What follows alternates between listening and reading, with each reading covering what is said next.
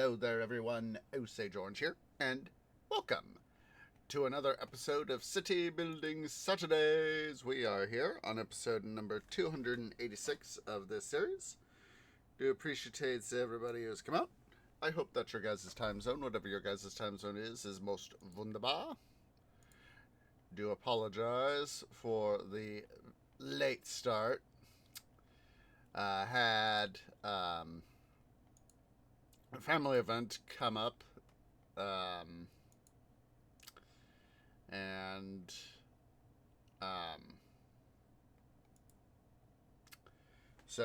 yeah, that was a thingy. So yay! Well, it's needed family time, anywho. So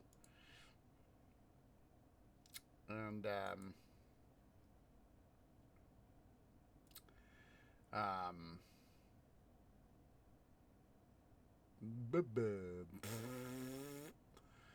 Um, so I did. There we go. Found my words. Found my words.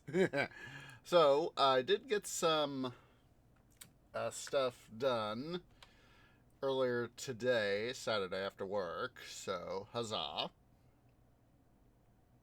Basically, went ahead and was able to get a lot of terraforming done. But was also able to get some stuff, other related stuffs done. So, huzzah. Mostly it was getting,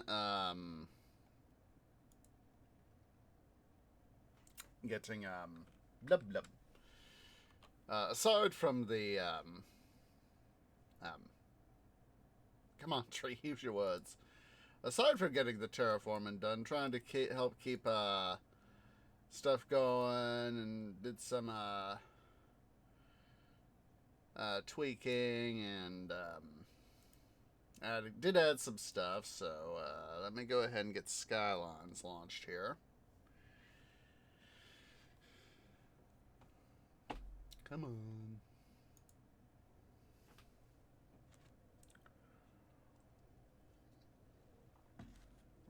All right, there we go. There we go.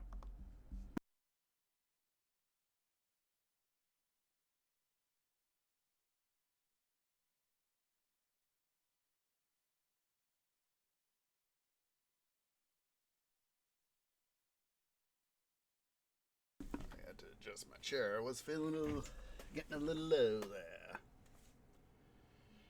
So, let's see.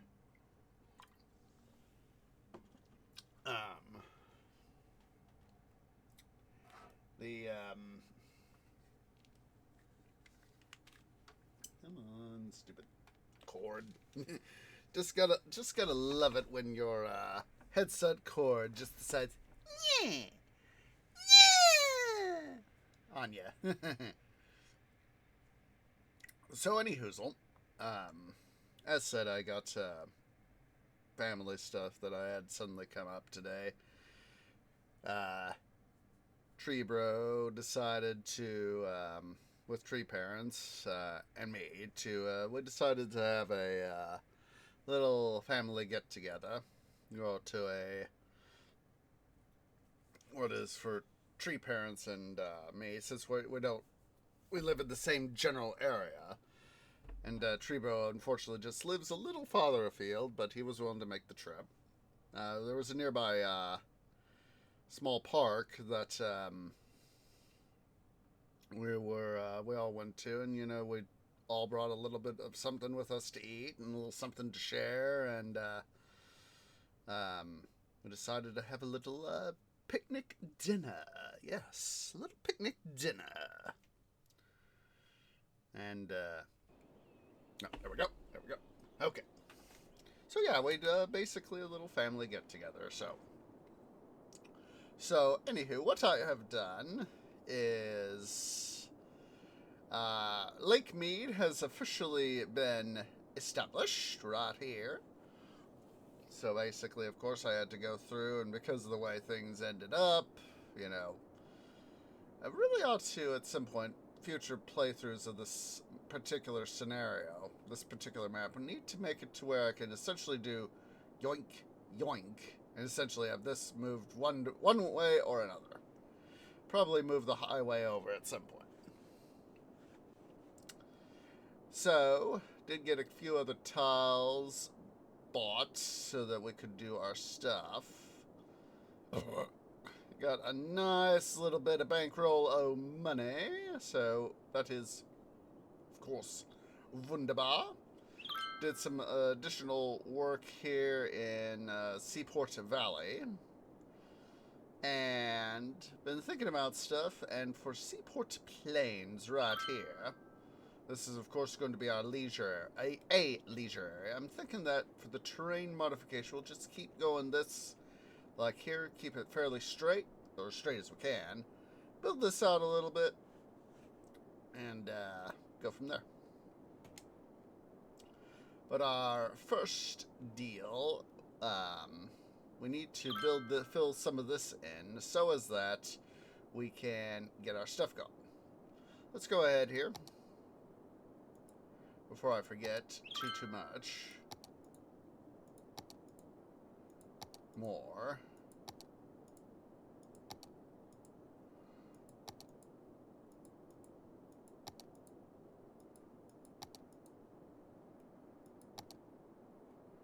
All right. We now have our stuff.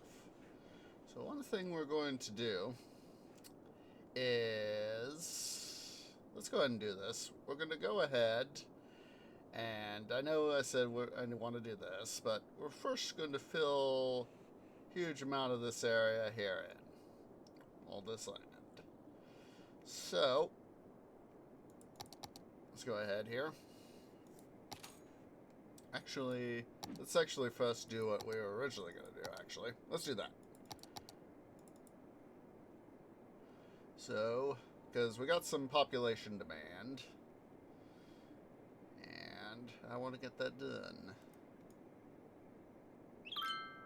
Oh, that's another thing.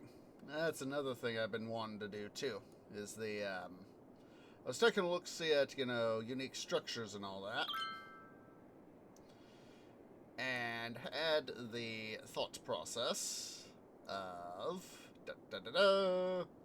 which one was that? I'm trying to remember where it was.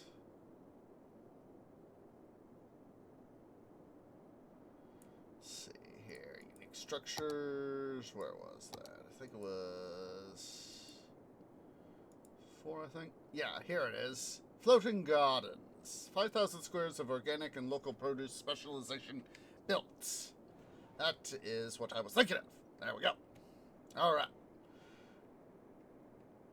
So,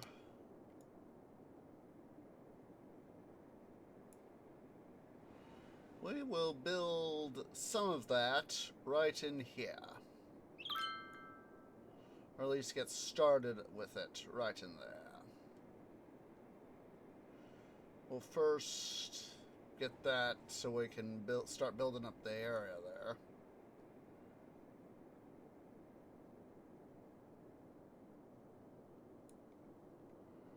Continue to slowly prune down this mountain.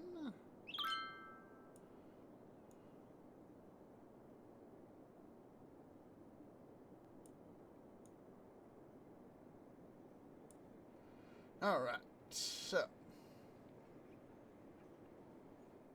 let's go ahead here. Pull out our roads. We will make it. We'll make the. Oh, need to move you over a square, huh? There we go.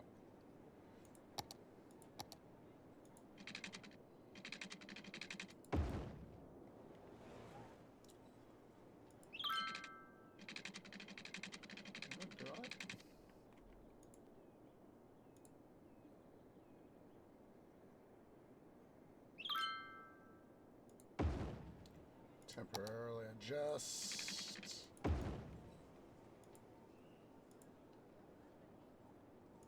There we go. Excuse me.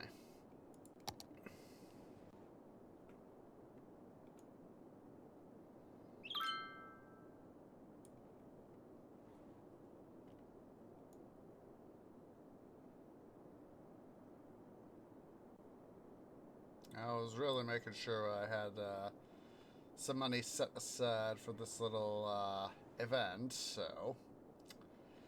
Anyhoozle, let's pull out our districting tool. And then... That's a good name, bro. Let's see.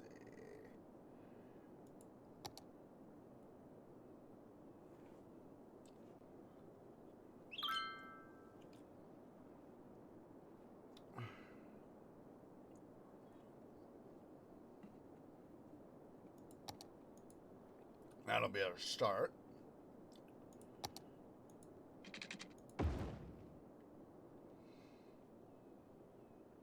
We'll momentarily do that so we don't have people going down that little spur road. I mean, we'll eventually have stuff go down, but... Alright.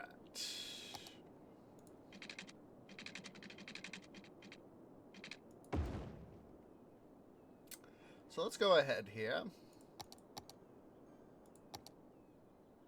We'll do... So keep some traffic. Do some traffic there.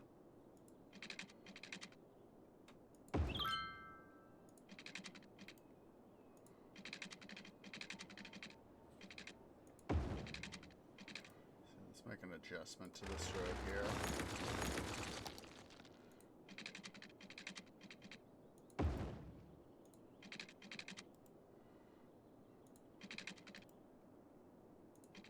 There we go.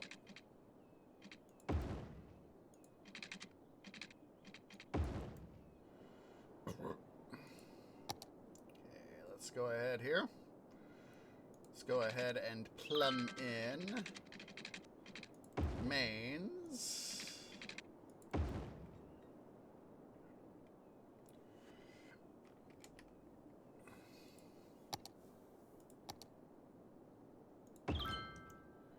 Put a couple parks to anchor that side.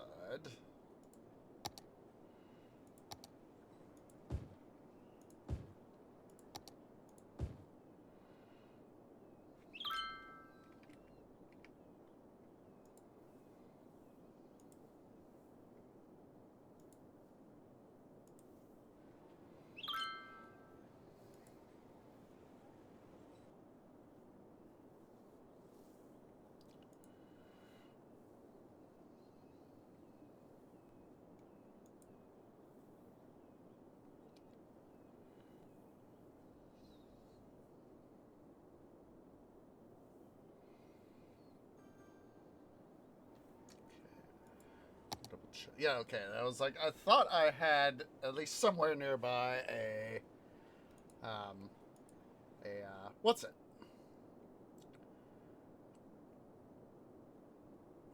Okay, so. Oh, excuse me.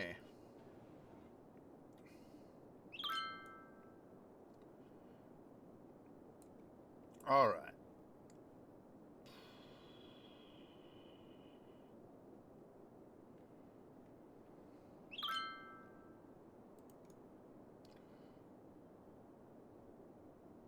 Bring the level up here. Let's see. I want to double check my port stuff.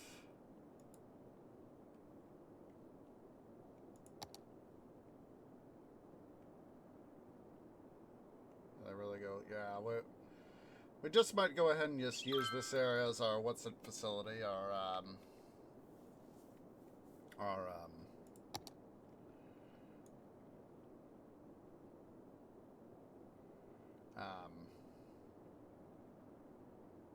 sewage facility.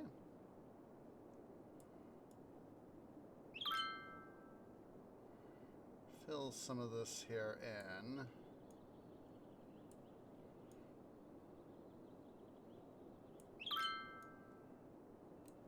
Come in and lower some of this terrain over here.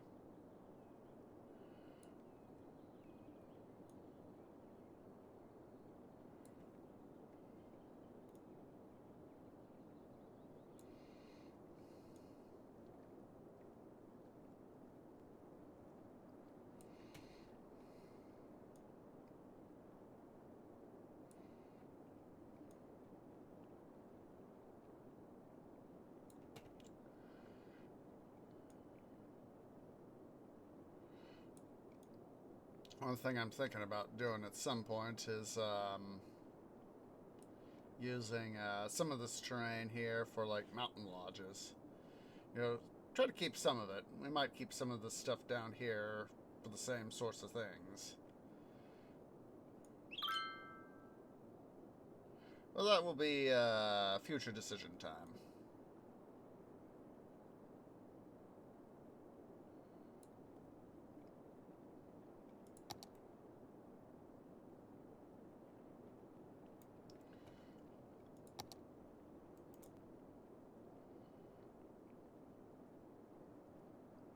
If anything, we'll probably put it like right over here in this area. Anything that will be sort of that sort of thing will probably go over there. That way we can maximize stuff.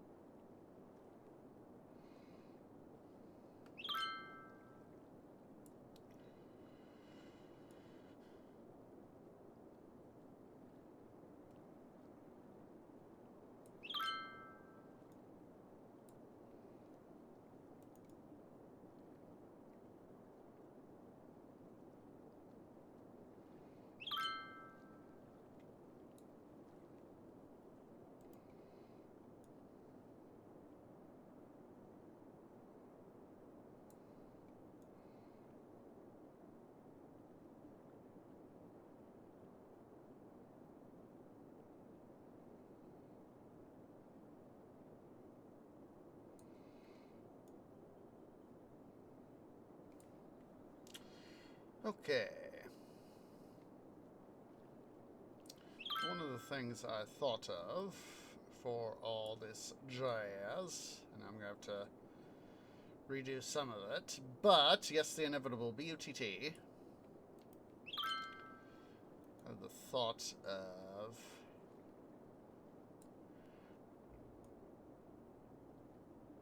trying to maximize space here. Try to keep some expense under control.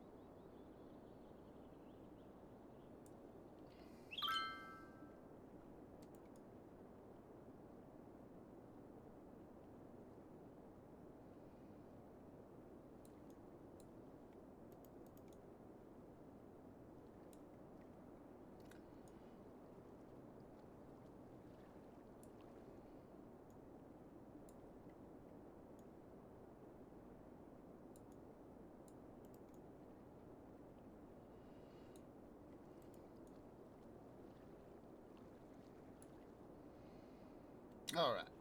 So this is going to be our new sewage, not quite a sewage lagoon. There are those sorts of devices, but it's basically going to be where we are going to be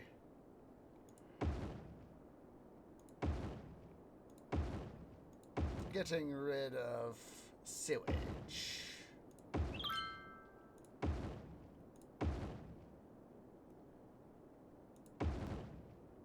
I want to make sure to give some space for outflow, so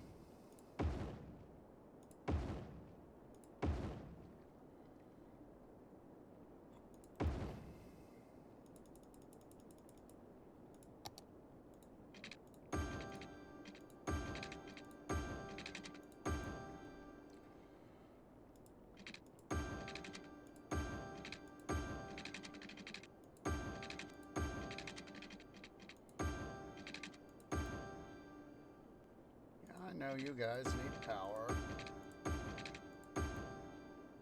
Okay. Yeah, they also, of course, going to need a connection, so...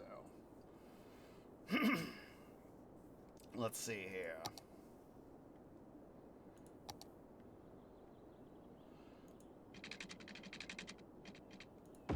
So another thing I did also was, go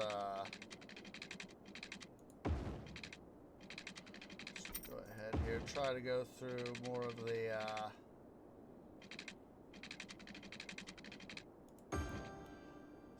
I know it's not perfect, but it's a case of we'll just do what we can. And then they are also going to need power.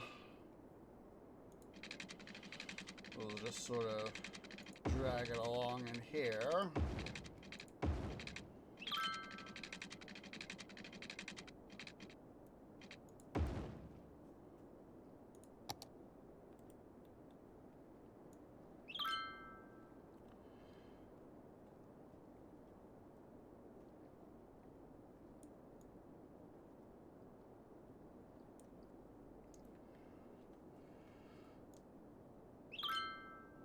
Oh, and fill in some of this area.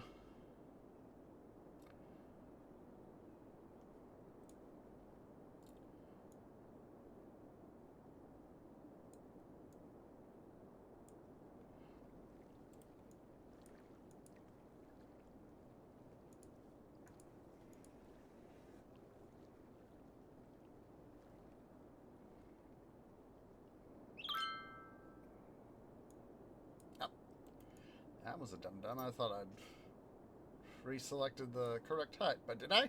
No. No. All right. Oh, just a second. Why Cat's wandering around? He's like, "Let me out, Tree Daddy! Let me out!"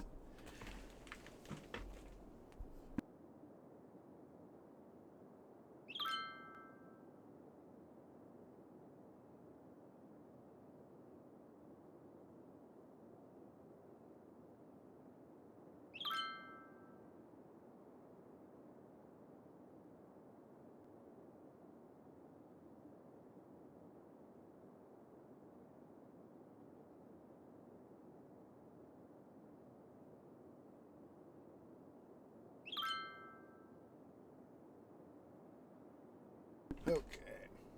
So let's see. Oh, we have got some more commercial space demand. Let's see here. Before I completely forget, let's make sure we get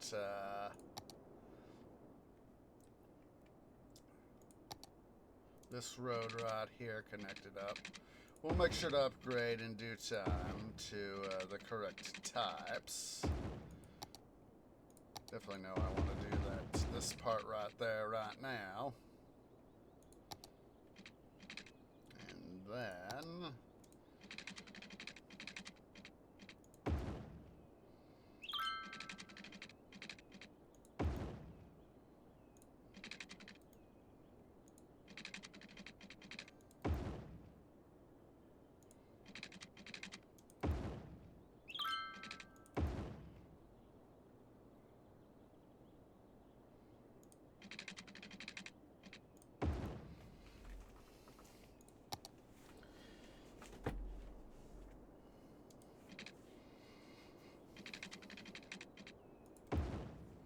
It's always fun having to do this sort of thing, saying, okay, where are we going? What's going on?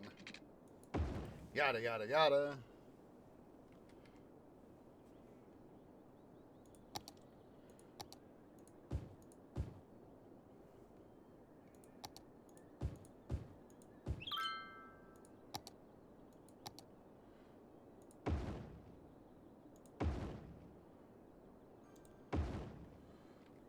Let's see here.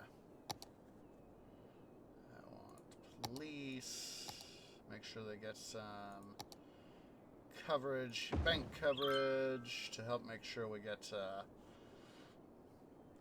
stuff found and all that. Let's see how we're doing here on the unique thingies. 117 so far. Oh, we're getting there.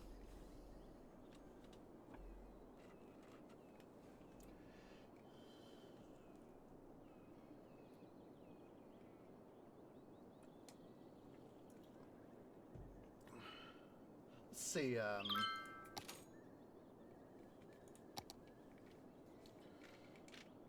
Oh, not bad. I mean, of course, it's just starting out, but it's not that 1,200, 1,200, 1,300 now, 1,300 city cash. That is not bad. That is not a bad start. It's growing up. It's going up. We're getting close now to 1,500. And we've surpassed 1,500.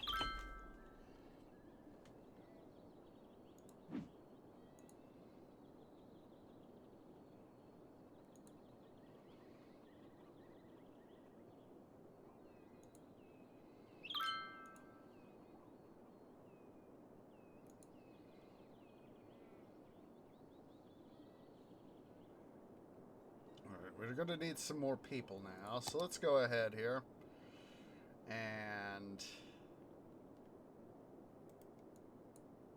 reduce my brush size here.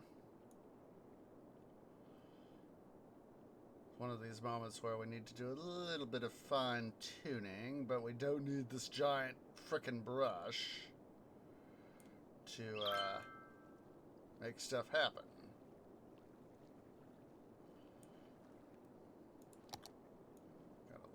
Better, we'll go to a slightly larger brush.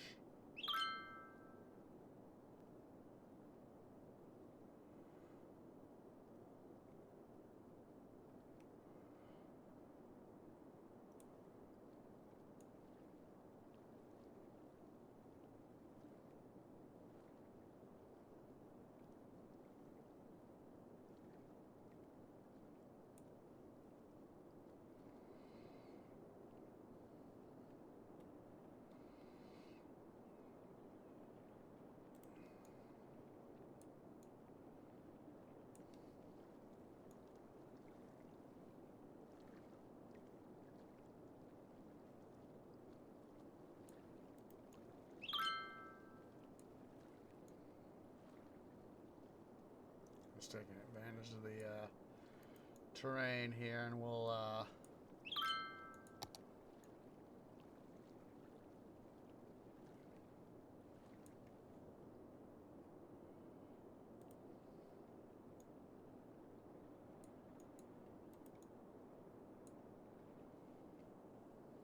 all right, let's get some more peeps in, shall we?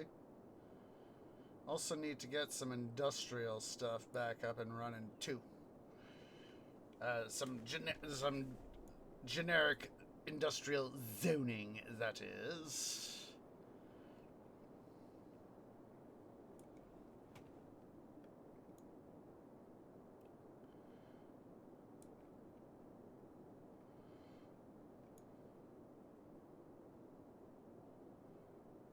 Oh, I forgot to do this.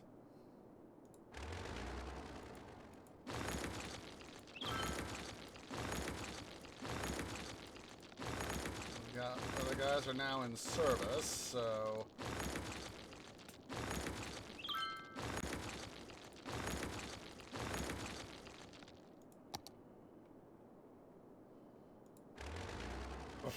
excuse me, but it felt good.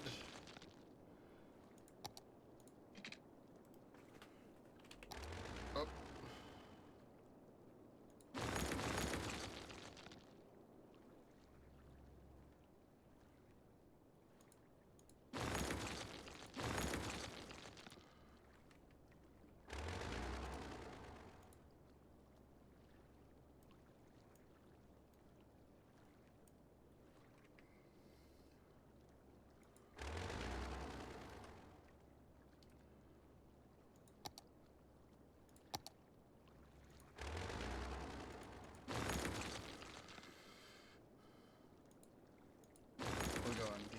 That guy.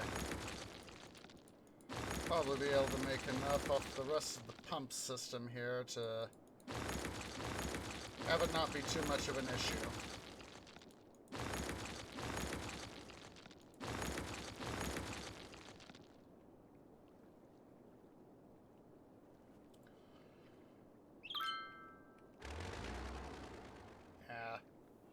Yeah, it looks like it's holding up so far, so in that regard, I'm not going to complain.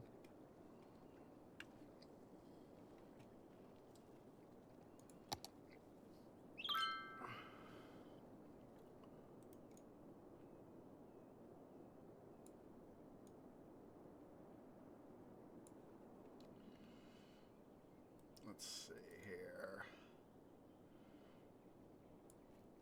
Perform a little bit of terrain management in these parts.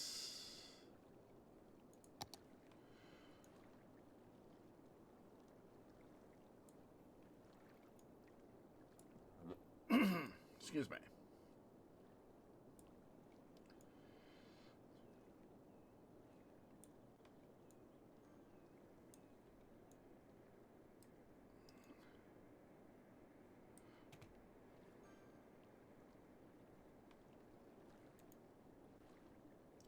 Basically, what I'm going to do,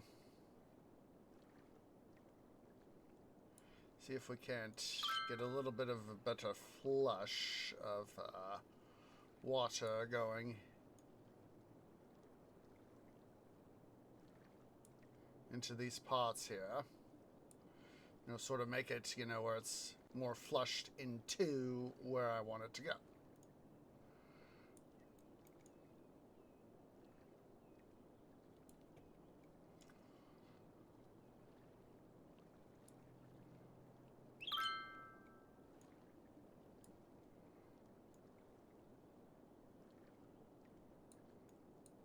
Where it's a little more into the other locations.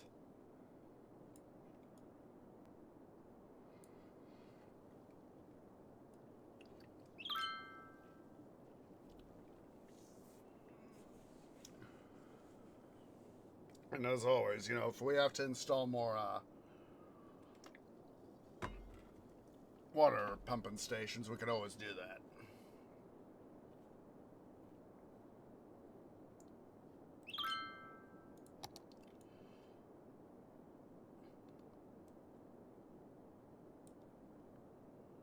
Let's see, we got more commercial space demand. Let's get some more workers.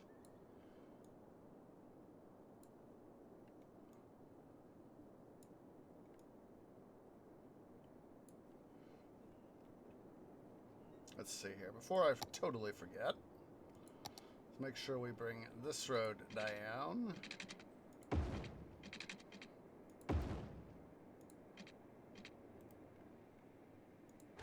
That's weird.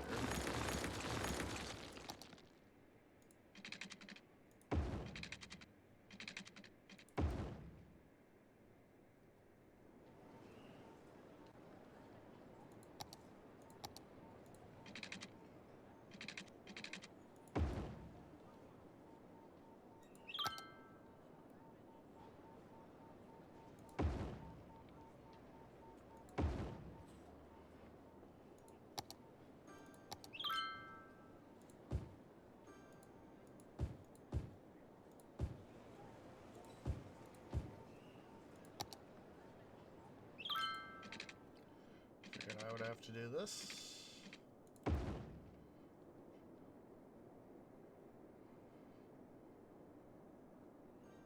Let's go ahead here.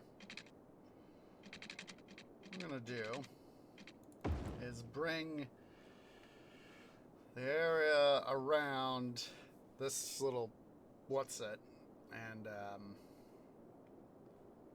oh, that's an idea. Let's go in and quickly expand for the moment.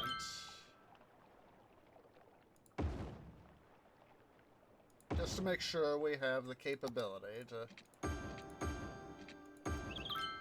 coverage.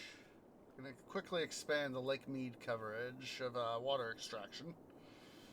Because what I want to do, or a thing I want to do, is start to get this area prepped for having it be both water extraction, but have it be deep, like Lake Mead.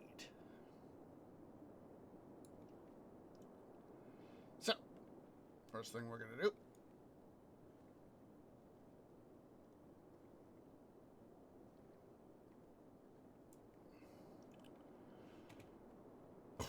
fill the adjoining area right there.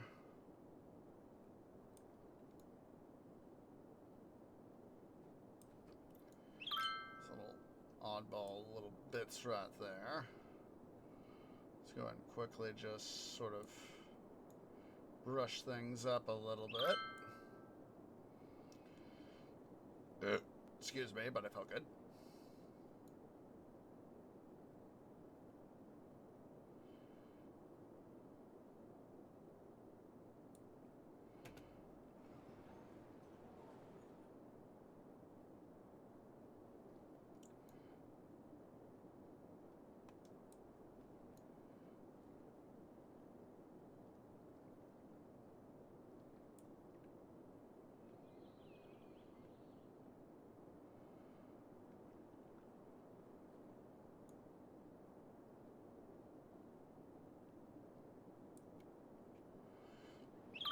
We'll let it fill up a little bit too. Once we get it surrounded, we'll let it fill up so that way we can pump it, you know, get it back to where it is right now. So.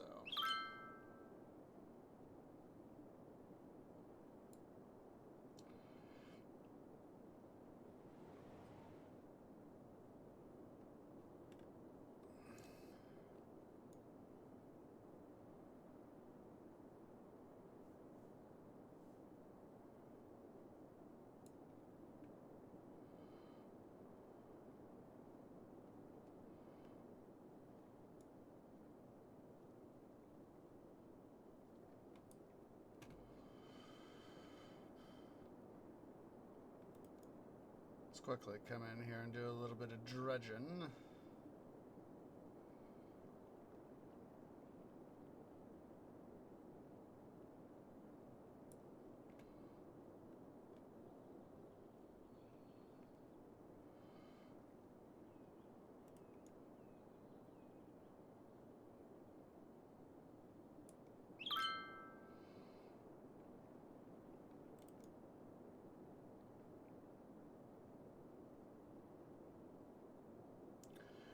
I remember seeing this years ago. This God, what was that? What was that series?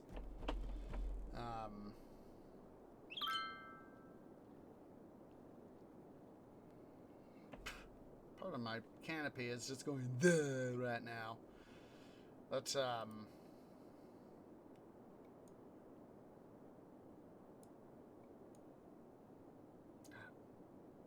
it was about the Titanic. All right, we got that. So let's go ahead here.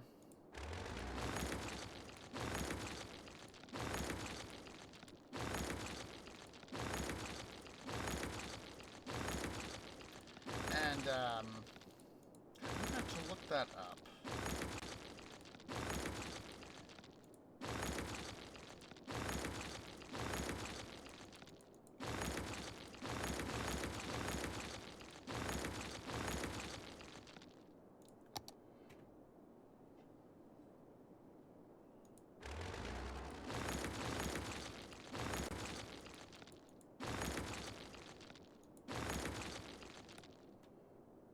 Lost Worlds, that was it. That was it. And basically, what they did in this particular move those back so it's easier to help determine this guy's location.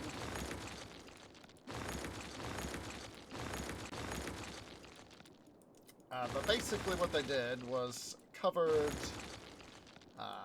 excuse me, they covered the, come on, I know you're here.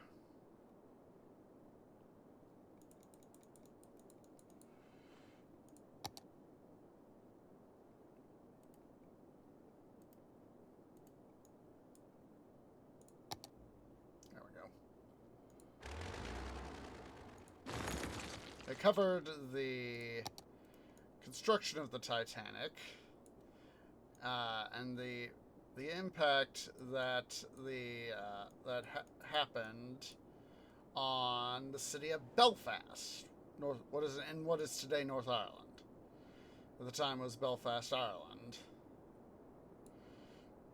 Well, that was before the bulk of Ireland left the United Kingdom.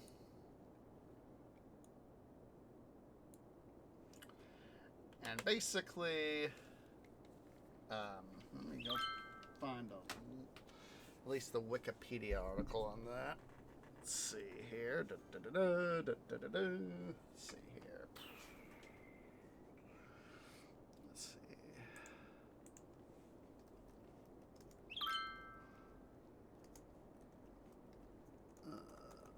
Lost Worlds, Belfast.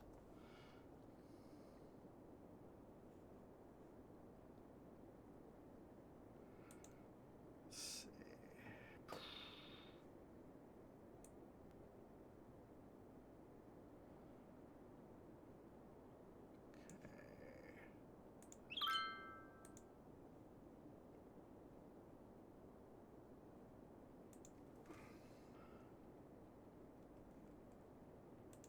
Here's the IMDb article about it. And basically, as said, they basically cover the construction of the Titanic and its impact on Belfast. Of course, famously, Harland and Wolff, the shipbuilders of the Titanic, were based, of course, in North Ireland, on the River Logan. And basically, oh, that guy needs water. Let's go ahead here. Bring that guy to standby position. Basically what I want this to do, if it'll happen, well, let's see. We'll give this a little bit of time to fill. But what I want to have happen is, if we could get those guys nice and high, that way we can have them be up, essentially on the surface. That'd be sweet. Anywho, back to Titanic stuff.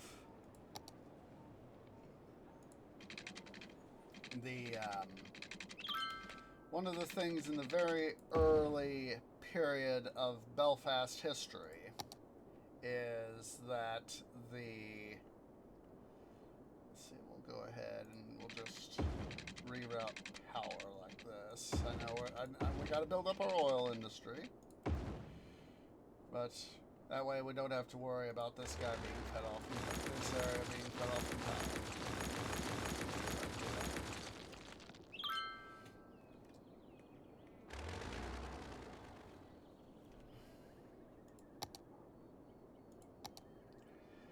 And one of the things that they had to do in Belfast was at for the River Logan, what we think of as, like the Egyptian Nile Delta or the Mississippi Delta is that they literally had to dredge out They literally had to dredge out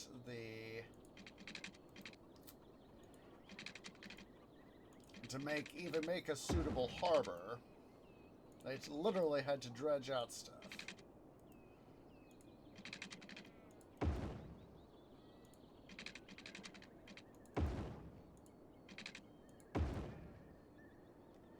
And so that is what they essentially did, was they dredged stuff out and made it to where they could have a functioning harbor. And of course, Harland and Wolff needing to be where they needed to be, they were of course a part of that harbor complex. And they had to do it all by hand.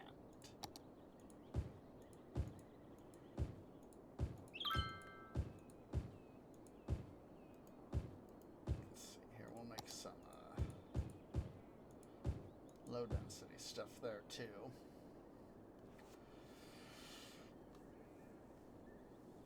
Yeah, they literally had the what was the mud flats, I think is the term I'm remembering that they used. Something like that.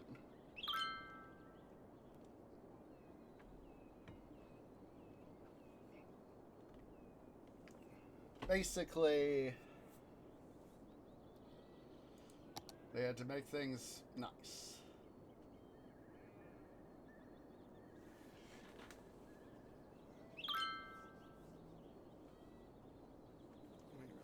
The oppression office. We get the medical center.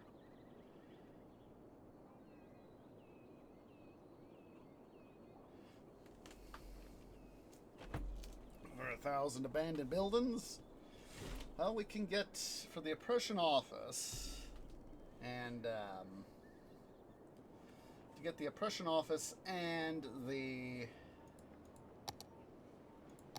stuff we need for the other guy there. What I'm gonna do two things to get those two guys. We'll first start off with, I know I wanted to say I said that. Well, we might just make it, sort of a mountainous thing here along the shoreline. We might actually just do that for this area.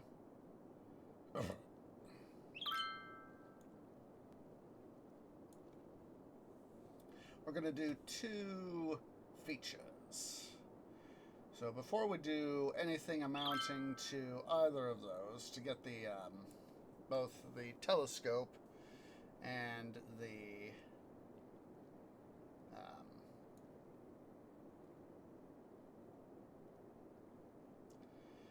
oppression office, what we need to do is we need to do a little bit of prep work first.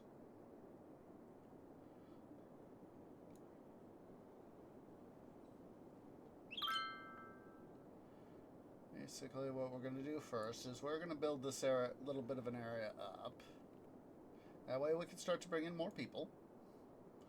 Because bringing in more people will help our unemployment. And then what we're also going to do is we're going to be very unpopular with our people, of course. We're going to raise taxes. Wait a minute, is there a thing for that? I think there's a thing for that.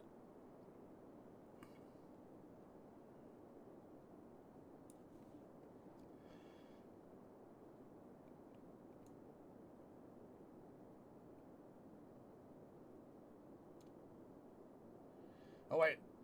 No, wait. There's a high taxes thing. That's what I'm probably thinking of. The oppression office is the unemployment thing.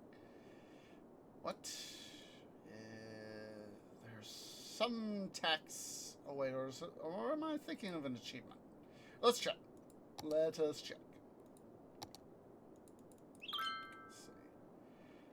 Amusement Park. Wind Floodland. Elementary School, Cargo Harbor. Let's see, elementary school.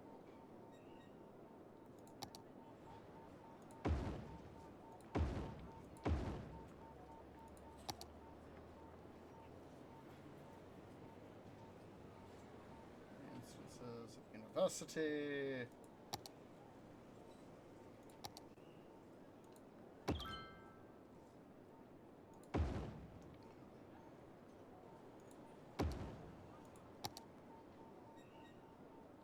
Wonders.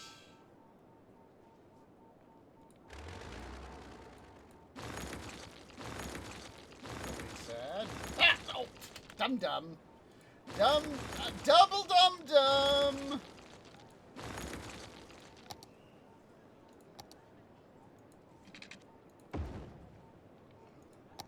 Uh-oh. Is that?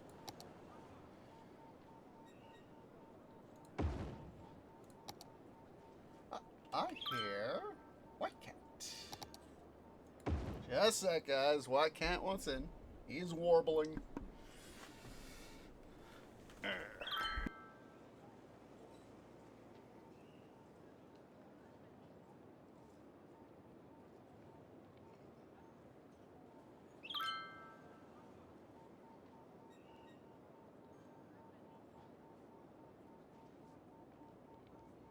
Silly white cat.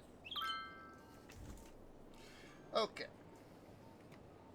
Let's see here. And change over to our...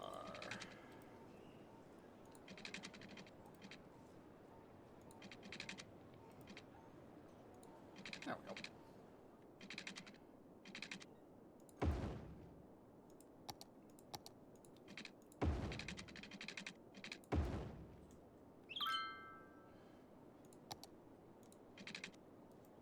And we'll do it like that. Do it like that. Actually, that's better, somewhat better idea.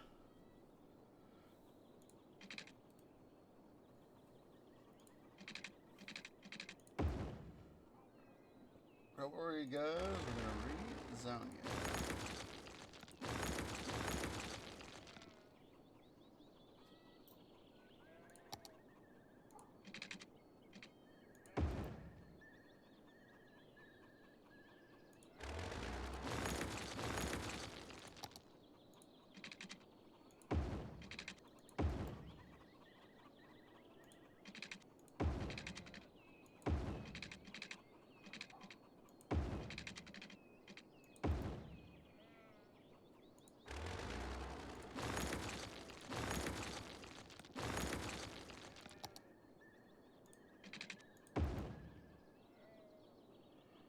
Let's quickly go ahead here and do some rezoning.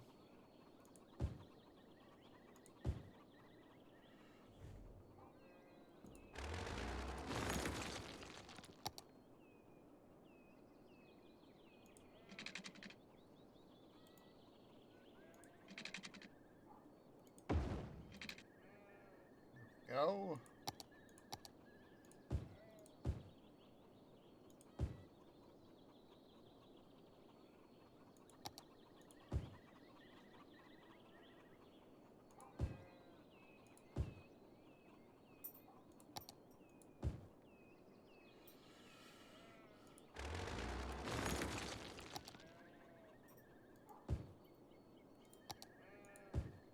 Nope.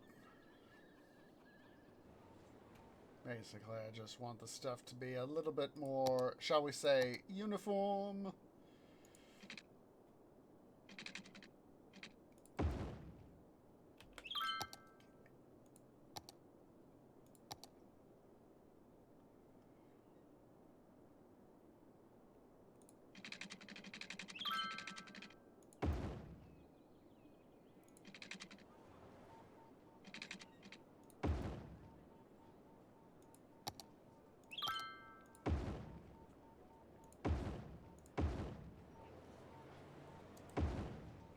Oh, let's see here.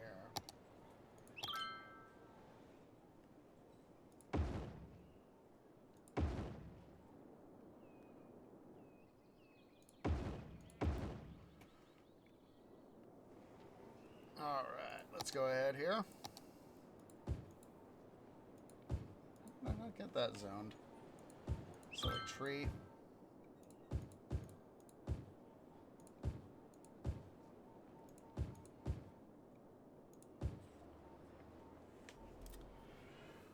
All right, let's see here. So, let's double check what else we may need. So,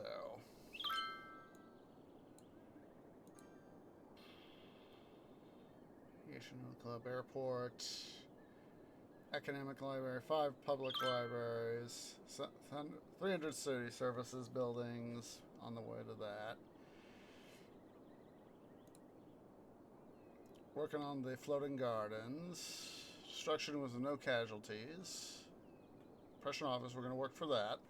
1,000 abandoned buildings, we're going to do that. 7 instances, Grand Library, 7 instances of a university. 20,000 squares of commercial zoning, we're working toward that. Weekly education, 20K, working toward that. Oh, crime rate over with that. That'll be one we conduct. Grand Mall, airport, water treatment plant. Police helicopter depot. 5,000 meters of walking tours. So, that would be a good thing to bump up our stuff there. Posh Mall, all tax rates at most 4%. Tsunami, 5,000, need to work on that. Sightseeing bus depot. 1,000 squares industrial. Statue shopping have less than 1 money. Filthy instances of cemetery, meteor strike park, birded bee haven.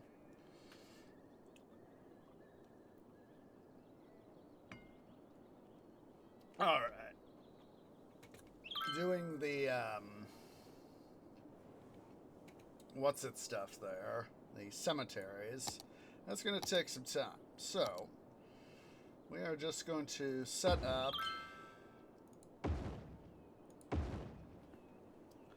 3 cemeteries right there. We'll just let them all do their stuff. Take the long haul approach. Alright, so to get the where was it? I think it was Poshmall.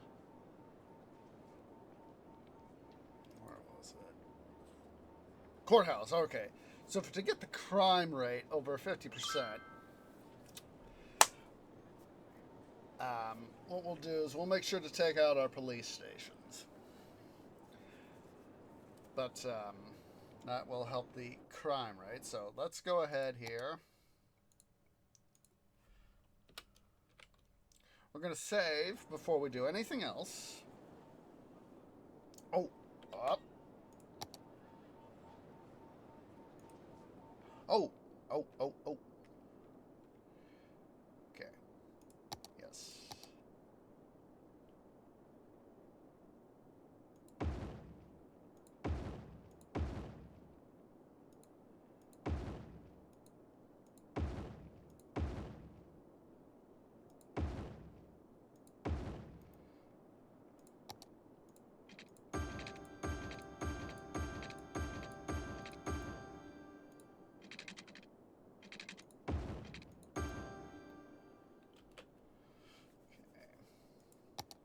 I almost forgot to do this.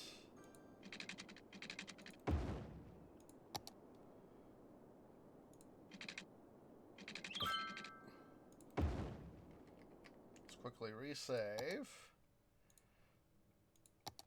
Yes, I want to override. Alright. So now what we're going to do, taxes. Everybody, save residential, is going to get high taxes. It's going to do 2 things. First, of course, it's going to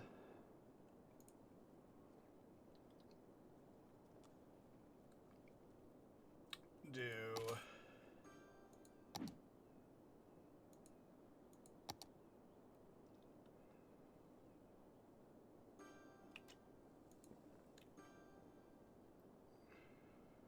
going to increase our unemployment, and of course it's going to pump up our abandoned buildings.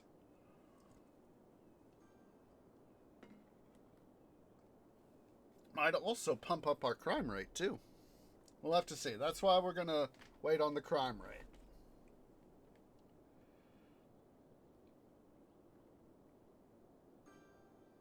And we have, so far, I have 8 buildings.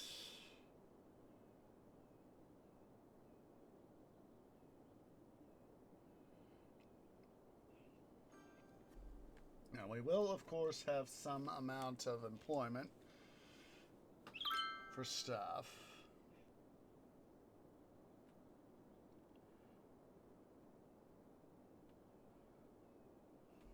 Let's see here. Well, 6%.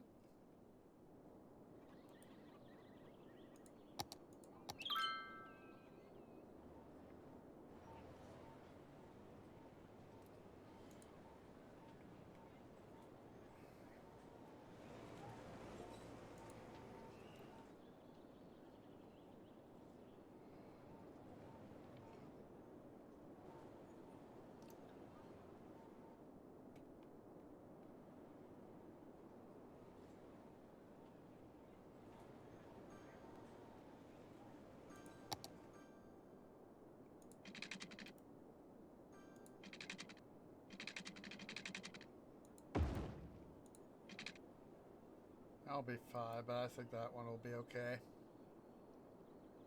Oh.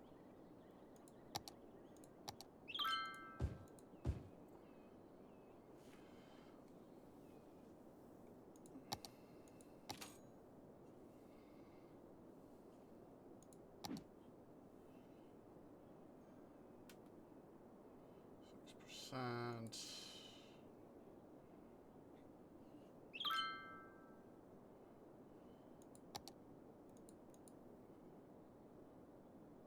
3%.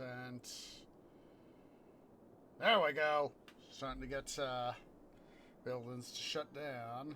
350, 411, 469. There we go.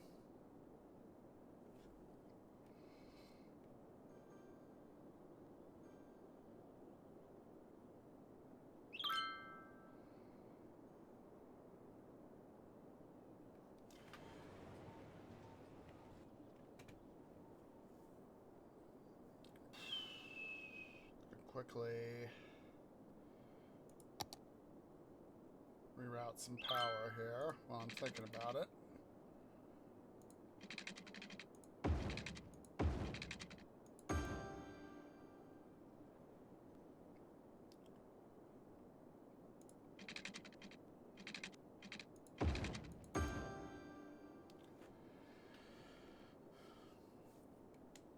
How we're doing here? 5.5, 26. Okay.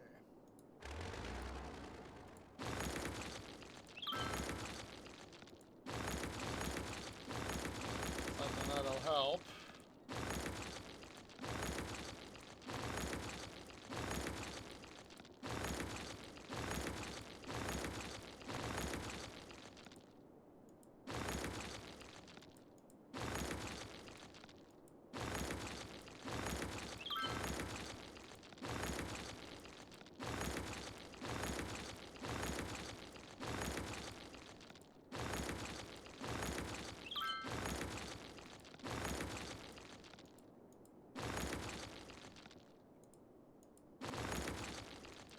We'll get those little pump jacks going there.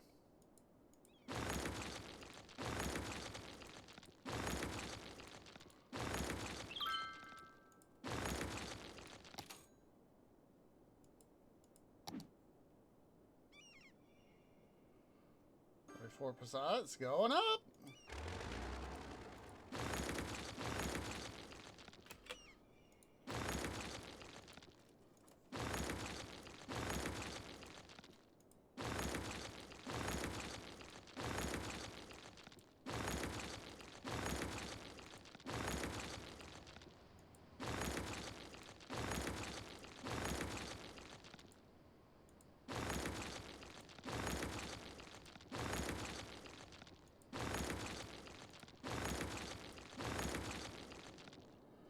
That'll help there.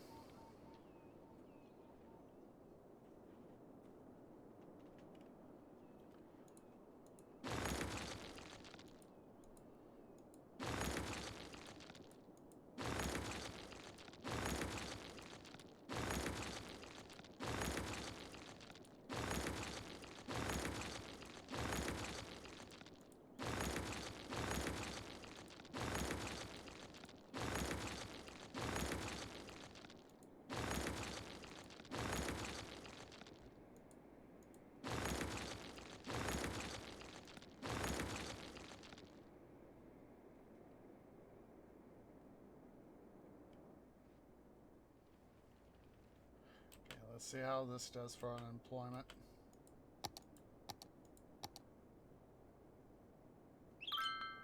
It's gone up even more. So let's continue our little quest of destruction.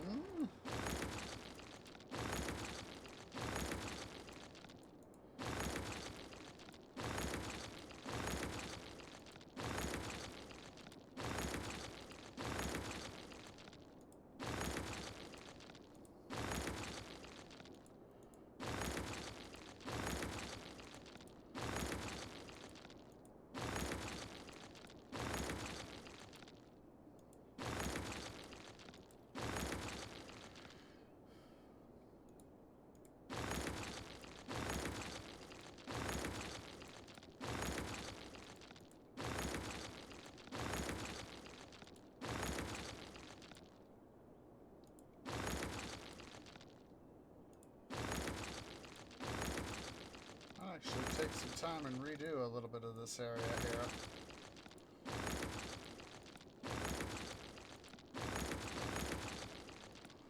At least redo some of the design of it.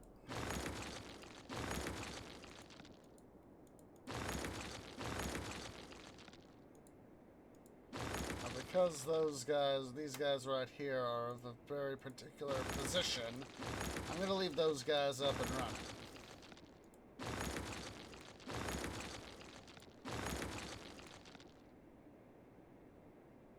I'll leave those guys. We'll leave these guys here up and running as well as those couple guys.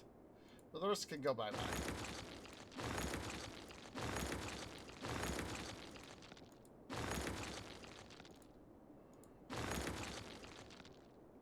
These guys also can remain up and running.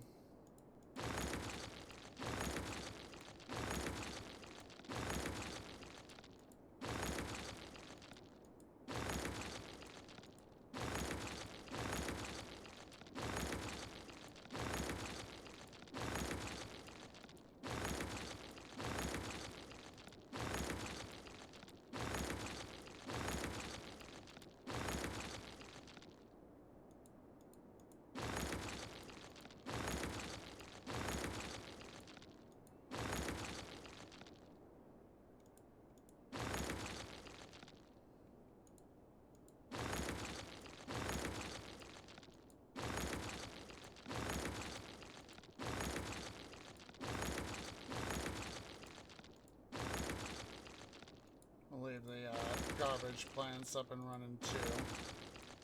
I mean the recycling centers. Don't know why I said garbage.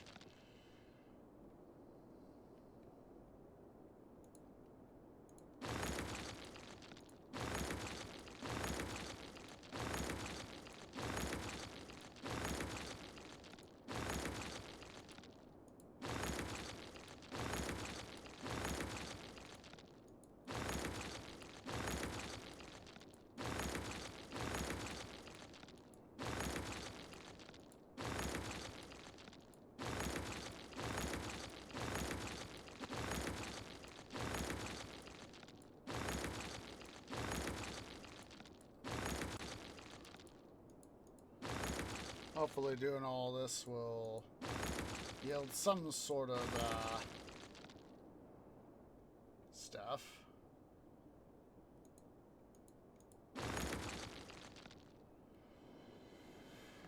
Alright. Let's see what this does.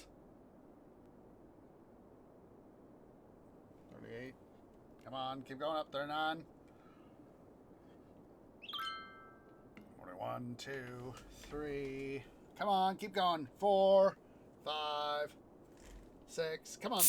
Hit that magic 50. Come on. 8, 9. Boom.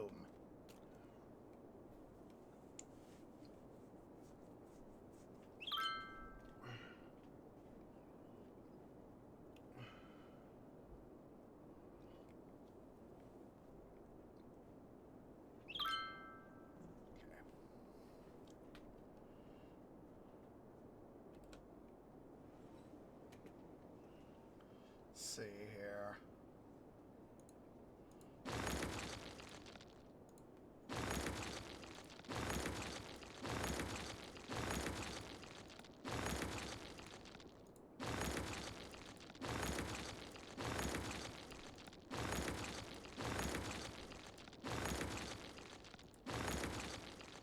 That zone for anything.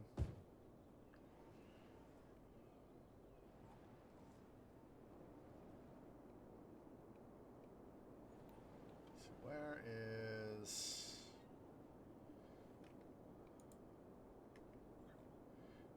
in the...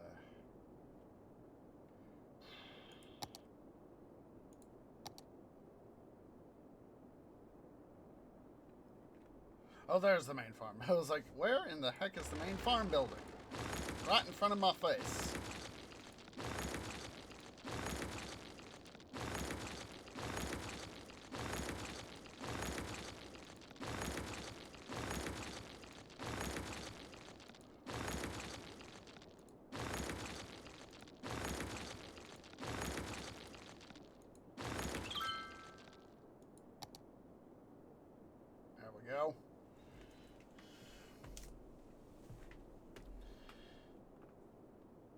8.5. 49. 50. Come on. 49. 49.5. Come on. 50. 50. There we go. Oh. There we go.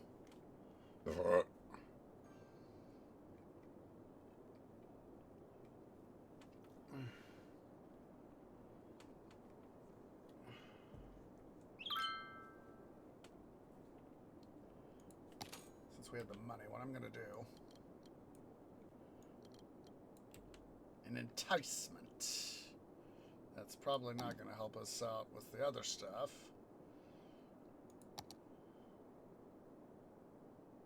Small. There's the thing. Tsunami. Okay, we'd have to really raise tax. What the? Oh, do we have? Okay. Oh. Tree done shot himself in the roots. There we go. There we go.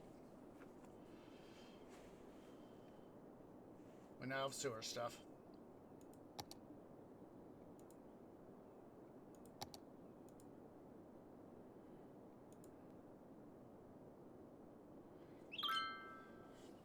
Can keep people from leaving too much.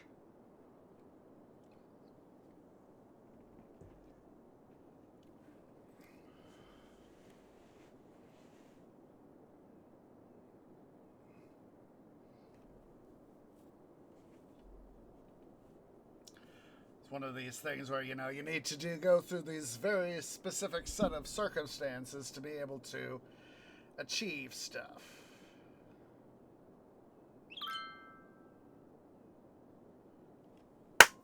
That's another thing we could do. Oh, wait. You know what? I was thinking we could raise taxes, but I was like, wait a minute. It'll just be easier to delete the police stations. And it'll be cheaper, too.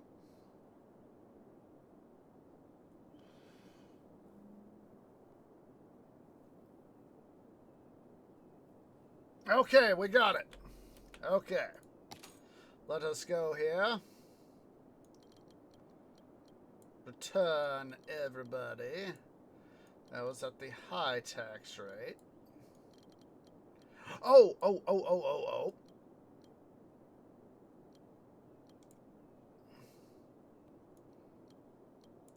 Two birds with one stone.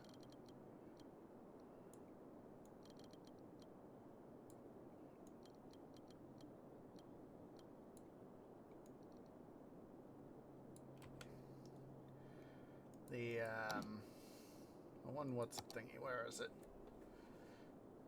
Posh Mall maintained for... Well, fortunately, we have a very admirable bankroll.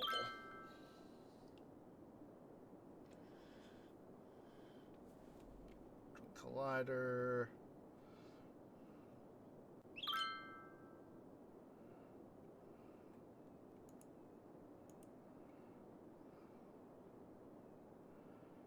We might be able to, if we,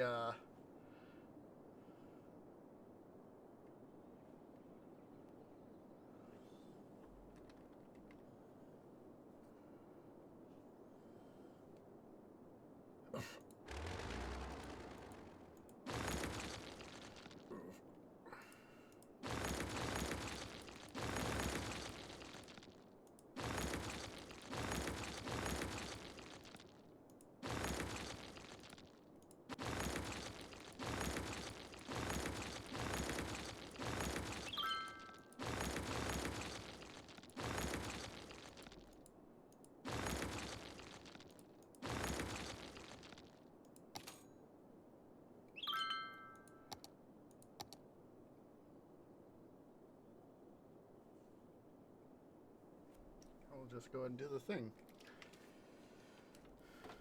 Do the thing, make us some buildings.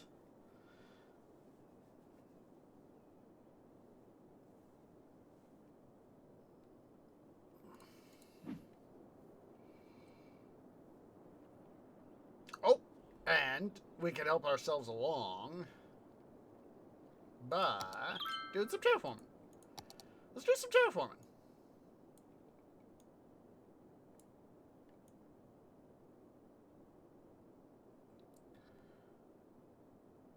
What better way to help get another thing going than to give ourselves more construction space? Bigger city needs more space. Why not spend some well-earned money and make more space happen? Shall we?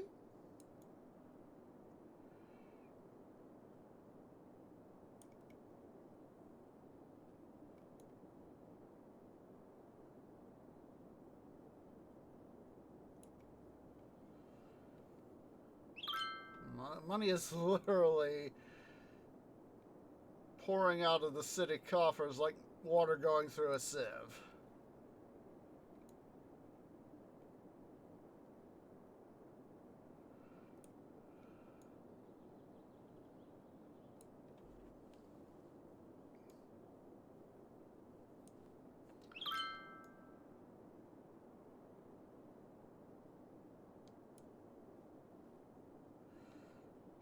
Of course, in due time, we'll be able to restore stuff, too.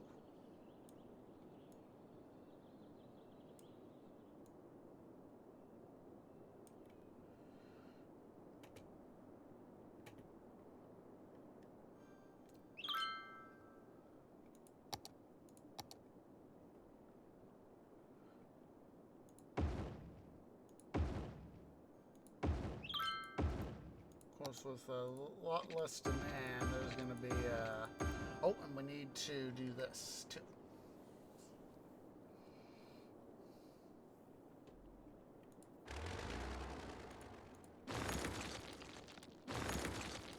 Put up 3 of those guys to help with services.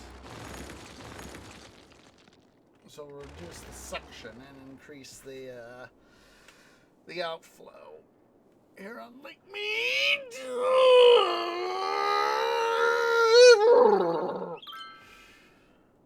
All right, back to our terraform.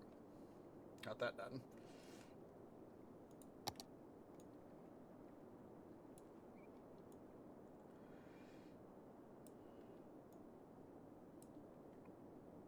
Let's go ahead and bring this up here a little bit.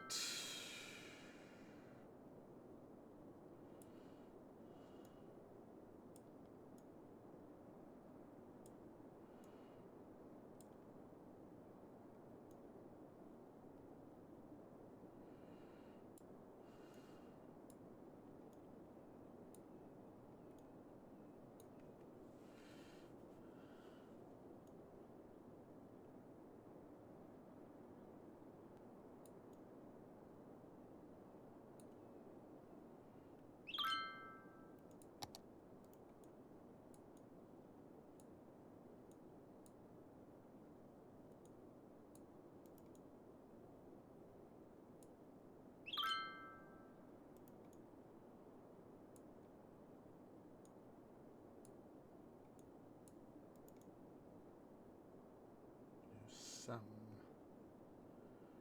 adjusting there.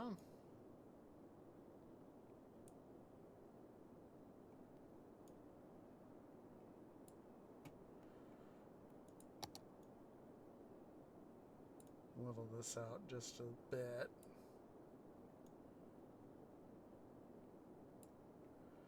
That's a good way to spend some money. I want to get the thing that I want to get.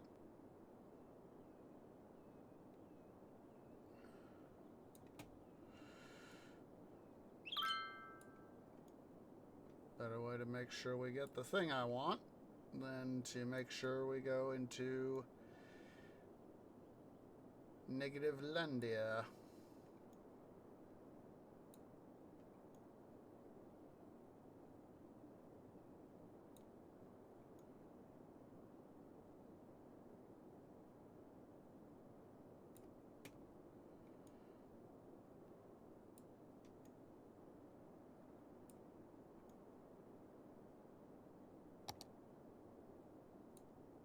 There we go. Accept. There we go. Now we should have the Statue of Shopping. Okay. Oh, and let's see. Let's before we go.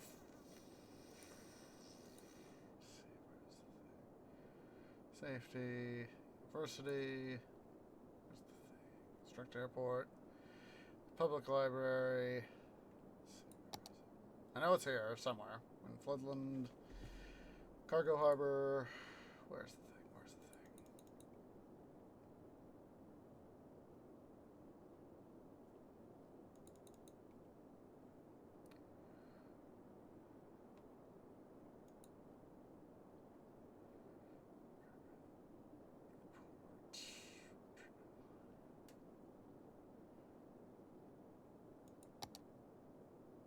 There we go.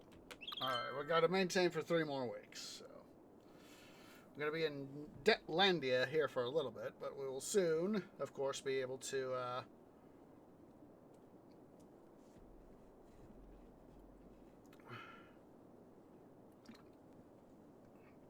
make things happen.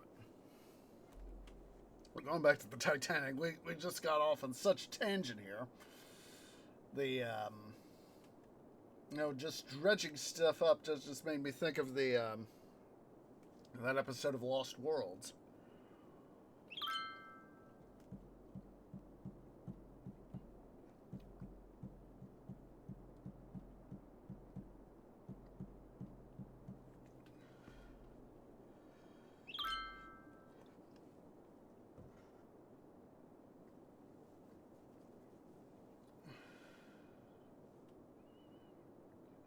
Come on.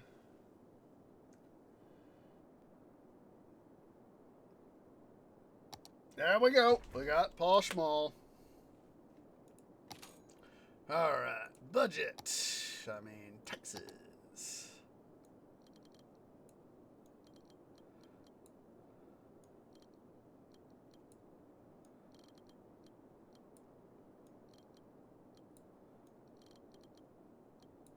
There we go.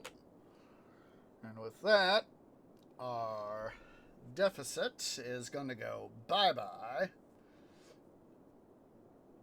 Right quick. Look at all that loading. Look at that tax money rolling in.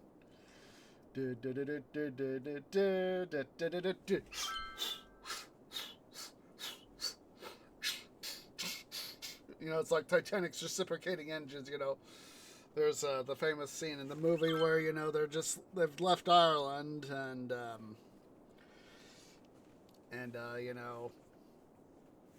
probably by the time they actually got to where they were, at least in the movie, they probably would have been at full speed already. They probably would have been, far enough away, from shore, to be more at just than half speed.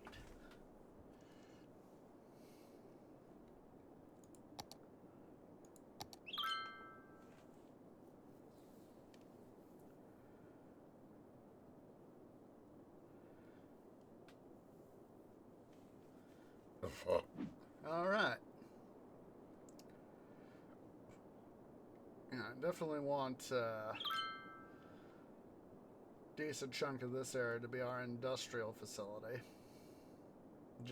Big, nice, giant port. We'll do our own sort of version of Harland and Wolff. So what we'll do is let's see, that ship is going there. So we'll probably have, take some of the existing shoreline, fill it out some, but at the same time we'll make some good stuff.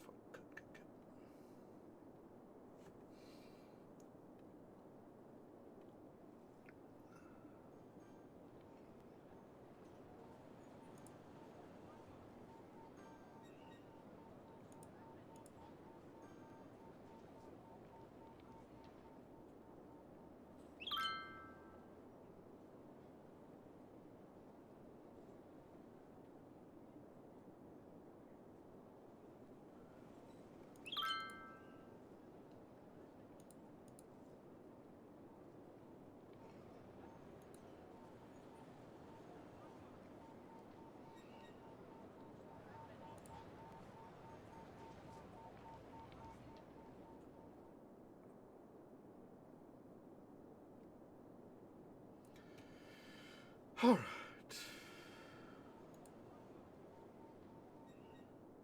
Let's see here. We do need to re-establish our industry. So let's go here to our ore industry.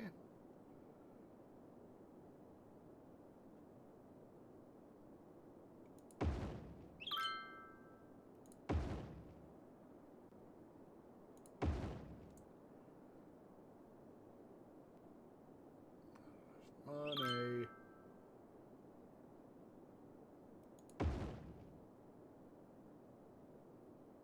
There we go. I have some power now.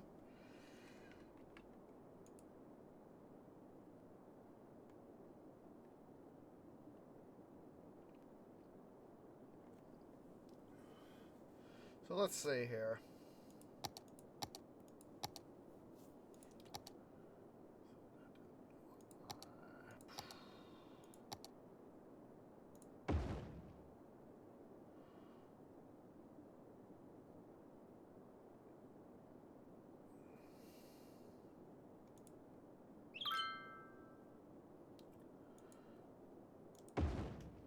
Go.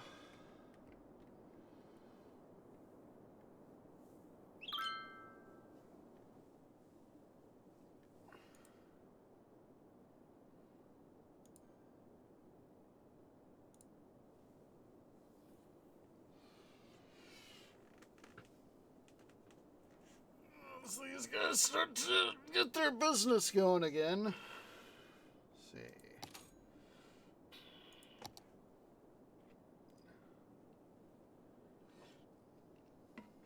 And well, as we start to get more stuff happening again, this is going to start to go up. This part right here is, as you see, it's starting to go up.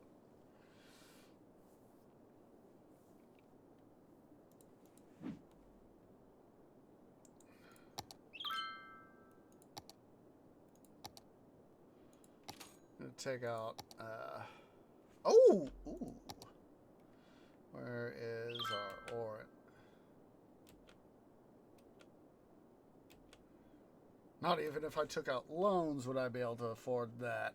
You know, it'd be 850, whatever it is. 15.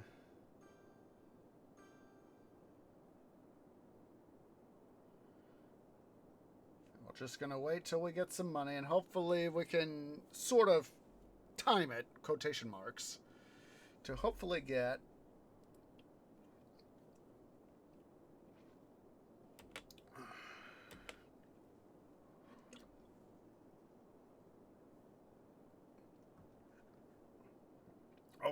some shares, and then we'll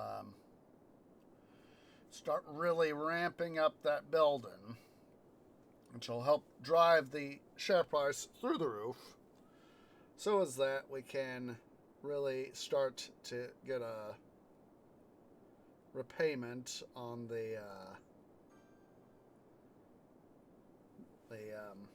investment. Because I said one of my former co-workers at the grocery store, he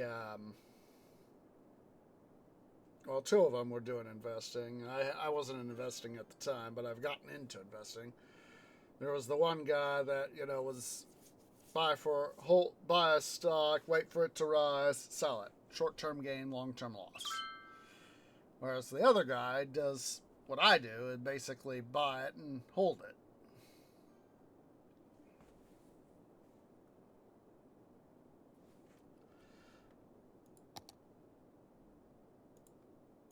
I'm just going to see how much these give me.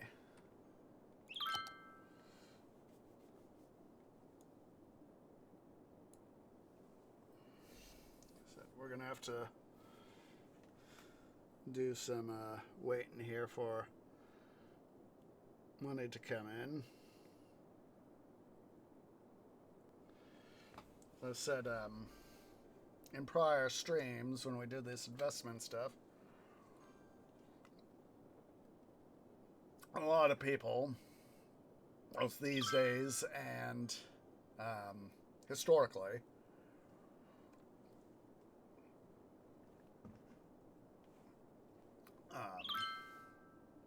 have had those instances where they'll do panic selling, where something will be, the stock market suddenly takes a nosedive, and they're like, oh my God, I got to get my money out before it loses any more value. And that's the problem, is that it creates this self-fulfilling prophecy where you'll lose the money because you just don't. You wait on the dip. You wait for the dip to, hit it, whatever bottom it's going to reach, and then come back up. It's going to fluctuate. The stock market, as you can see, both virtually and IRL, fluctuates a lot.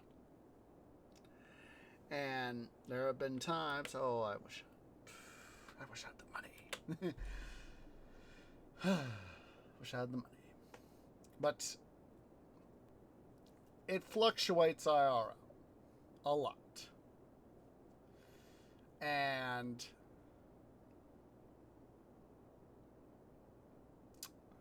that is the thing, is that, people like, Warren Buffett, he's made a lot of money on the stock market, but that's because he buys what he can. He consistently invests in good companies. He holds on to his stuff through thick and thin. And he doesn't do this panic selling. That is how he has been able to acquire, for Berkshire Hathaway, been able to acquire these bits of this huge amount of money.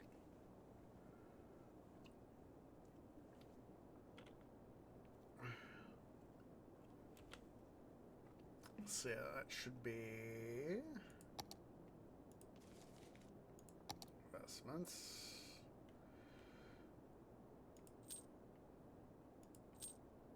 Oh, jeez, I was hoping I'd be able to. Let's see.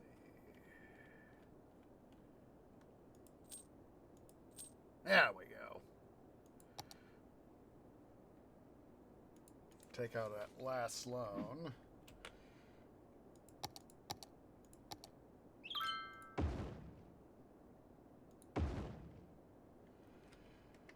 Now start to work up our stuff here.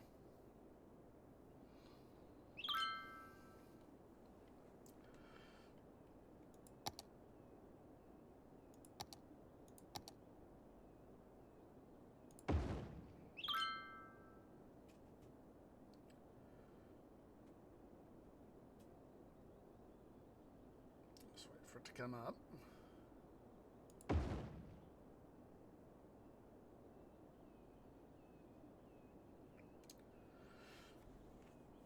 Yeah, it's people can be very short-sighted. Like my former coworker, short-sighted in the fact that is trying to essentially get the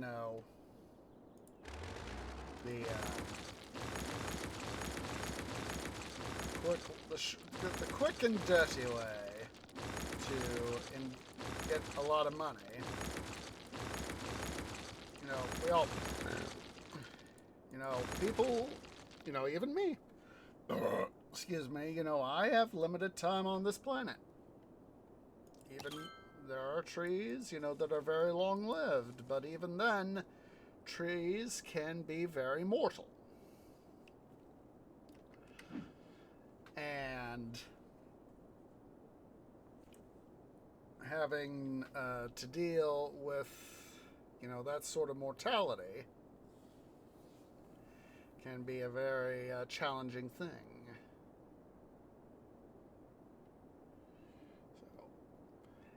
So, that is why I am holding on to my, dividend stock, because I want the dividends. The dividends. Let's see here. That is, dividends can be risky in their own way, but, yes, the inevitable BUTT.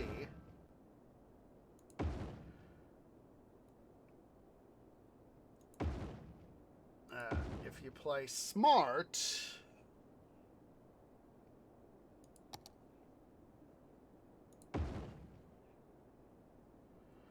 you know, you can literally start getting stuff happening to where you can literally be making money hand over fist.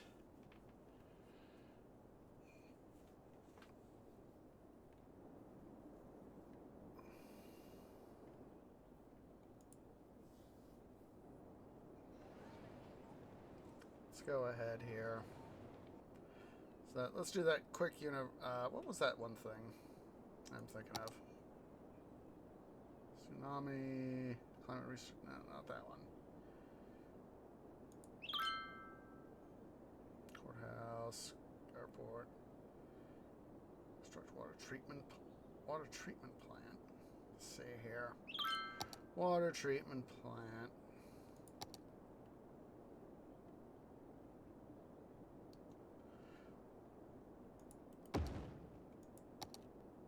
Oh, look at that.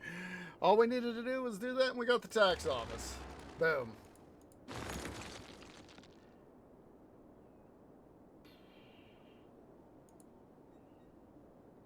Seven instances of university. Okay, that was it. I knew it was 7 instances of something. 1, 2.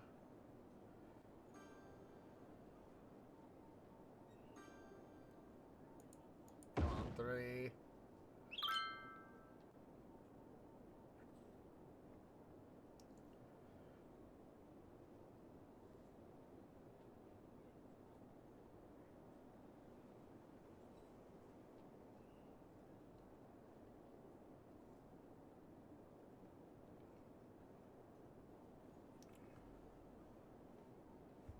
Come on.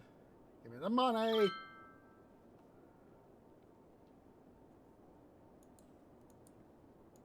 Four. It's 4, right? Yep, 4. 4.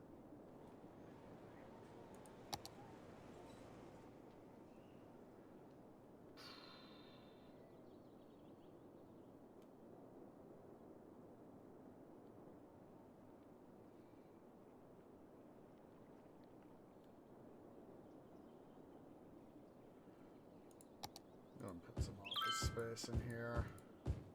And a little bit down here. I'll make some more money.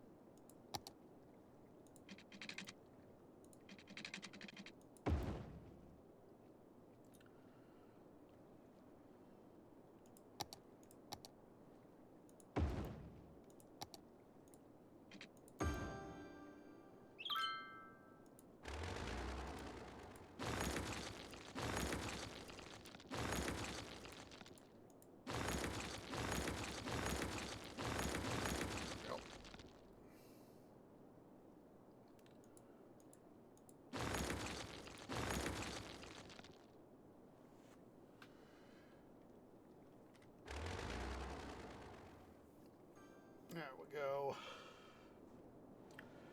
Let's see, we have 4, 5, 6, and 7.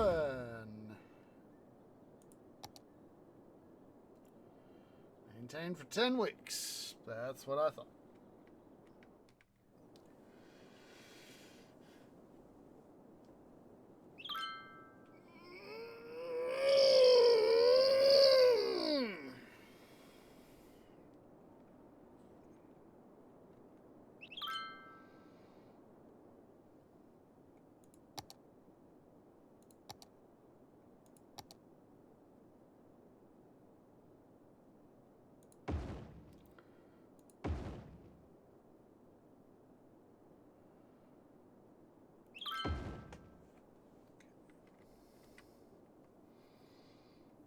Let's see here. What?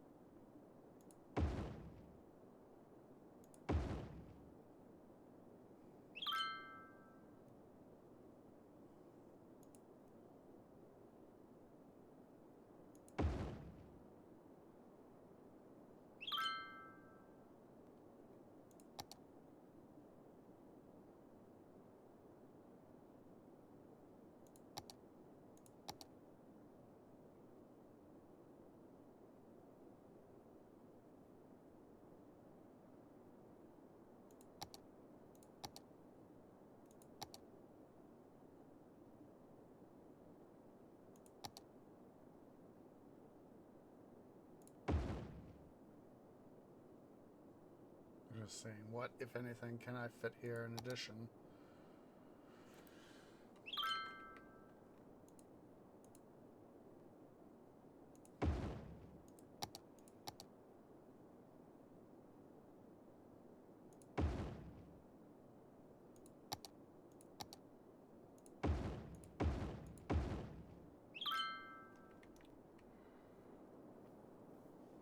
Use that to get rid of these couple guys right here. Can't find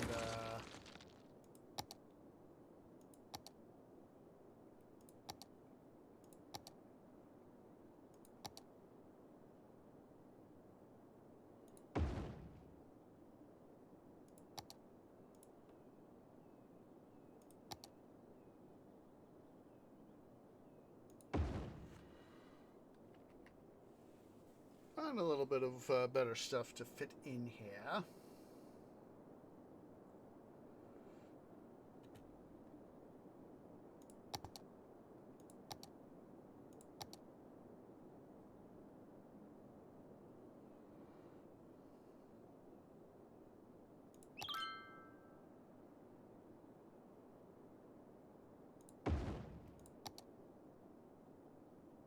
Rats.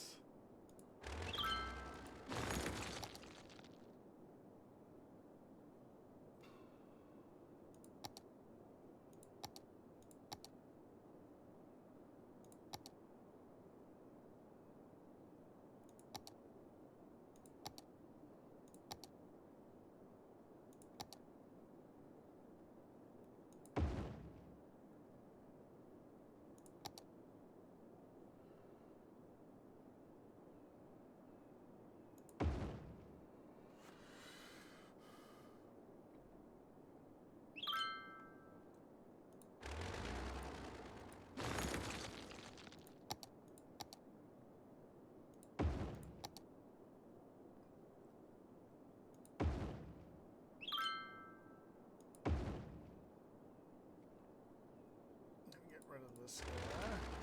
Yes. Because. Oh, wunderbar!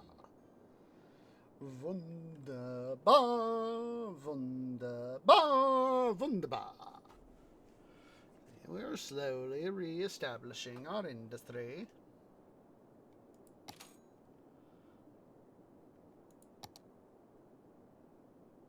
That it is coming up.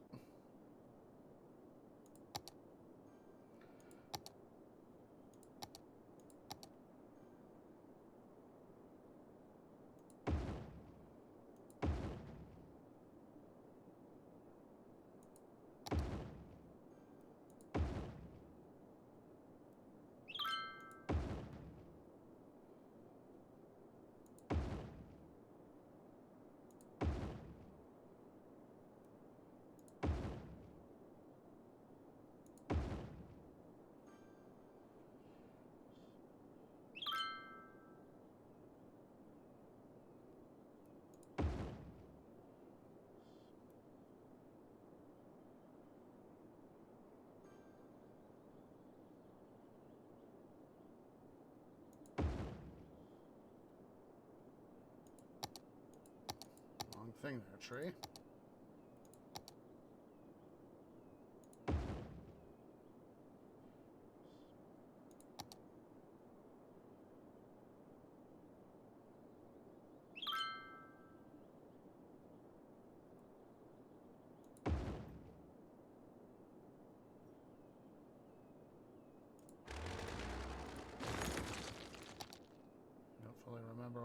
the stuff I put in, so that's kind of me shooting myself in the roots there, but sounds like me. Pretty normal.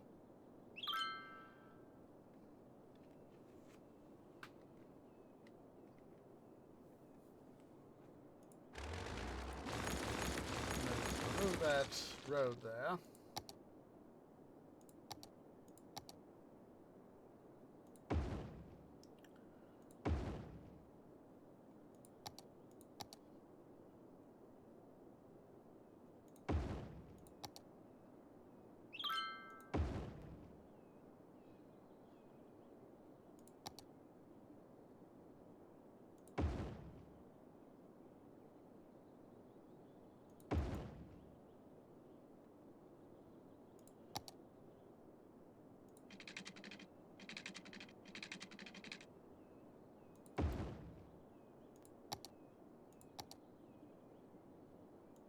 There we go.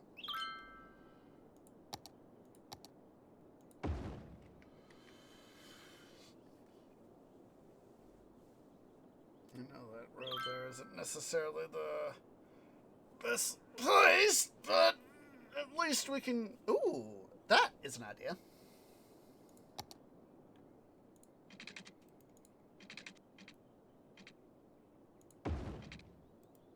That is an idea. Pause. Come on. I have to take a break here shortly. But, yes, the inevitable BUTT. And why am I building it like that? Aha!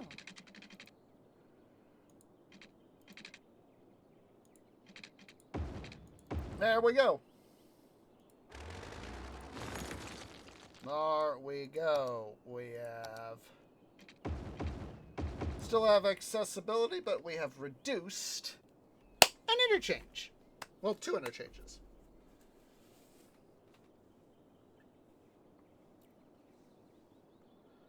And look at that. Money's starting to come back up. That's something I always like to see.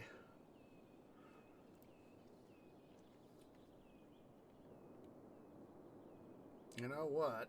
Tree just had an idea.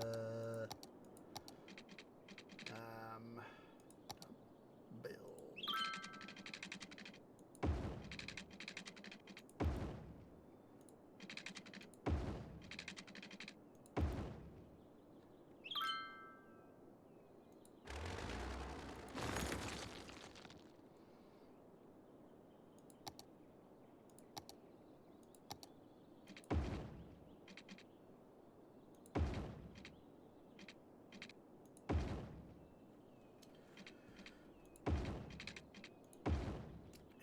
Then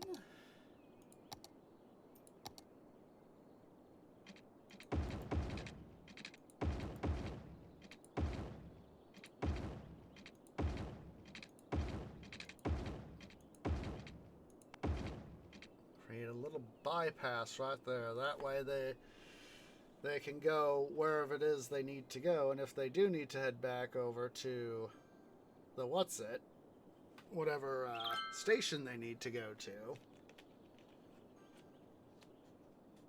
This will make traffic. Definitely, it's one of these tricks. You know, it's like, work smarter, not harder.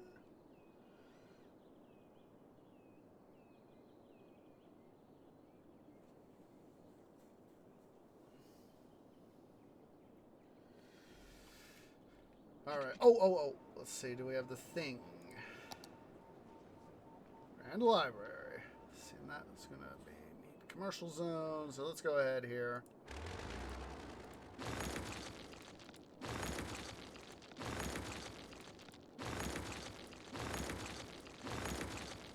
Don't you guys complain. All right.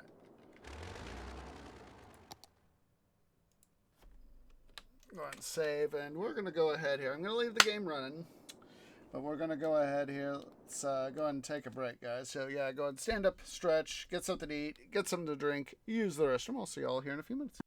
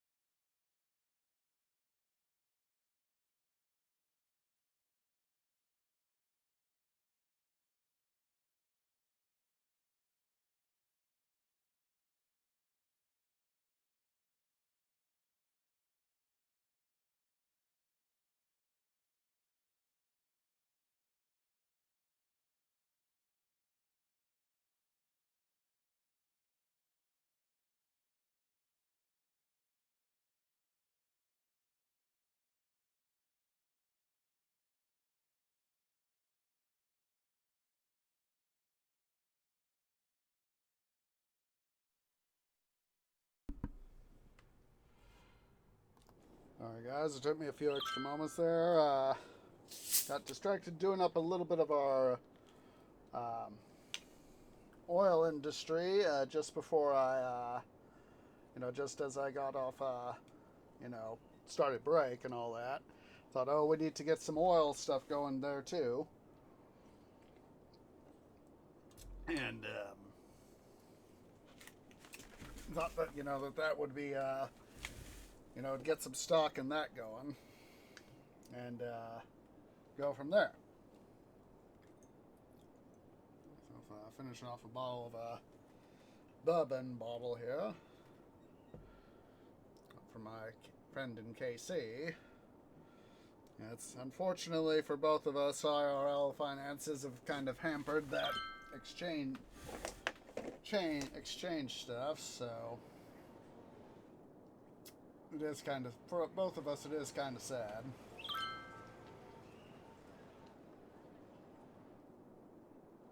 That's one of these things. Oh, and we also need to do our farm stuff. Oh, can we pay off those loans? Good, good. I thought to myself, we need to pay off those loans. So let's see here, investments.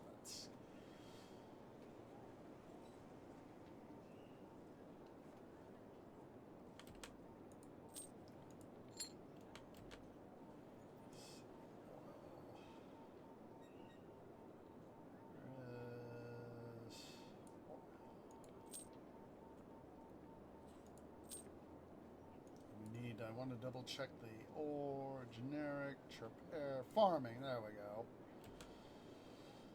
Alright, so let's see. It's up to the max. So, let's pull up our farming stuff.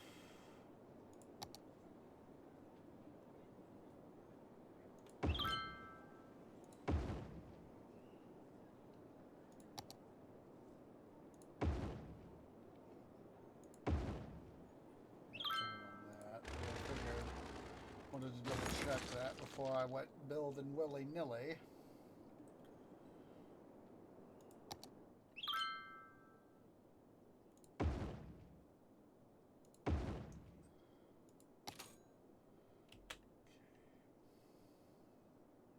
Should now have, yes, farming.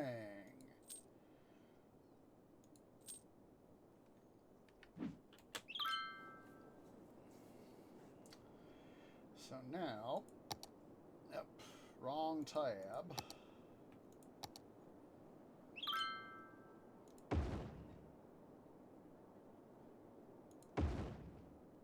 Because of the nature, pardon the pun, of course.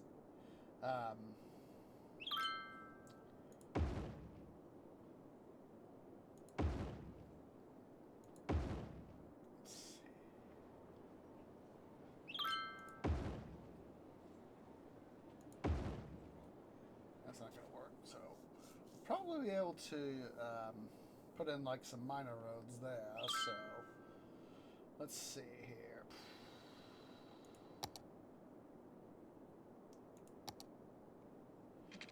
Go ahead here, we'll put in a nice big road.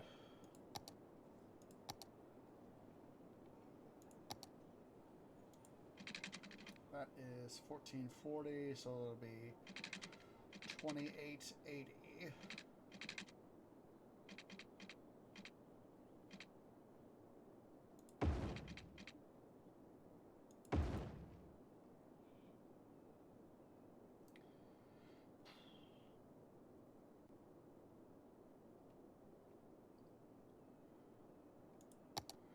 We'll use the standard, should be,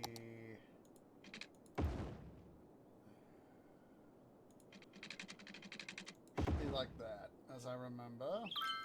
Hopefully I remembered correctly. Oh wait, we could undo that. And it was like, I thought it was, I knew I needed the 2. No. Instead of doing that,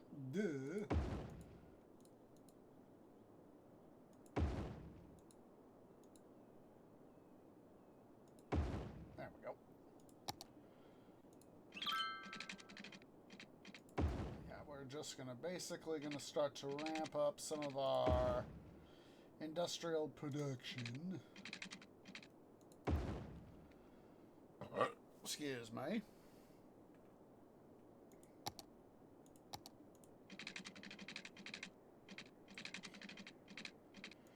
Kind of figured that might be a little bit of an issue there, so let's go ahead here.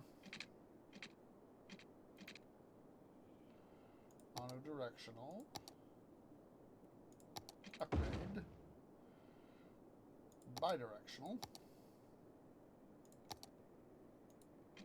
There we go. Quickly switch over here to this, make up another recycling center.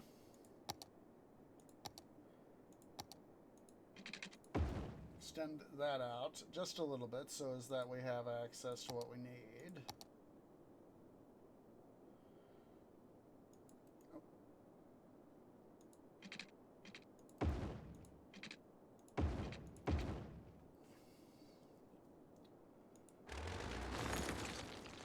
Probably adjust this here in a bit, but we don't obviously have quite the terrain for it, so you know, I'm not gonna worry too much about it. So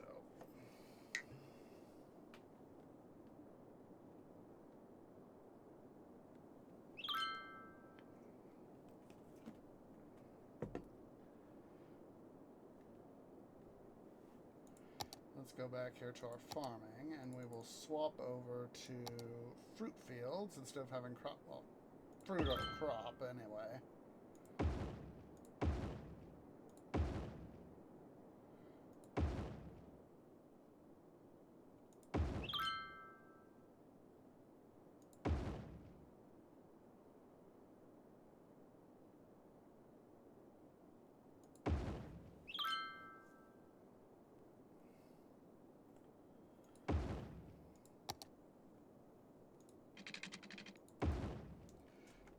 You know, pears, tomatoes, pecans, apricots, you know, it doesn't matter what type of fruit it is. It's technically a crop.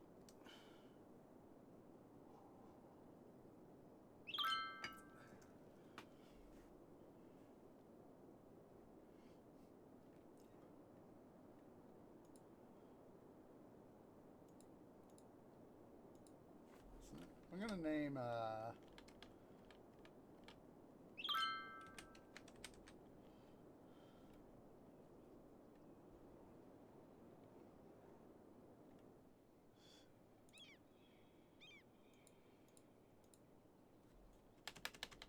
I know I don't have to.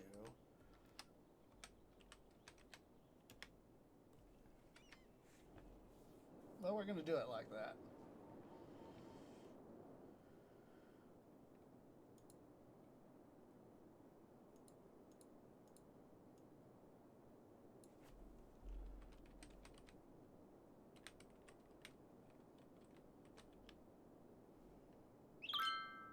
Yeah, cedar can remain that. Am I remembering the term beech correctly? Let's see here. It is a tree.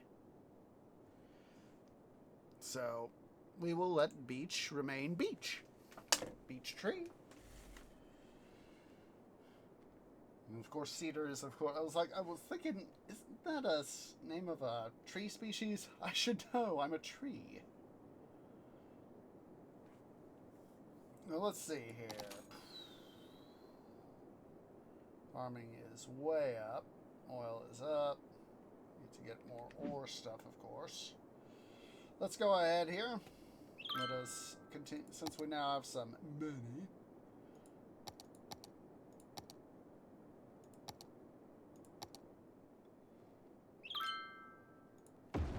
That's thumbing a dum-dum.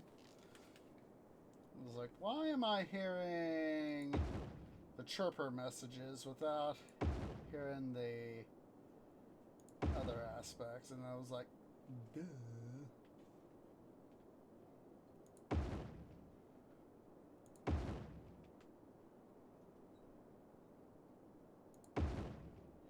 You know, as I was working on the city here earlier today, you know, trying to get that money, I found myself thinking back to the Matrix, the first Matrix movie, where you know, Agent Smith has captured Morpheus after they've gone after the Nebuchadnezzar crew has gone to see the Oracle.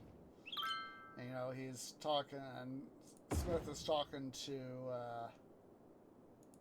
Morpheus, and he says, you know, he says and goes and says, you know, human beings, you know, there is another organism on this planet that works in a very similar fashion. Do you know what it is?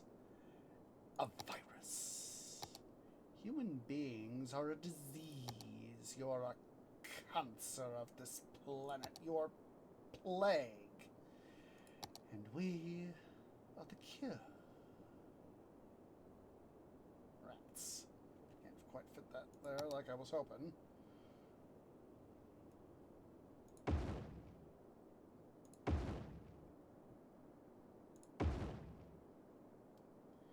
If it weren't for that one little roadblock thingy there, I would literally have to... Let's do it. Let's do it. I'm gonna do it.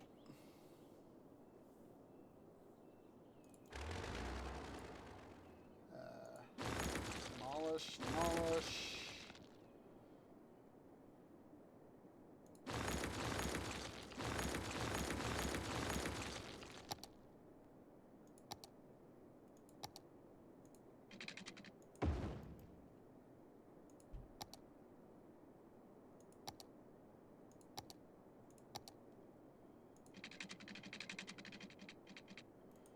Should be able to fit there now.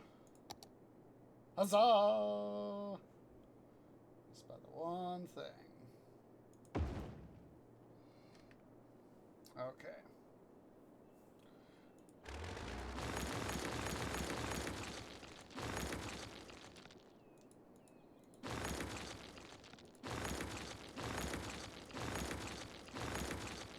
Let's quickly remove that so we have... Let's see, then we need monodirectional.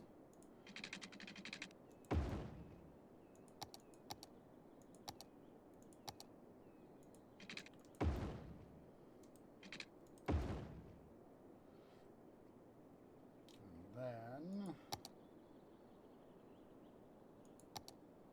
not harbor, cargo hub.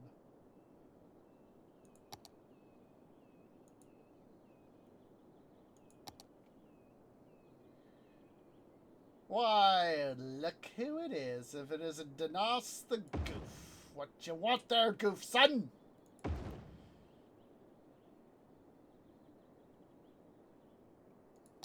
Let's see here.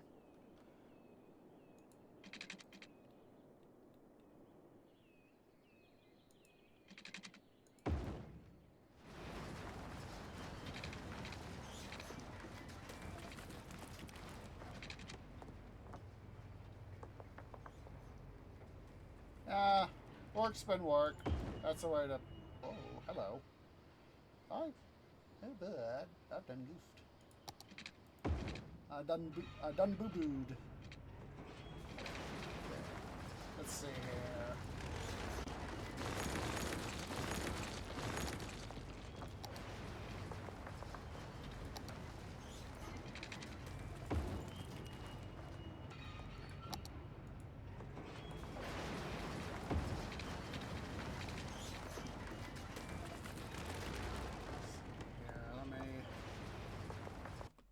Mute for everybody. That is annoying the heck out of me.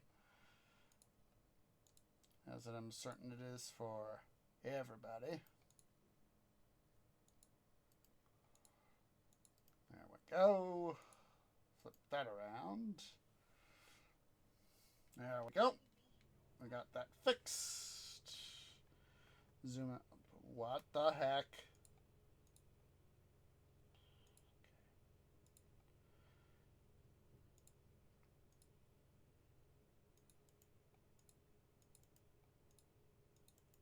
Good.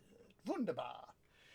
I'm doing okay, Dinos. Work's been a huge pain in the posterity of late, but according to the rumor mill, we might be up for some changes, but, you know,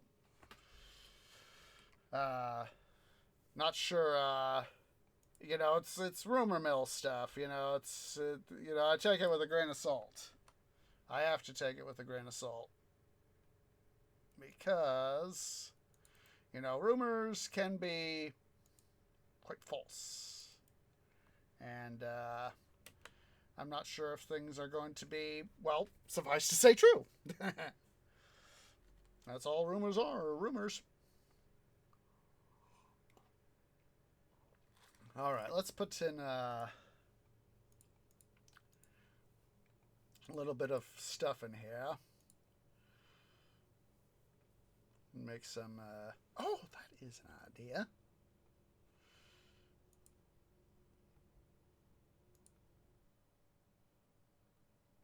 Let's see here.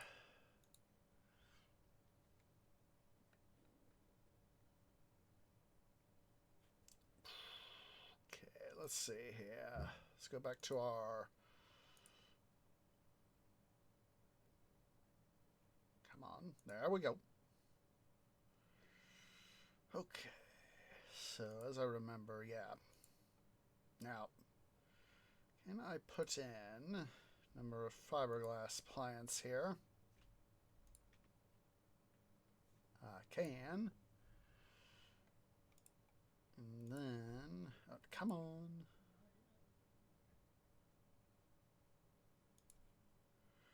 And a couple of these guys here.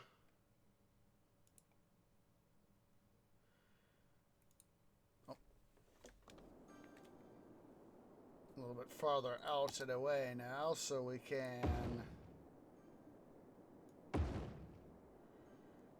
do that.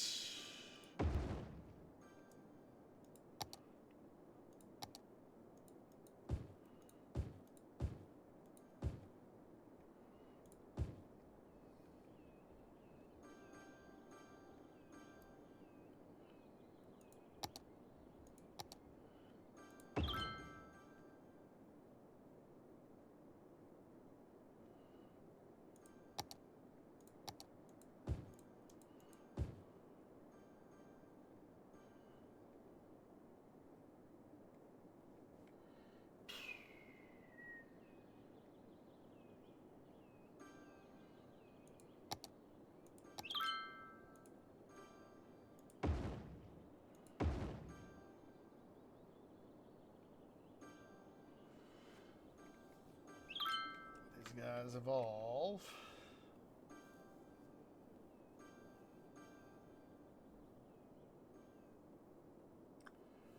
Let's go ahead here. I'm going to try to work more along the lines of working smarter, not harder. Monodirectional.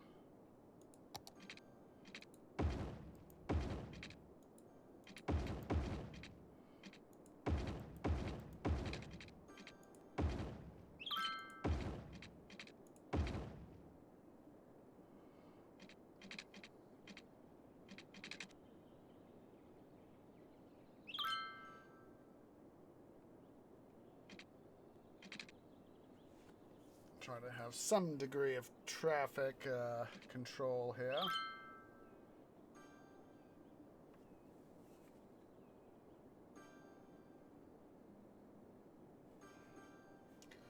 Did I fully reconnect that station? I don't think I did.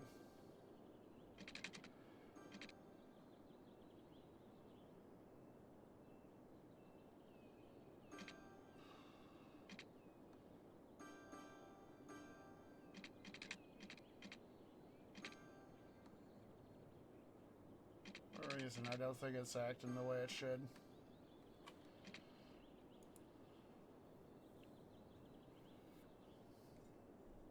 For whatever reason, it's acting up.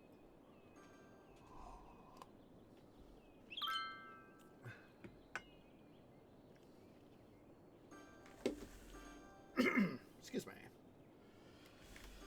See how we're doing here on our investment stuff. Farming, 1 mil up. Oil is quarter mil up. 1.6 on our ore. And of course, let us further enhance our ore industrial output.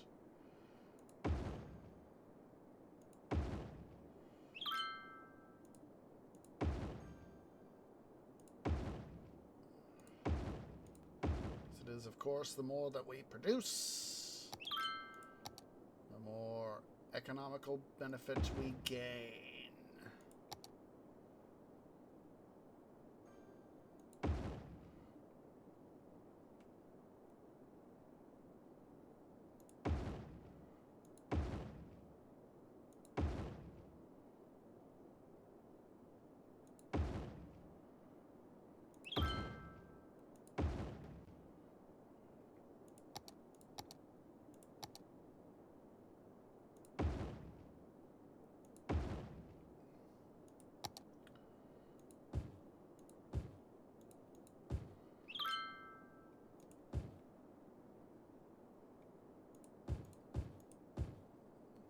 Of course, I want as much economic benefit as I can. Get that. Just slowly chugging along. Get my money.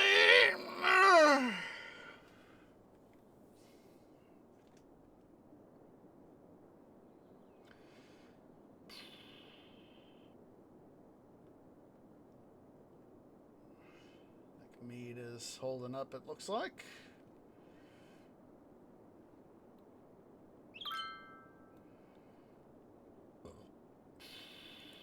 Let's go ahead here.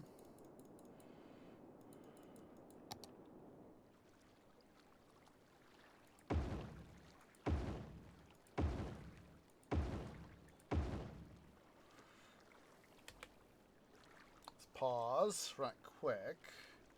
What we're going to do.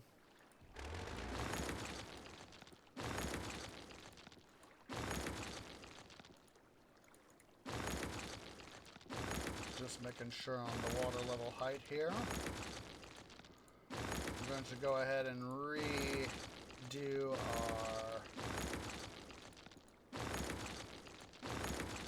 our freshwater drains.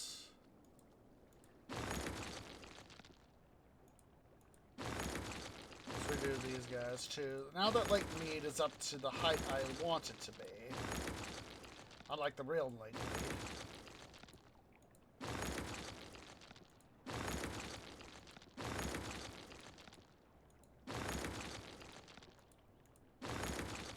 This is why, of course, I'm working in pause mode, so as that I don't screw myself over too badly.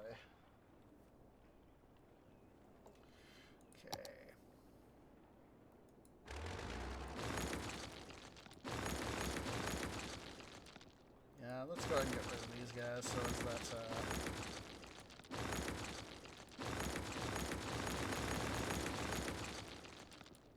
so we can come on.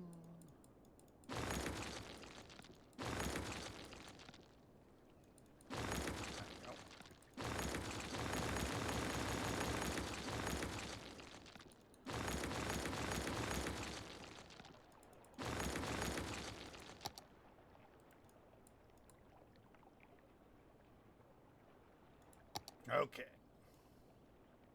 Quickly come back here.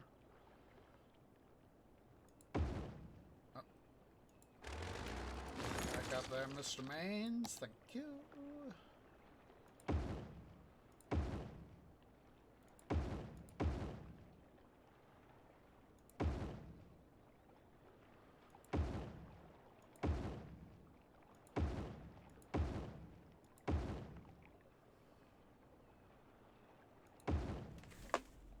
That'll work. That'll work.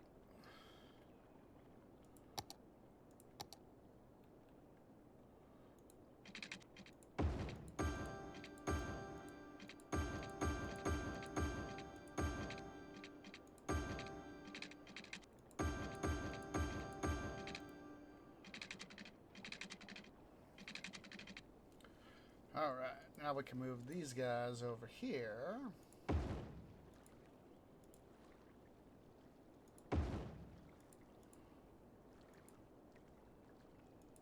here, they will be most assuredly out of the water.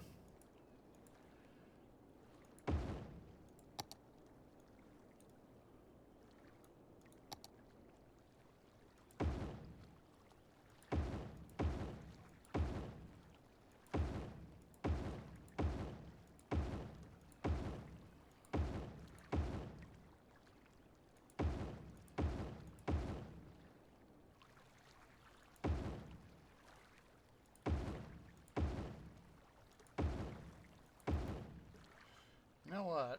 We just might leave the on the one side for now.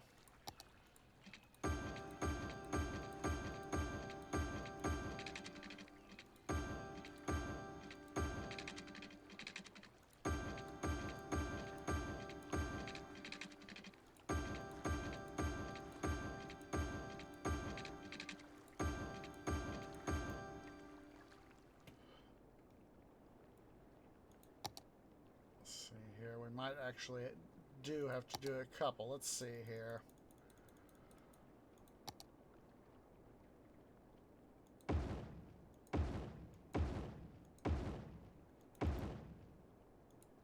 Nope.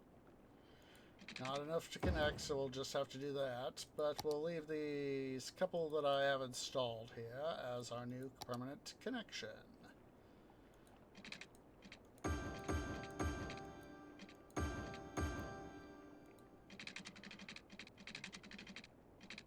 First guy there, we'll connect to our first guy there.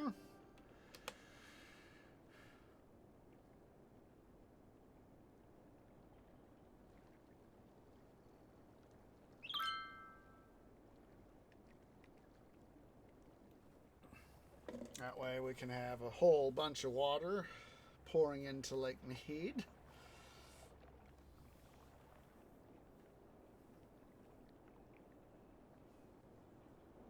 Eventually we will, of course, be expanding Lake Mead to increase our storage capacity. Let me see here on this. And we've got more... some more metal production. Let's see here. Let's go here first to our zoning tool.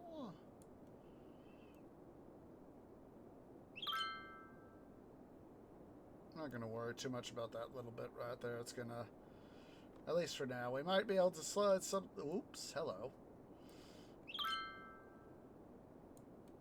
Might be able to slide something in there later without affecting Lake Mead too much, but for the moment, I am more concerned with trying to get production going.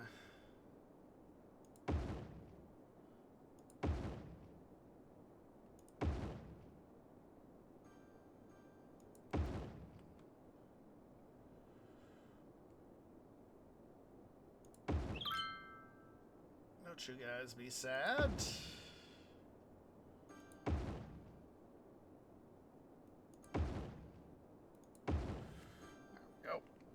This will, of course, help us out, get more value assigned to our ore industry.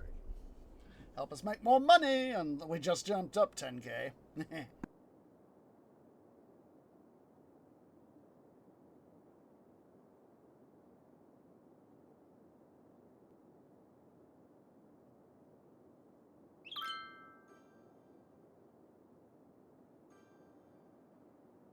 Look at that, we are now up to 100, getting close to 150K, 140, 142. And, you know, it's a case of just trying to get what you can. Ow. Itchy root. But yeah, the more economic stuff we can do, the better. Don't want traffic flow. Don't want garbage. Just want to see what our stuff is. See, we're getting more glass now. So basically, it's a lot of. We need to essentially cut down the amount of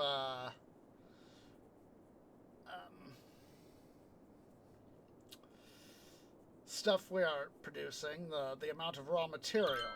See, look at that. Oh, you know what? That's an idea. Let's see here. Just to make sure.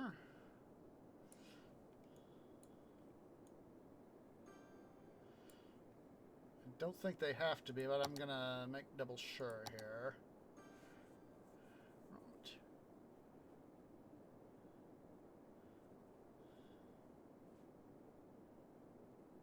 Materials or storage. 10.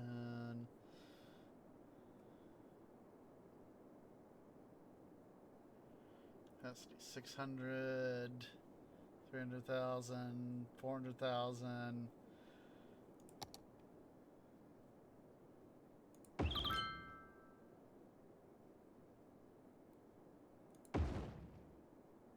Oh, perfect.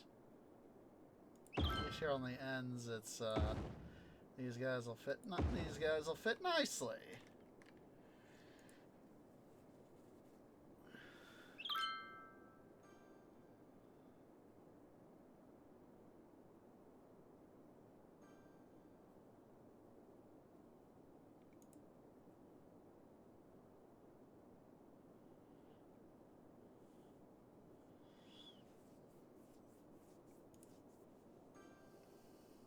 See here.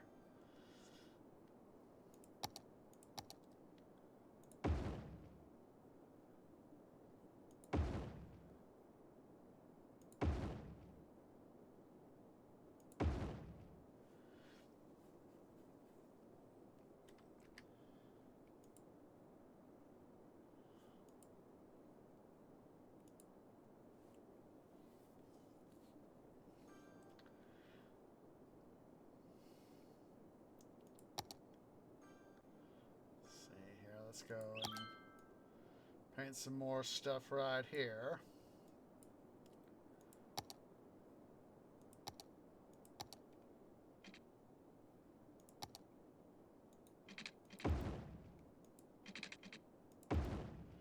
Doing that so I can see where I need to put stuff in, you know, keep rows for future use.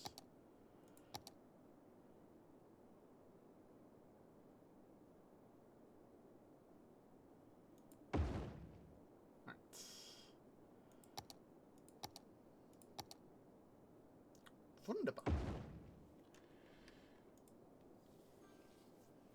Get our storage efficiency up a little bit.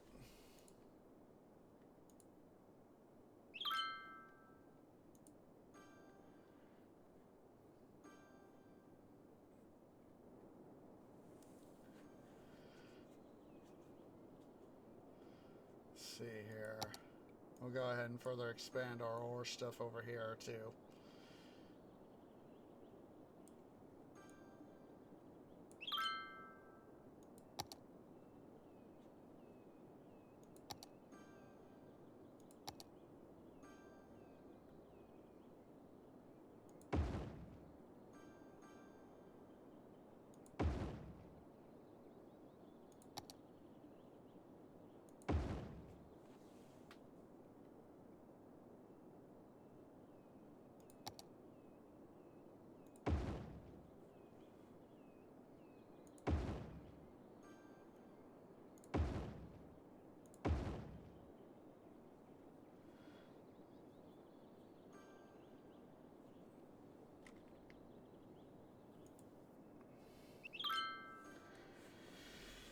Alright, let's see how much our value is. Now we're getting there. We're getting there.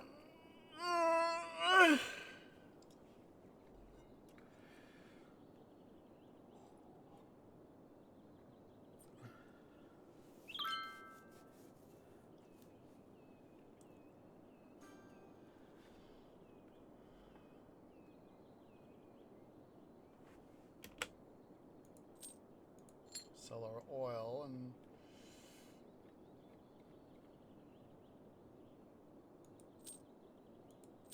buy at a slightly lower price.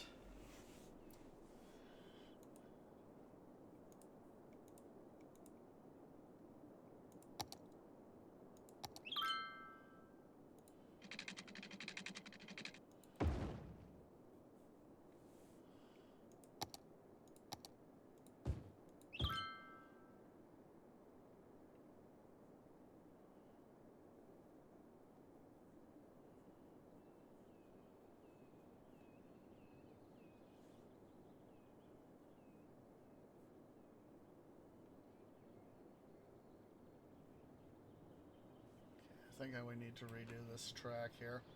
I was trying to experiment with the one track, this one station here. See if I could, with dual track, see if I could get some benefit out of having it be bi-directional, you know, having train going one way, train going the other. Obviously not.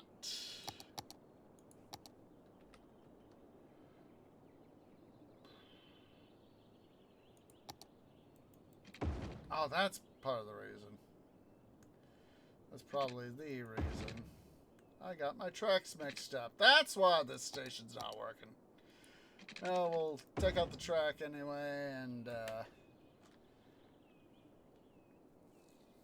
have it help stuff out.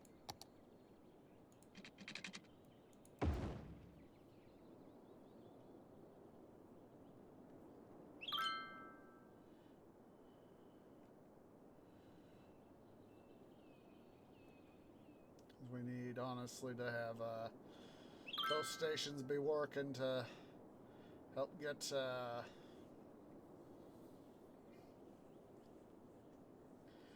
stuff going, so.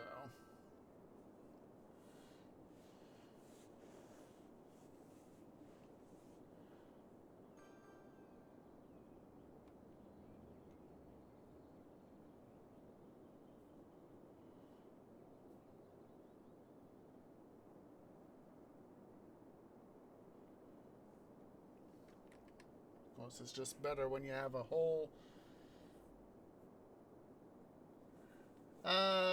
In terms of tea or coffee, I've drunk both, but I'm a little, in some ways, I'm a little more inclined to tea. Because part of me just finds coffee to be, Don't get me wrong, the aroma is wonderful, but at least what we call coffee here in America is, Yeah.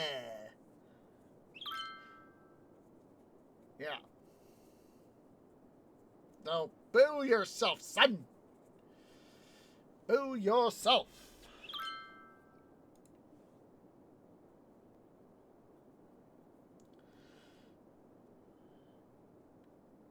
I was hoping that'd make you laugh.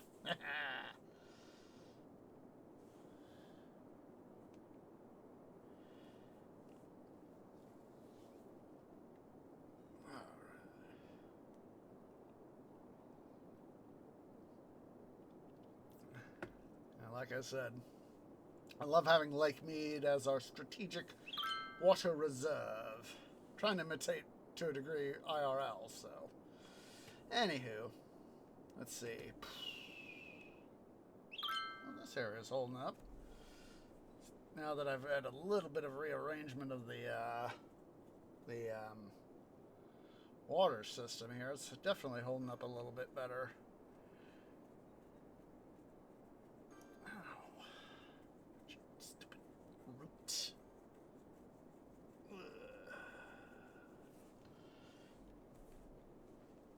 Alright, let's see here. Let's come back over here to our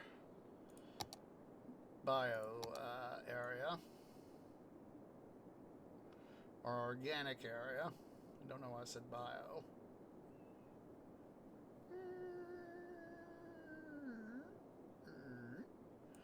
Further make it a little bit bigger.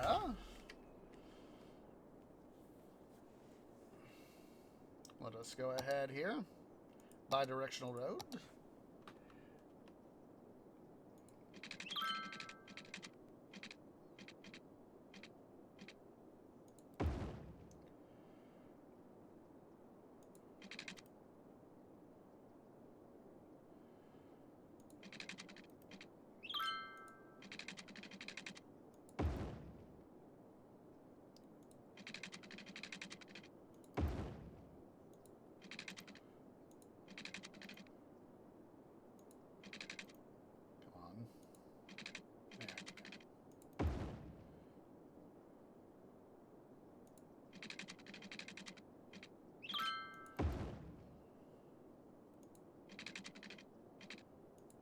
That'll work.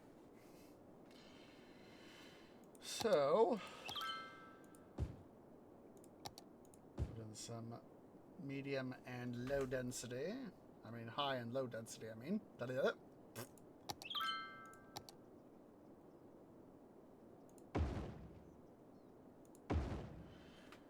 couple parks to help keep the businesses here happy.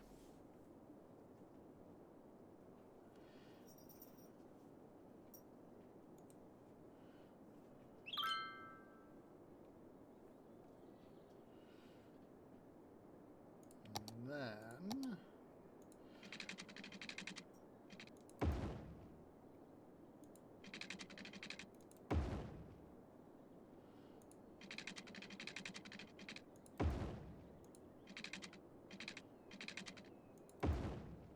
let's go ahead here and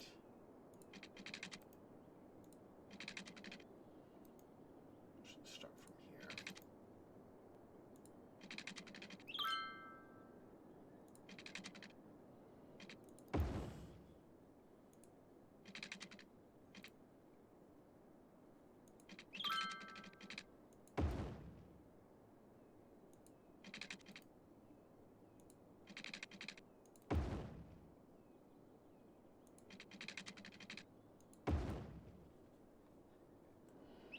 We'll have one connection like that.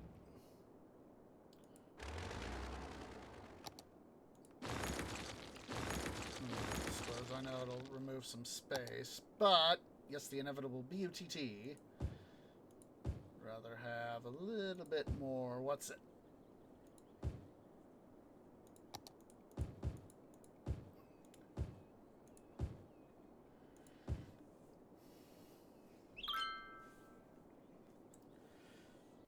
Want economic power.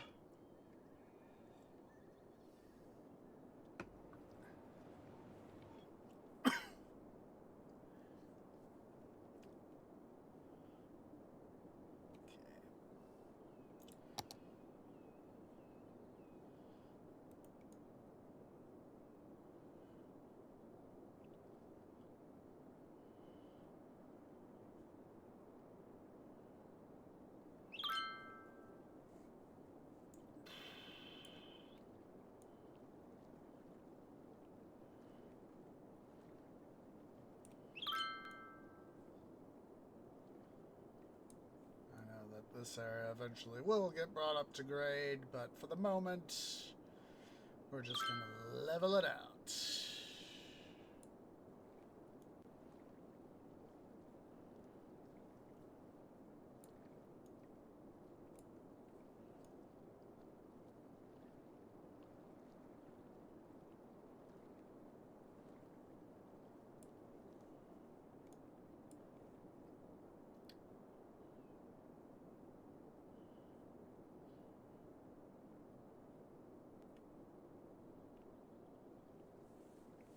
Unfortunately, I'm still... IRL builds have been, keeping... I haven't been able to get the, my GPU like I've been trying to get. Unfortunately, those IRL bills just keep... there'll be times where they'll pop up, or I'm trying to get some more money into my own IRL investing stuff. And so I'm just trying to be careful as I can. Try to save up as much as I can. I'm finding a few places to cut down my own personal expenses, and hopefully that will start to bear for some fruit. Or at least that's the hope.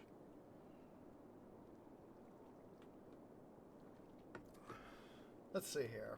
Speaking of investments. Well, we just missed a good sale price on the ore. Not the end of the world. Like I said, it's compared to my...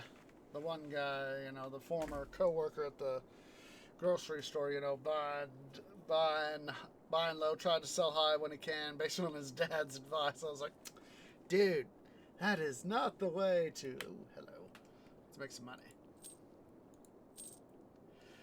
Dude, that is not the way to make money with investing.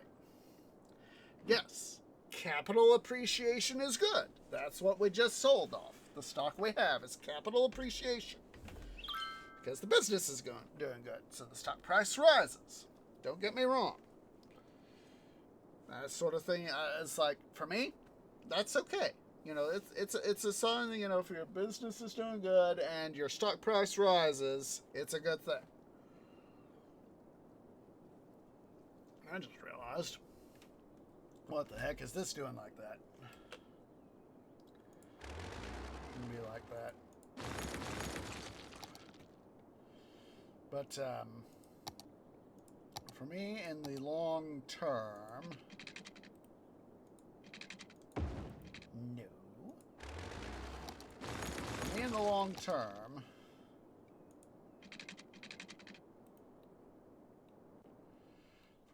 the long term, what I ultimately want is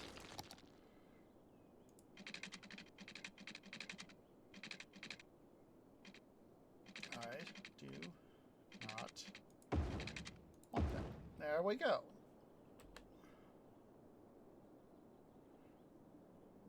Ultimately, for me in the long term, having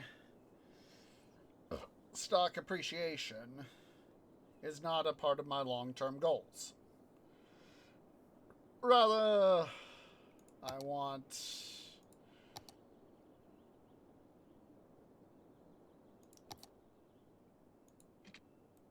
let's see here. Rather, what I want is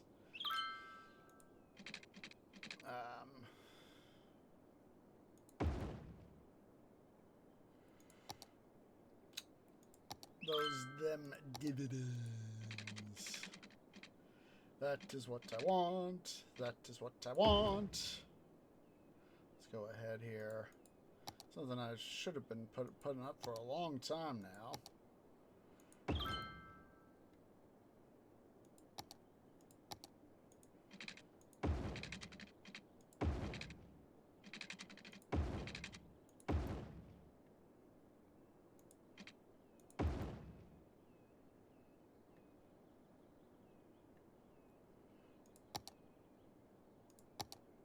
Water, good, good, good.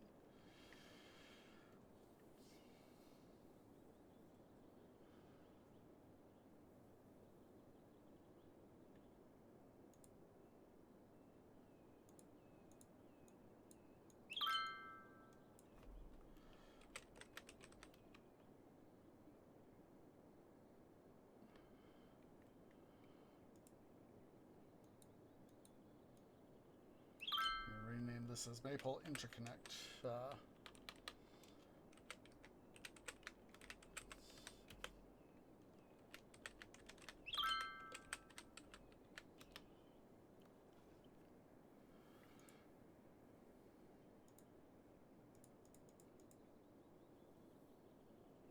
But yeah, like I said, my one former coworker is, you know, trying to get those capital gains. It's like, dude, as much as capital appreciation is good, it's not always the best thing.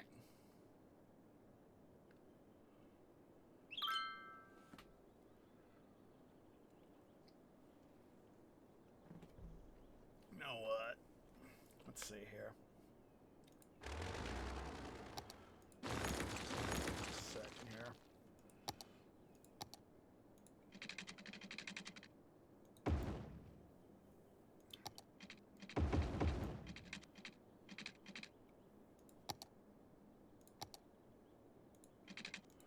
There we go.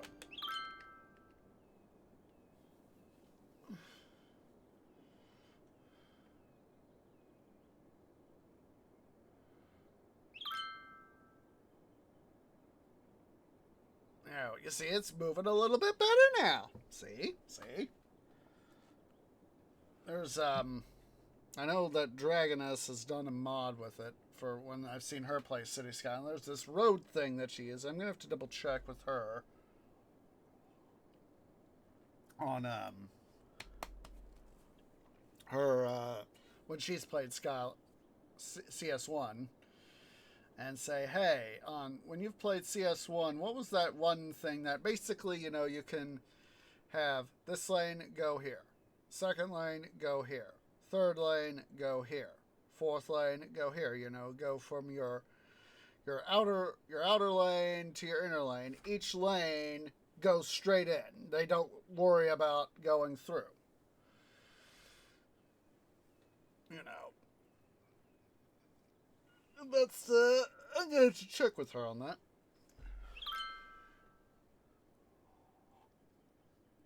And really, I try to. It's not the fact that I much prefer the challenge of playing vanilla. But there are, of course, times where having modded versions of a game can help you out. I want to check something here while I'm thinking about it. It's 1360.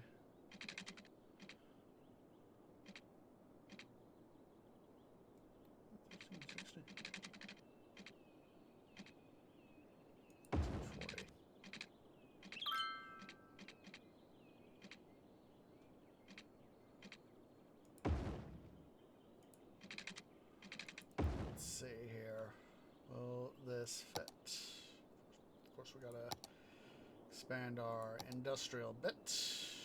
Oh, better yet. Yeah, better yet. Better yet.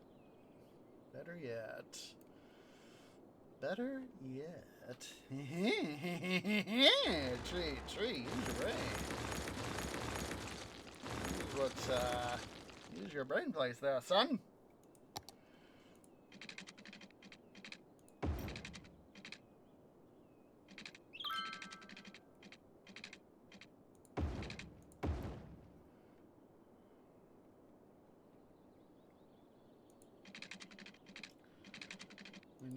To start also worrying about our... I want to start up my forestry. That is part of the reason why we did this. So, we have some money. We have a lot of money. So, let's go ahead. Twee. Be less of a dum-dum. Less of a dum-dum. The less dum-dummage you do, Twee, the better.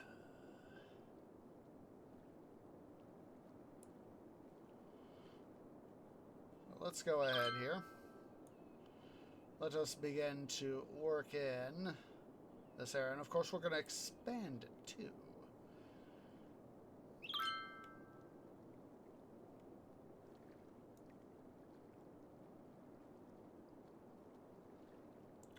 So quickly, we're going to flatten this little bit here out. Then we'll bring it back in.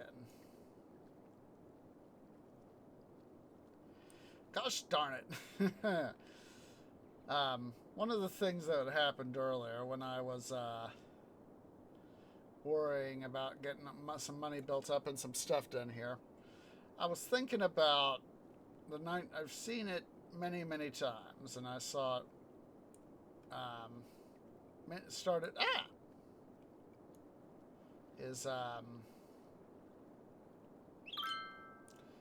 Years ago when I was a much younger tree, initially. But I saw the 1991 film Hook, starring Dustin Hoffman as Captain James Hook, and the late, great actor Robin Williams as Peter Pan. Peter Banning / Peter Pan. And basically, a thing that happened was the part of the film I was more or less... Come on, tree. Stop goofing here with my game. The part of the film I was remembering was... it's Peter's gotten back... Peter Banning, although he's not returned to Peter Pan yet, has returned to Neverland. And he's had his, Tink and Hook worked out their agreement saying, she can, turn Peter Banning back into Peter Pan. She just needs 3 days. And, what she said, I'm not a goof, Danas. You're the goof, son. So yeah, Tink says, played by Julia Roberts, says, I can return I could turn Peter Panning back into Peter Pan in 3 days. It's whatever it is. No, it's 4 days. She says, 2 days, says Hook. 4, replies Tinkerbell. Better for a decent pan. 3, final offer. Done. You had better deliver, Miss Bell, or no amount of clapping will bring you back from where I will send you. And of course, Hook's basically Peter Banning and Tink. They're on Hook's main ship at the pirate port, and Captain Hook's giant crew goes, ooh.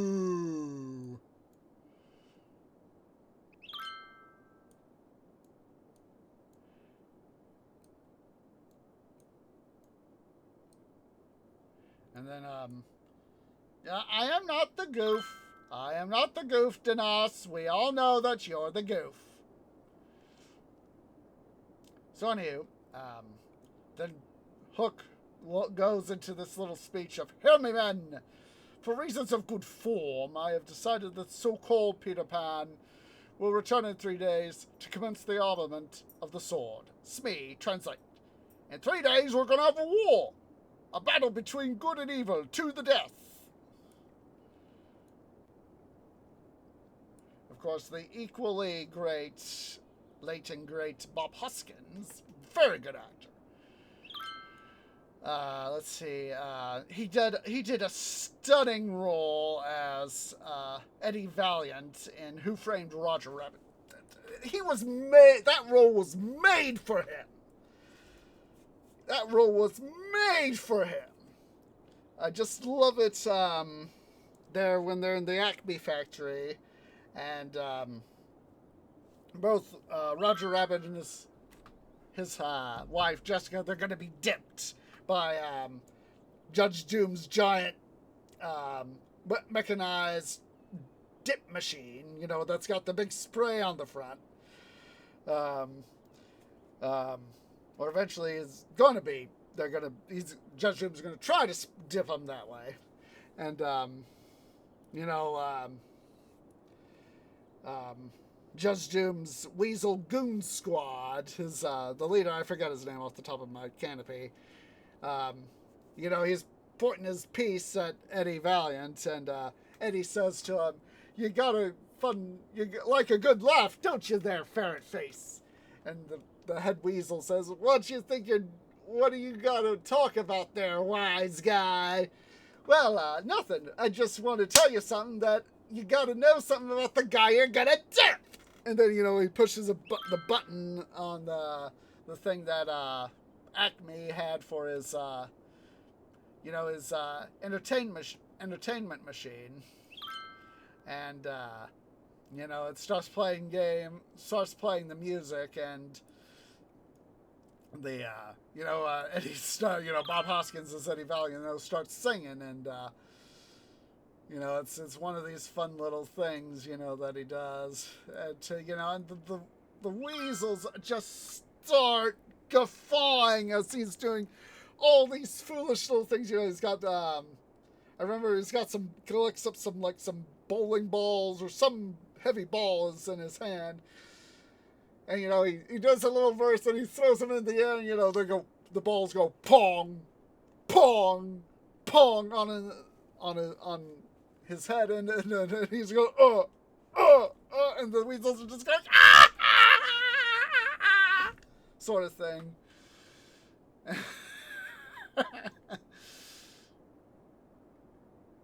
And, that was just one of the funny little bits of the film. And, of course, it's not long after that, Judge Doom is revealed to, be Baron Von Rotten. And,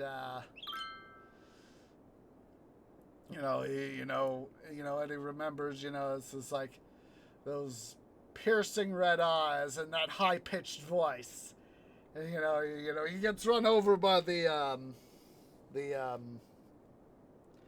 street, the pavement machine, And he goes, "Holy smokes, he's a toon!" And it is surprised, and then, and he goes, and he says something about the freeway idea, and his and Judge Doom goes, "Not just any tune!" And, he goes to a nearby bottle of some gas, presumably helium, because, Acme, was very, what's-it-y, and, he starts reinflates himself, and, the eyes pop out, and, it's, you start seeing the eyes, and, Dr. Von Rotten's real eyes, and he says, "Remember me, Eddie? When I killed your brother, I talked just like this." And, his voice goes his voice becomes, of course, higher and squeakier. I was like, I don't think I could honestly do that justice.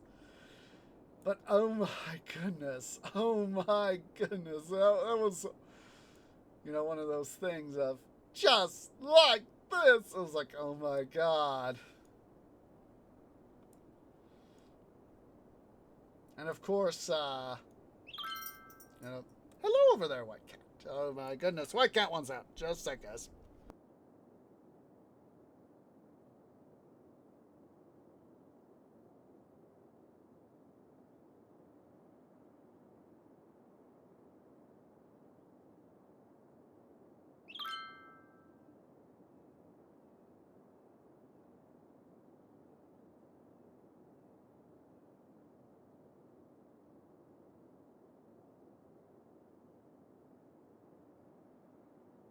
Of course, at the same time, another movie I've seen Bob Hoskins in is the early 90s Super Mario Brothers movie, and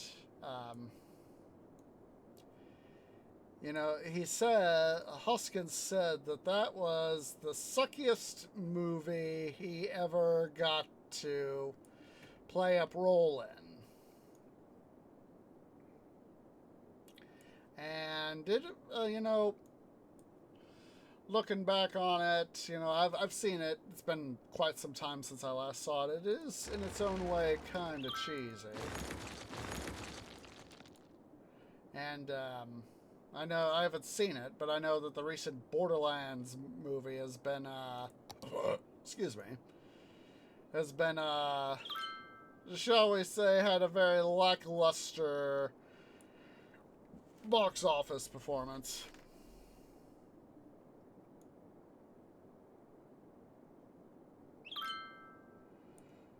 I know that's been a thing for the...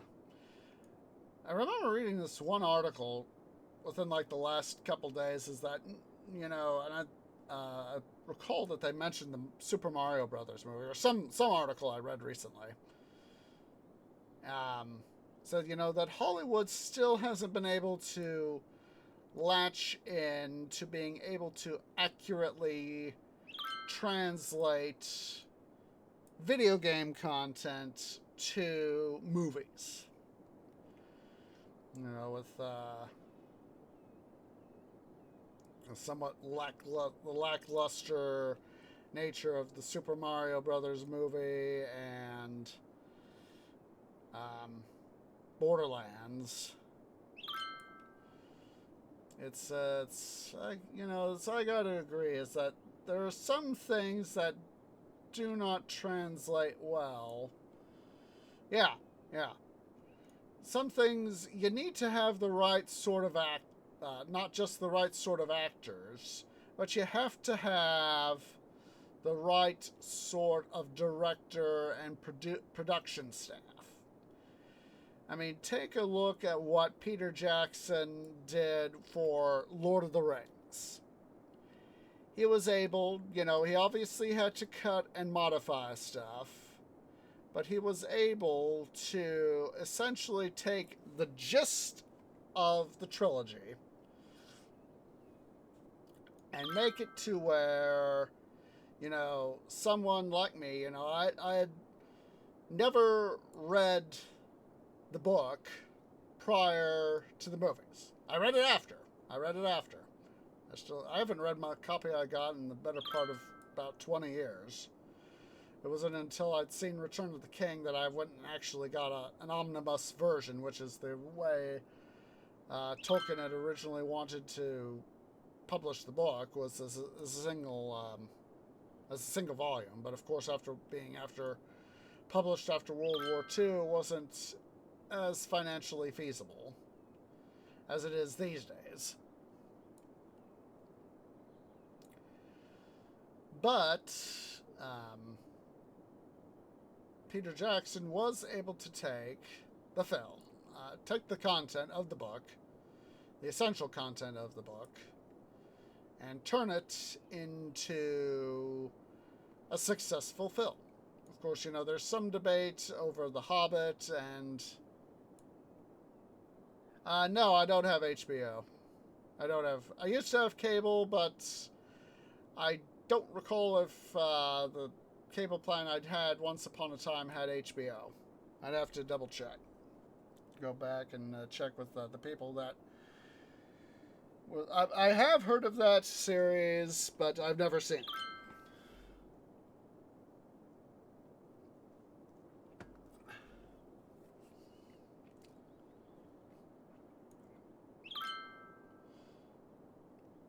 One series that I do want to, as in no, don't see it, or no, I should go see it. Denas.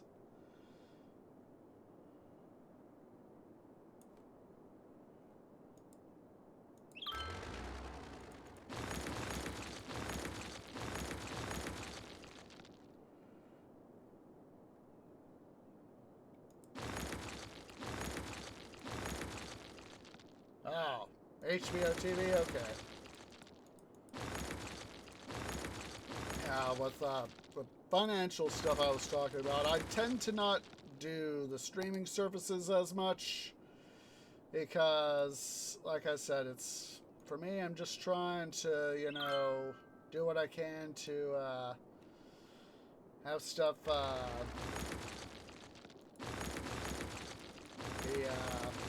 trying to be financially secure. Yeah. I saw some clips on YouTube of the I've seen originally years ago. I saw some clips of the HBO. Yes, I know that feeling. I've had some years ago. I saw some clips of the HBO Chernobyl series, and I have this thing for disasters.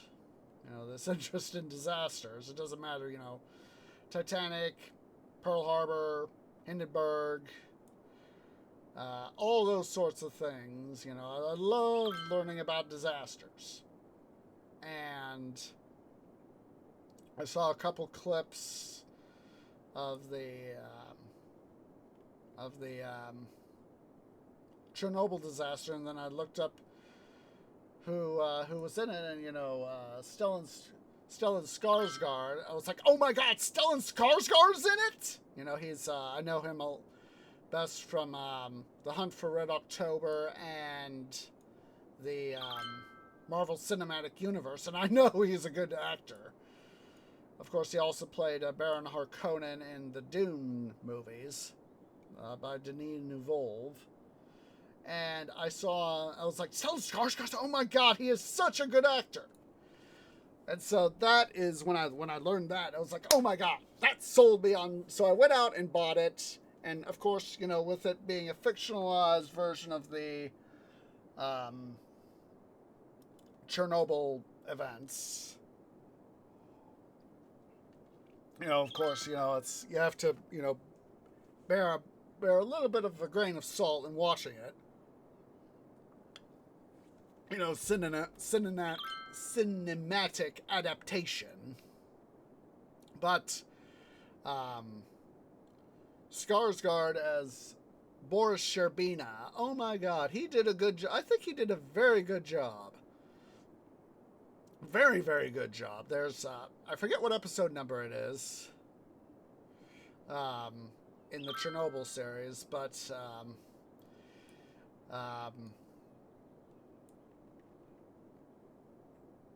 um, he's talking to somebody on the phone. He's in a Skarsgård's as Sherbina is playing. Is in a trailer. He's talking on a phone. Don't know who quite. He's obviously one of his contacts to help make sure they clean up the mess and all that. But he goes, I know that they're listening. They're being the KGB. It's like, do you know what we're doing here? And he goes on this rant and just destroys the phone. That is one of his. I think that is basically, him trying to do, his best of saying, I am trying to fix this disaster that has been tossed in my lap. Give me what I need to fix it. Did a very good job with that. That's, of course, just my opinion. He later says, it's like, once he destroys the phone and says, it comes out with the destroyed phone and says, the official position of the Soviet government is there can never be a nuclear disaster in the Soviet Union. That machine, Joker, was never going to work. And then, of course, he tosses the phone away and says to nearby guards, says, I need a new phone.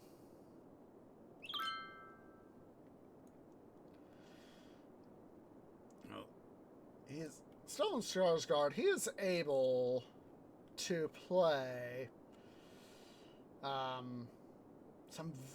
he's able to do some very amazing acting. God, what is that? What's that actor? Gosh darn it. I am blanking out who it is. I'll probably remember it in 5 minutes, or probably 10 minutes after streams that I'll finally remember. Did I just hear my cat? Maybe. I think I heard through my headset. I think I heard a mew. Just a second. Let me check.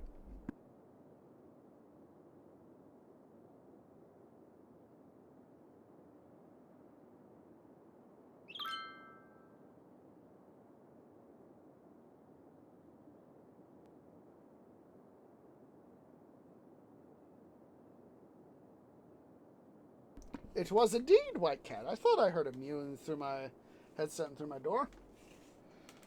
But, God, I'm trying to remember. I'm blanking out on who it is that, who it is specifically that they seem to be very good, from what I'm remembering, they are very good at portraying very antagonistic sorts of characters. I'm blanking out on who it is. We're talking Robin Williams, or he obviously is he was, I should say, since the late great Robin Williams, very good at portraying, comedic characters. Of course, comedy was his thing. And, you're not... What? White Cat? What is up with you, son? You want in and then you want out.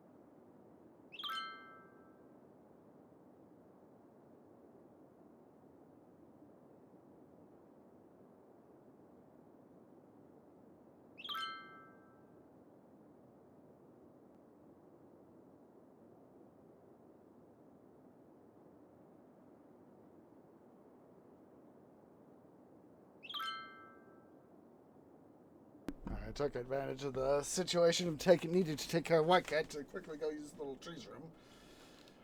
But, God, I'm just blanking out is that whoever the actor is I'm thinking of is very good at playing antagonistic roles, despite the fact they don't always like it. I know that let's see here. Let's go ahead and we're going to get started here on our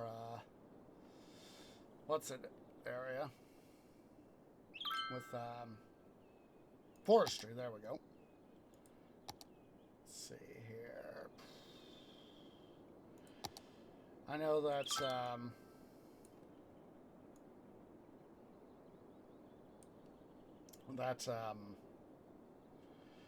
Robert Downey Jr. of course played Iron Man in MCU, and of course is coming up to play Doctor Doom. But he did a very good job, a very wonderful job as Tony Stark. Oops. No. It used to be the same thing. Hello, thank you. But also, Oppenheimer, that was released last year.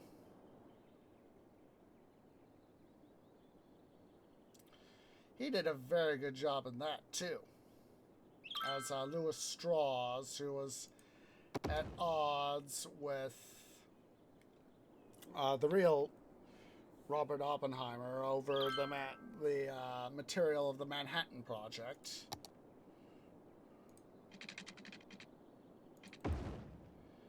And how the results of that, you know, historically, of course, Oppenheimer had his security clearance revoked because of his very much thought these days, to my understanding at least, it's, you know, his alleged communist sympathies. Of course, it was the Cold War, and the Soviet Union was the big bad of the time period, so that was a thing.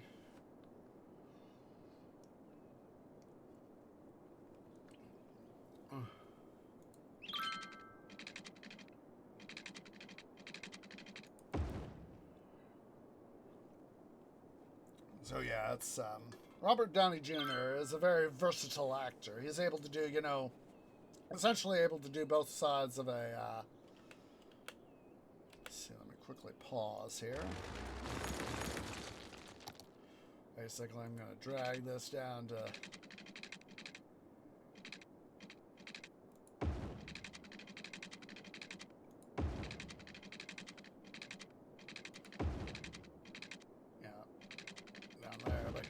Robert Downey is able to do a very good job. You know, I sort of think of his portrayal of Louis Strauss as the anti-Iron Man. You know, it's like, you know, Iron Man sort of Tony Stark sort of started out as a similar mode. You know, it's like, I don't have to worry about the repercussions of my work. And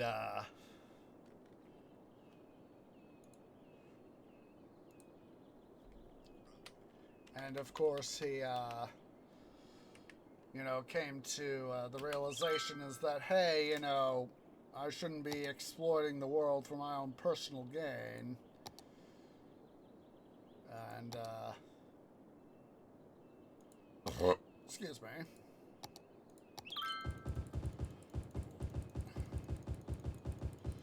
You know, he starts taking responsibility, and of course, you know, that's, you know, the first Iron Man film where, you know, he starts off as, you know, this very much this self-centered sort of guy, and, you know, he still retains that trait to a degree over time. But he very much evolves as a character within the MCU.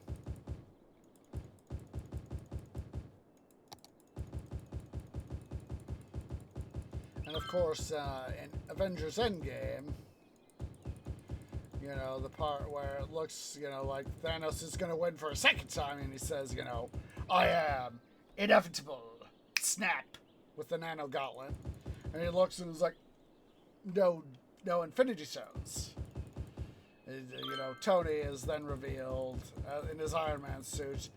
He goes, and of course it's a little nod to the first film. You know, at the end of the first film, he says, you know, I am Iron Man. And of course, very similar line to Thanos once he has the 6 Infinity Stones on his gauntlet is, and I am Iron Man. Snap! And of course, you know, his Thanos's organization, the Black Hand. God, what was that thing? Is the Black Hand or something like that?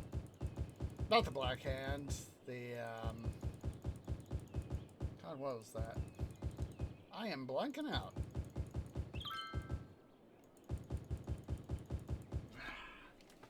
The name of Thanos' organization. My brain is just going there. Let's see. Thanos.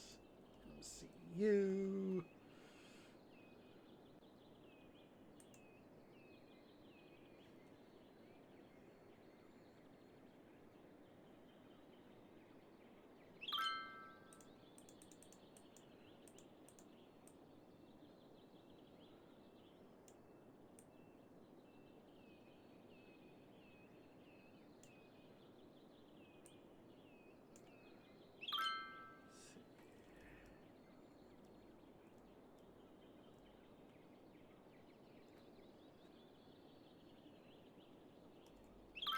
Come on, I knew it was here. The Black Order, that was it. Black Order.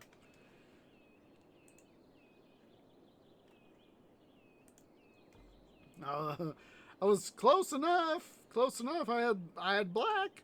I knew it was black something. Black Order. But I remember this one time I saw it. It was in my feed in my phone. It was MCU stuff, and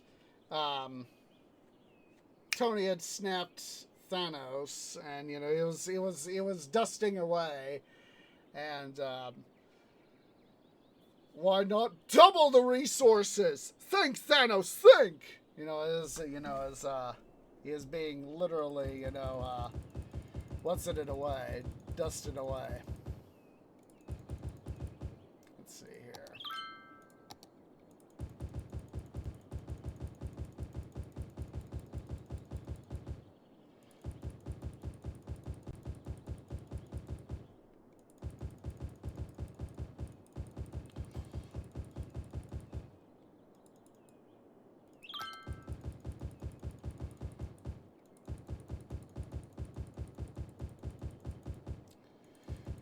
That just gets me thinking about sciencey sorts of stuff. The amount of resources, and Thanos is in some ways. Thanos is right.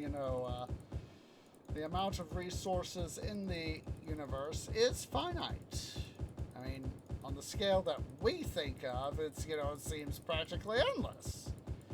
But in the grand scheme of things, it is ultimately finite.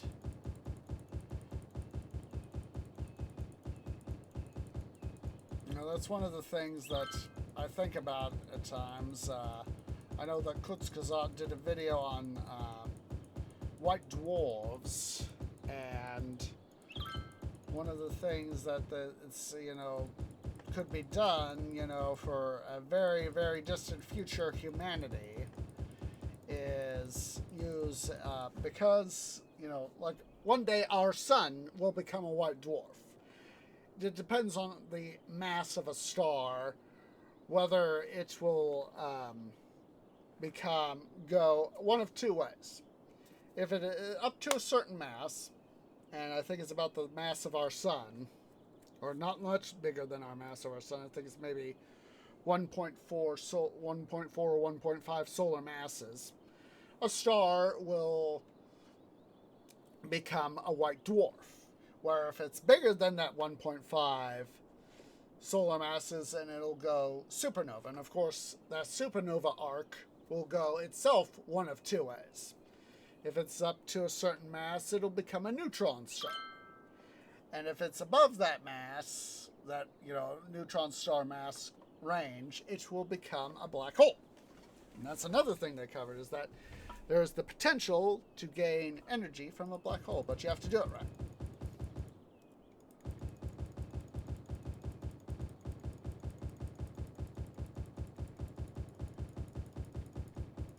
And so, just a second.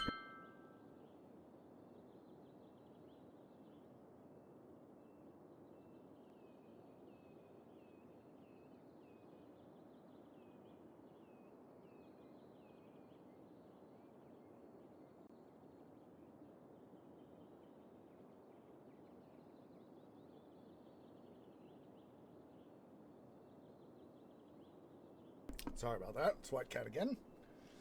But yeah, if you do it right, you can actually gain energy from a black hole. So one of the ways that you can, at least in theory, gain energy from a black hole is when black holes are surrounded by matter and they have what's called an accretion disk. Basically, that is matter that is in the process of falling into a black hole. What happens is that it forms a disk. And it is in this disk that the matter can essentially become charged. It gets heated up so much that it becomes a plasma. So there are the four states of matter. There's solid, liquid, gas, plasma. And plasma... Geez Louise, White Cat. Just a second.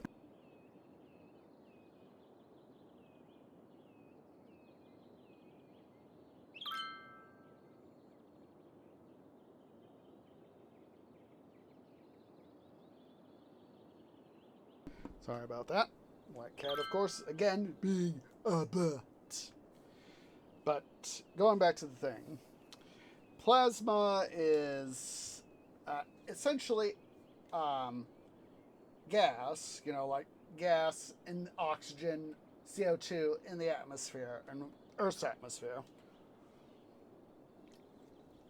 that has been stripped of its electrons. And so we have, electrons, protons, and neutrons. Electrons are negatively charged, protons are positively charged, neutrons are neutrally charged, meaning they have neither positive nor negative charge. And so, what happens is that for a plasma, it has to be of a certain temperature to become charged and have its electrons removed. And so, with that being a thing, it is, of course, that is how gas becomes a plasma.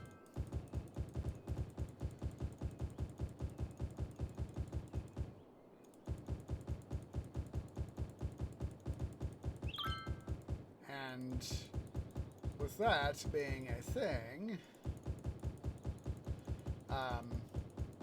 if you were to take input with the sufficient technology, if you were to take a system that allowed you to collect the energy of a black hole, basically what happens is when, say for example, a particle of oxygen were to fall into a black hole, what would happen is that there's this radiation called Hawking radiation. Basically, that's not exactly the full story to my understanding, but basically there are,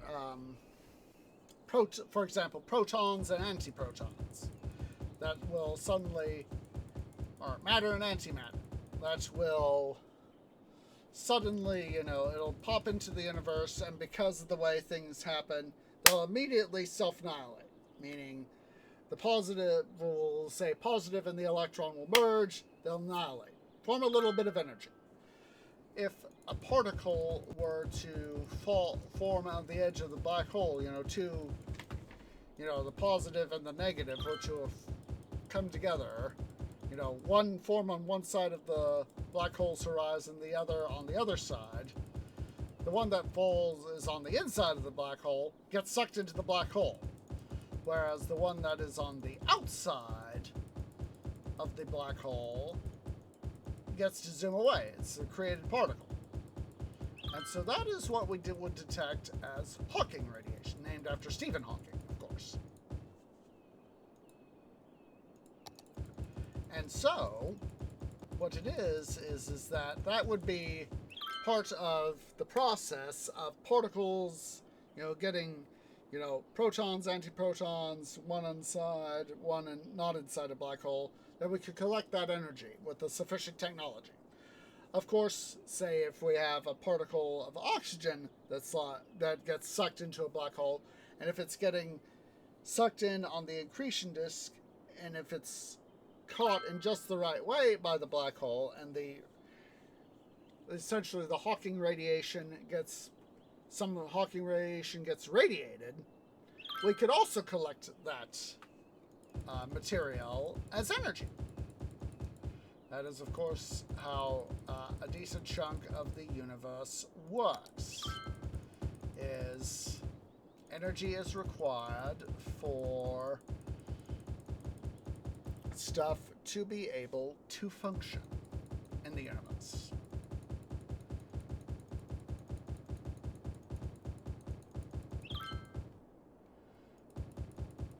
Just trying to fill this in. So basically, it's a similar sort of thing is that, for example, I've talked about how our sun will become a white dwarf when it's very old.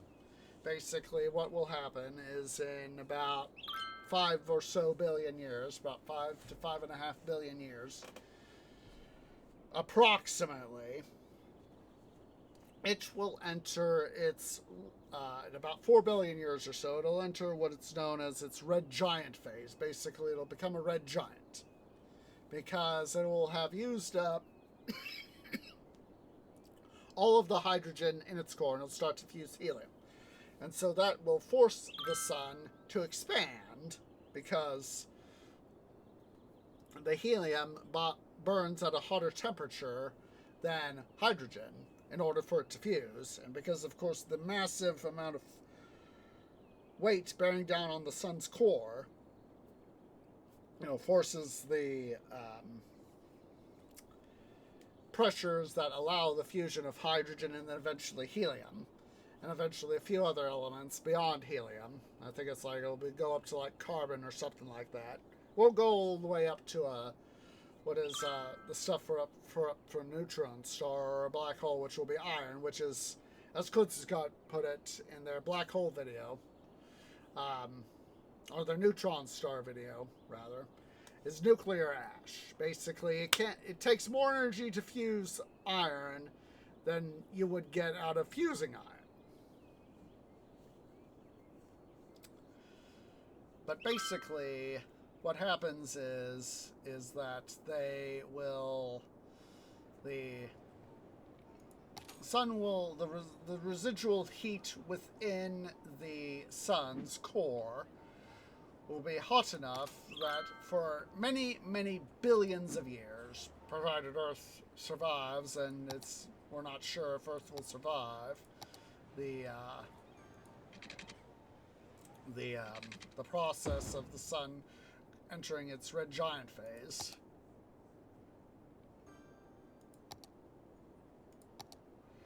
Let's see here, health.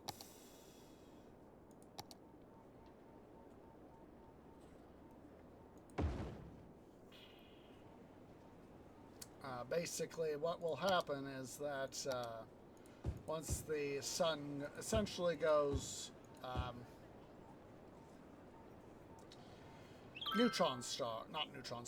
white dwarf, is that we could, if humanity is somehow around in 5 billion odd years, is that the radiant heat, it can't escape. It can't escape via conduction, which is, you know, particle to particle to particle. It can only escape through radiation, which is how we, for example, see light. You know, that is energy in what we humans would consider, you know, we people, humans, me as a tree, would consider the visible spectrum. And basically, we could harness that energy as energy. So, let's see here. Wait. Why is this like that? Tree, you are a dum-dum.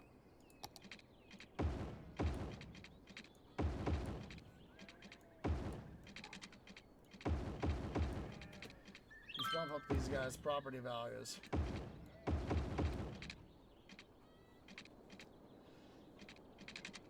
So anyway, basically, with the right sort of technology, humanity could, at least in theory,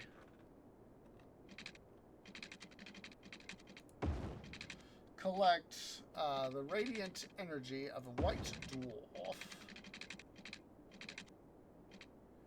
and be able to collect up said energy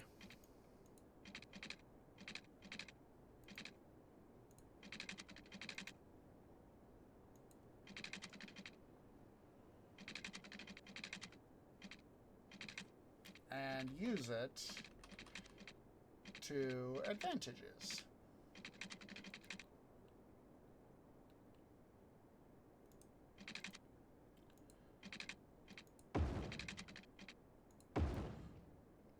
Wunderbar. Wunderbar, wunderbar, wunderbar. But of course, you know, the universe has, you know, a very, shall we say, let's see, oh, have we got enough space yet for the thingy? We have the thing for the floating gardens! Huzzah! We'll probably include this as another, district? I mean, shopping, overall, basically make it a shopping district.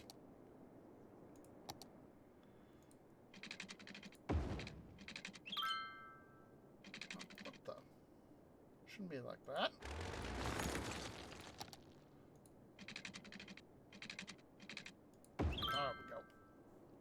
There we go.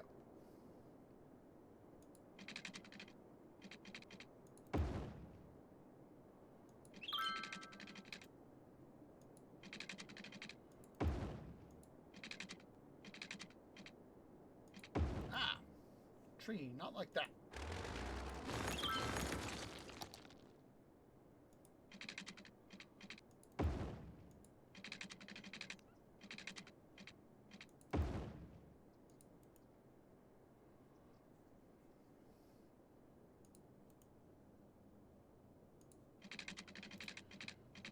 Yeah, under the correct circumstances, humanity could gain a fairly significant amount of energy from a white dwarf.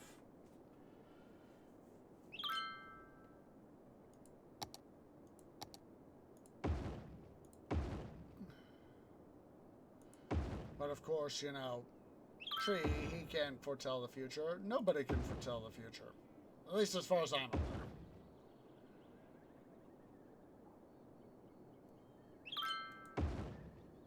Let's go ahead and expand these guys' feelings.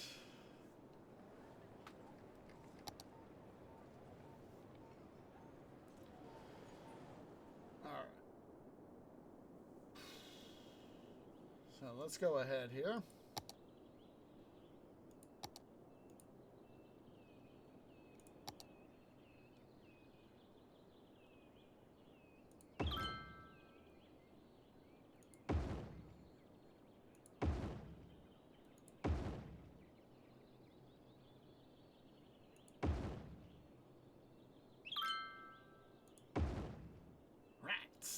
was hoping that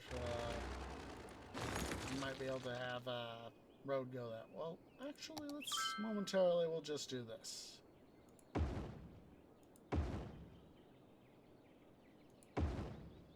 Let's do that.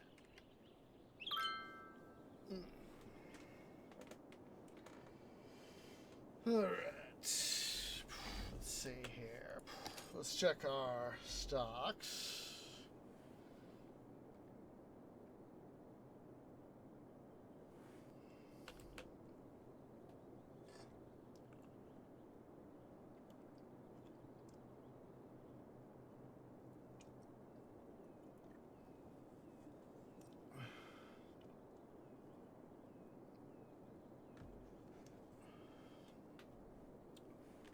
Hovering around the $2,000 mark, or 2,000 city cash.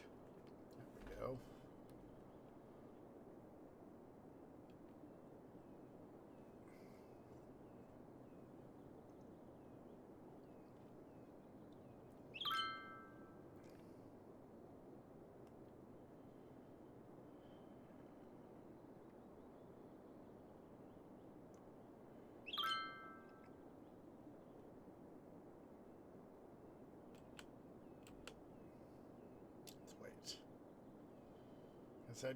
As I've said before, you can never time the market. You can never... there we go. You can never time the market. Okay, we've got some more demand for residential, so...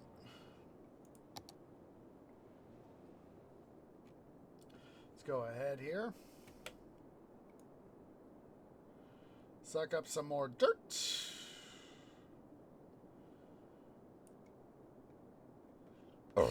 Excuse me, but it felt good.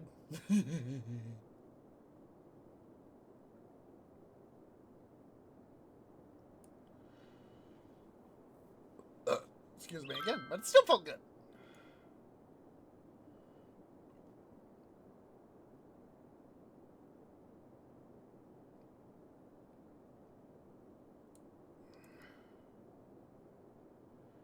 I'm going to bring all this terrain here to a little bit more evened out.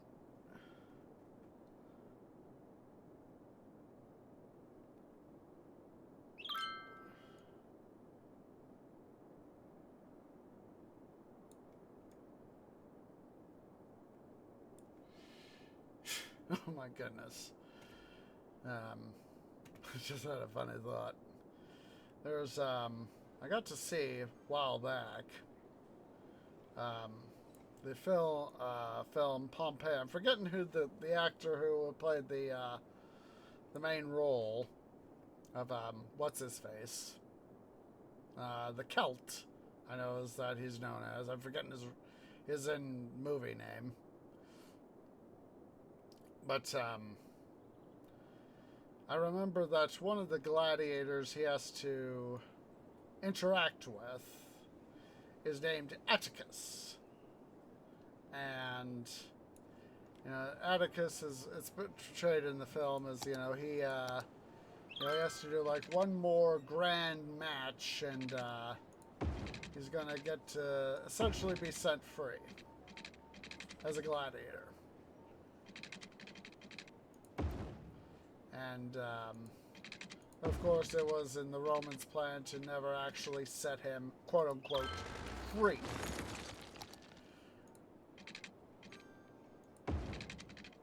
And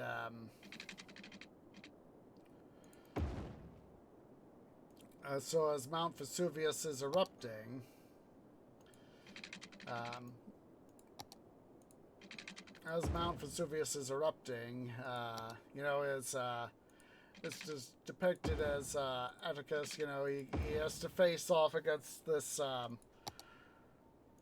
Roman legionnaire commander guy. And so anyway, Atticus gets wounded in the course of the interaction. And of course, things being things, he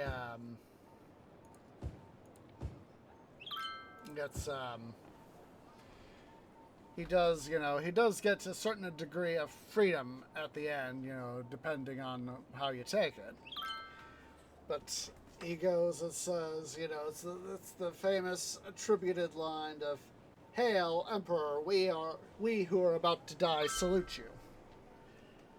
And so, or in this case, it's a modification of that line. But he says, "For those of us about to die, we salute you." And I had this thought of years and years ago when I was with the Tree Scouts and all that, when I got to go to Yellowstone. Had Yellowstone instantaneously, decided to erupt, which was, was a little bit on the rise of activity, but of course revealed, now very many years past tense, that, it wasn't going to erupt. It was just a little bit of surge of activity and it calmed down. And I had the thought when I saw that film, that would have been, to perform, some sort of, salute, saying essentially, for this tree, speaking for these cells about to die, tree cells, we salute you. I cannot withstand the fury and the power of a volcanic eruption. And if Yellowstone just decided to go, so many people at the time, would, or, it was summer, people would be, the roads that are there, not just visitors, but, locals who live in that area, in that region, they'd be trying to panic out to get out. And I would, there'd be no way that I could get out. I would, if I could, I'd try to call up tree parents and say, "Hey, tree parents," and even tree bro if I could. I said, "Hey, this is your son. Yellowstone's erupting. This is my goodbye message. Because it's not likely I'm going to get out." So, I would do my own version of that. This, of course, being ex post facto,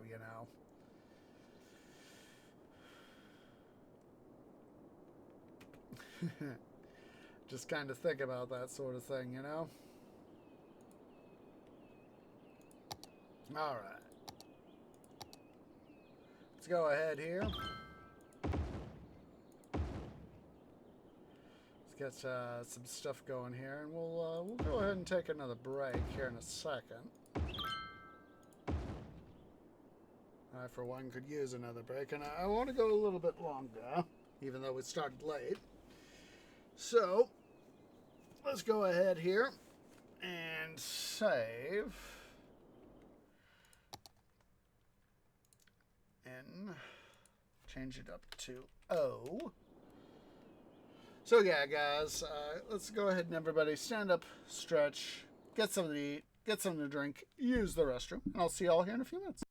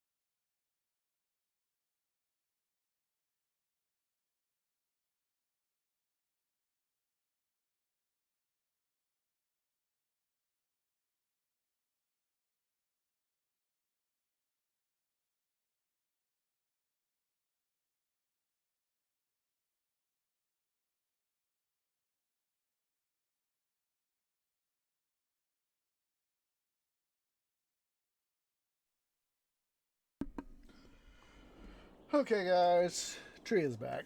Sorry, it took me a extra moment there to get the stuff done I wanted to get done.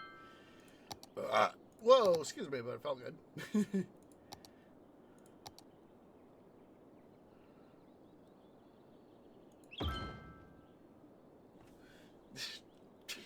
Don't ask you, goof. You're the goof, son.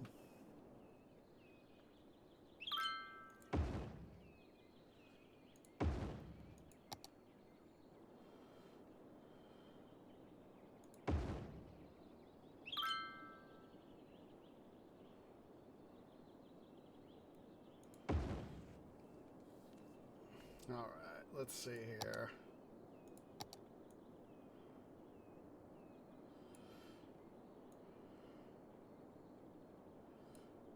I'm not going to worry about all this metal, or at least not right now.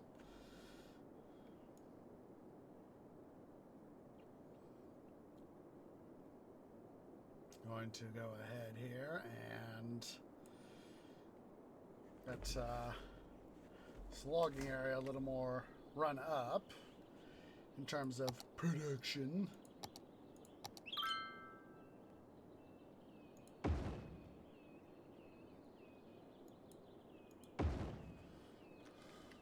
Let's see here.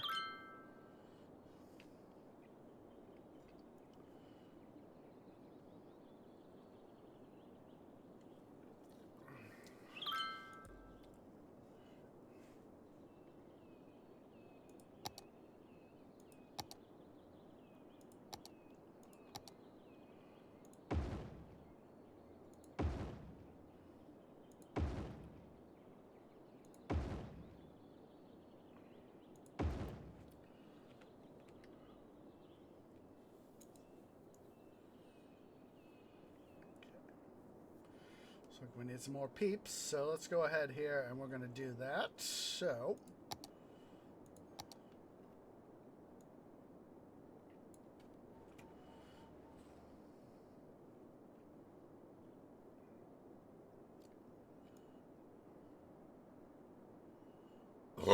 whoa, excuse me.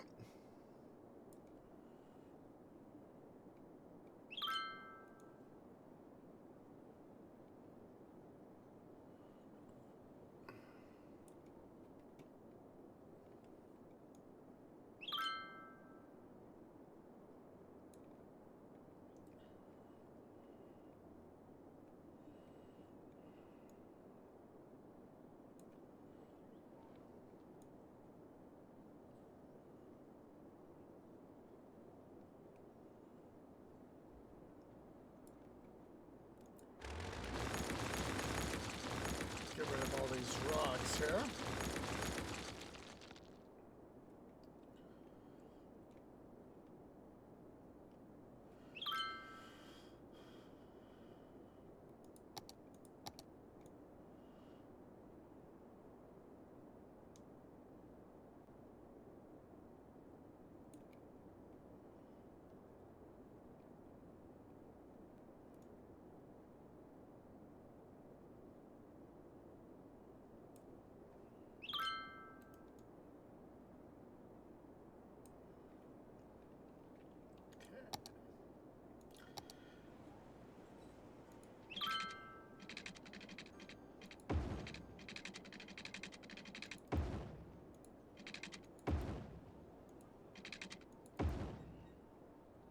Okay, what the heck?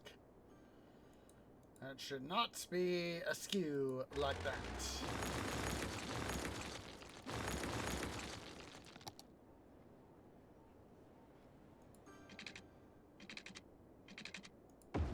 There we go. That's more like it.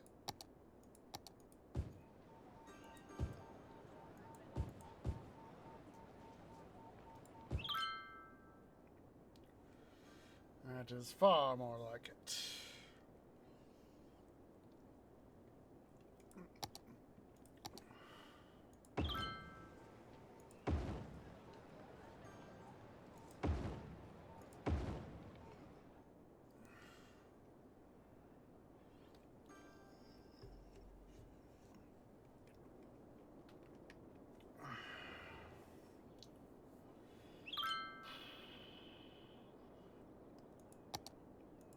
Alright, let's start working some work down here.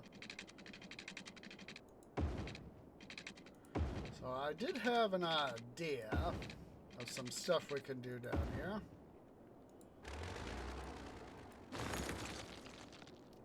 One thing that we could do, we'll make sure to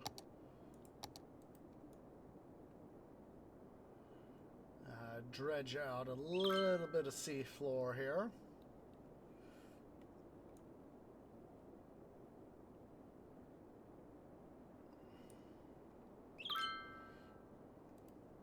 Is sort of the idea I had would be to build an airport. That's right, build an airport.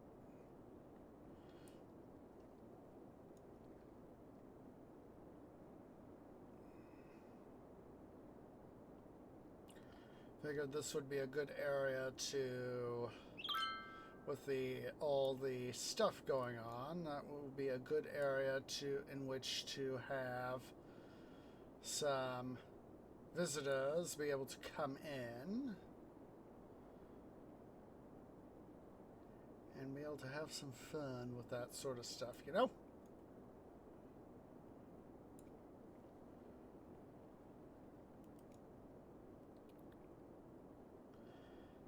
I haven't played too much with airports, so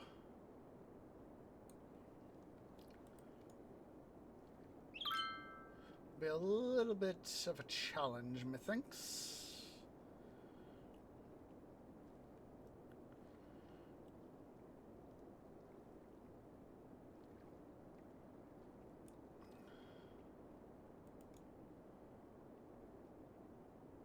Let's see here.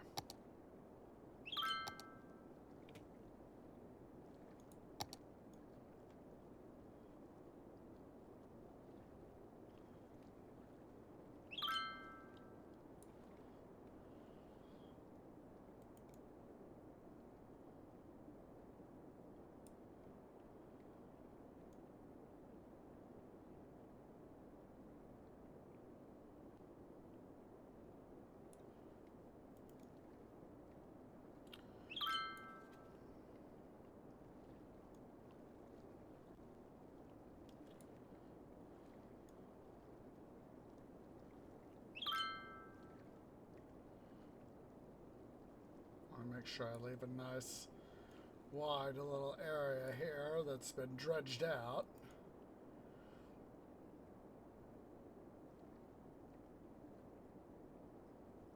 It's just easier to dredge out what we got here and go from there.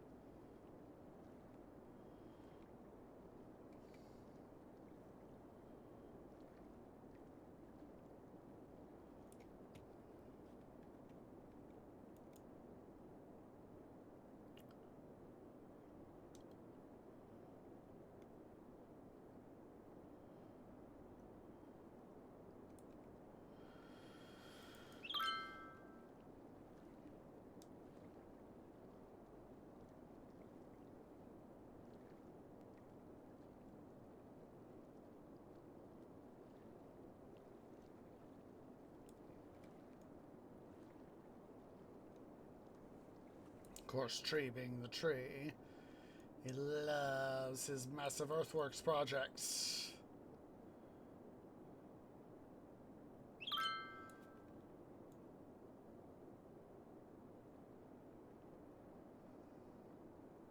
I said earlier on the thing on Harland and Wolf, you know, how they were doing the various things with the river login to help dredge it out and further expand the port facilities of Belfast.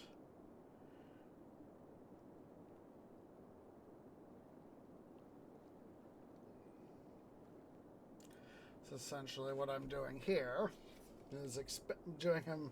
You can literally see all the waves coming through where I've been.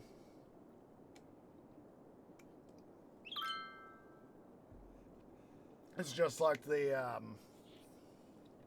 when you step into a lake or a pond and,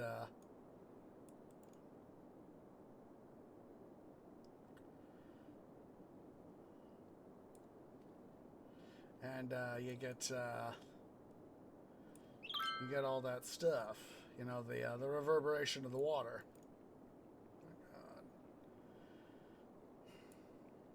My God.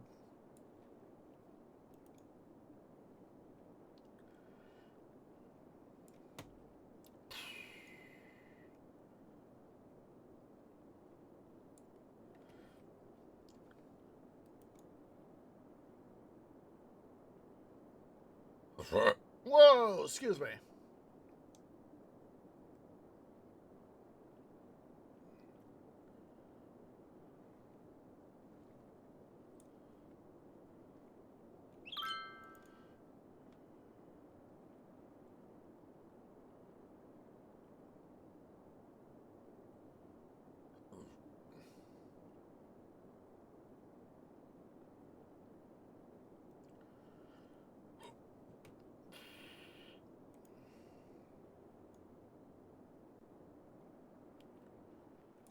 Stop doing that to me, game. Don't do that.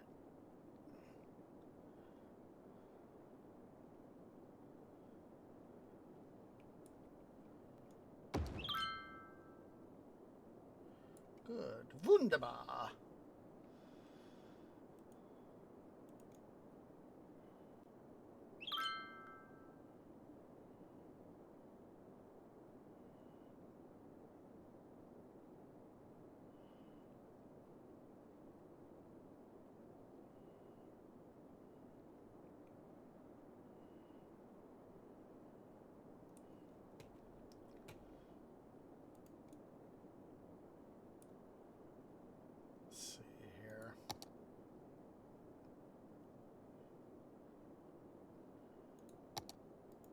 Just trying to get an idea of remind myself of the general layout of the naval course.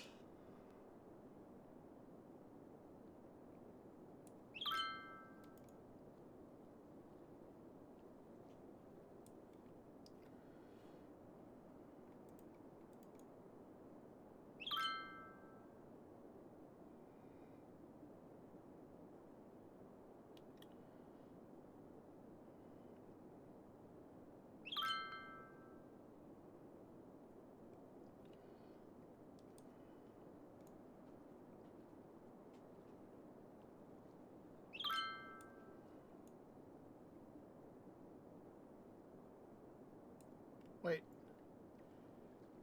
Oh wait, that's just water bouncing off. I thought at first I thought, Lord knows how many times have I played this map, and I'm just now noticing something new.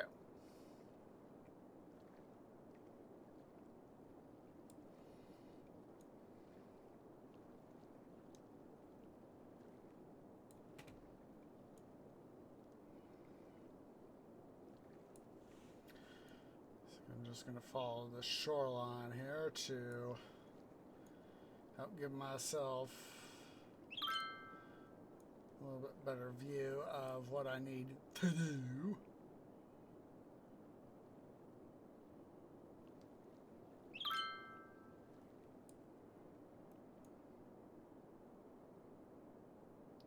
Of course, much of this area is going to be filled in at some point.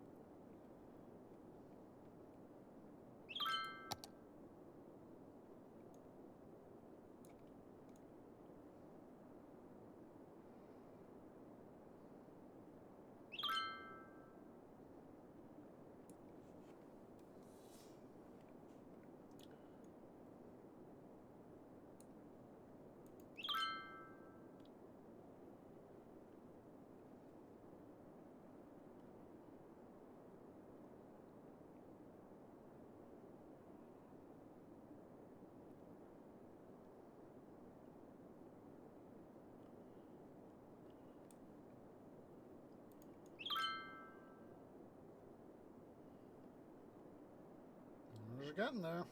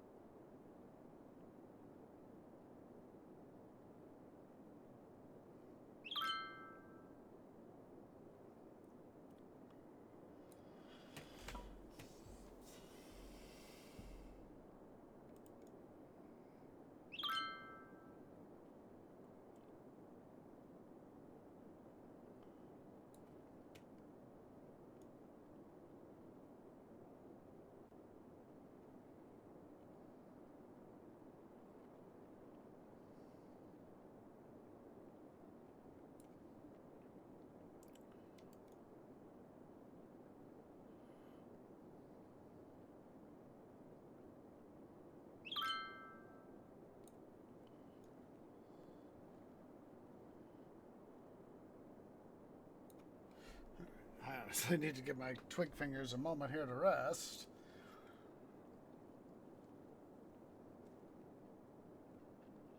I feel a little bit of a tinkling sensation in my tree nerves and feeling my set move. I was like, oh my goodness, geez Louise, tree.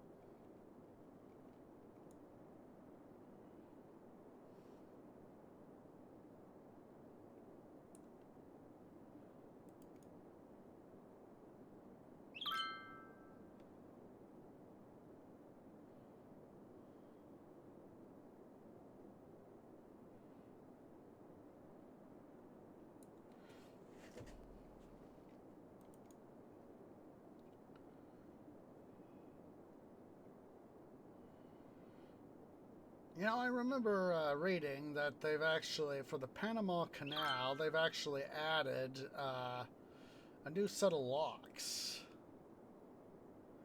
Basically, because there are ships that are so large that they cannot fit through the existing lock system. And so they literally have to use a new set of locks to be able to get these larger ships through the Panama Canal.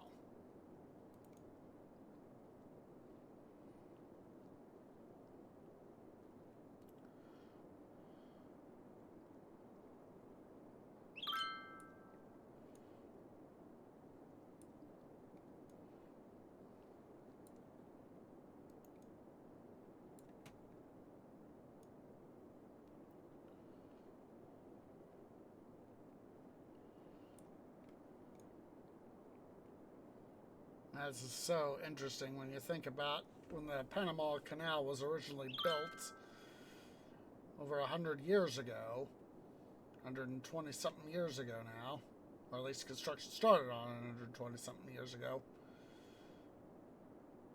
You know, it's like, oh my goodness, that is a long time ago.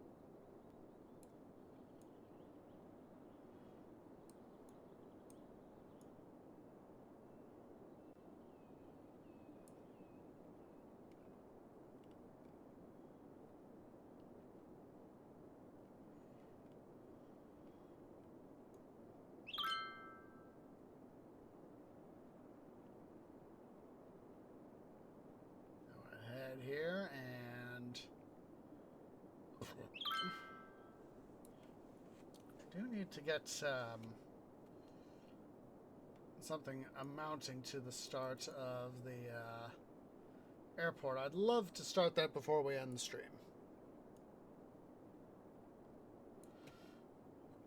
Excuse me, but it felt good.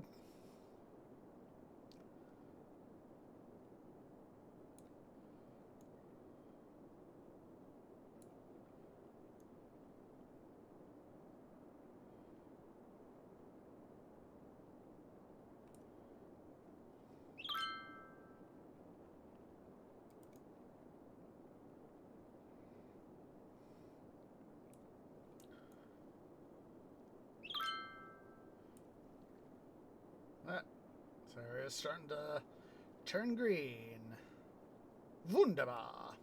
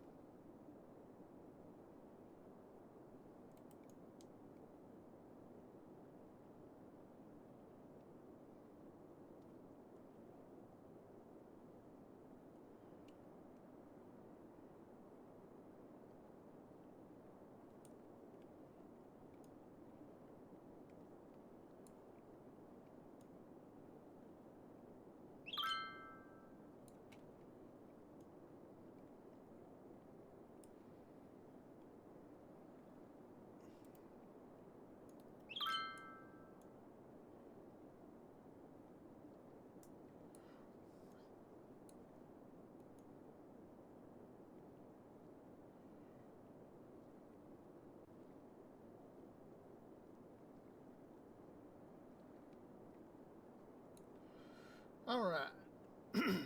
Excuse me. That felt good. All right.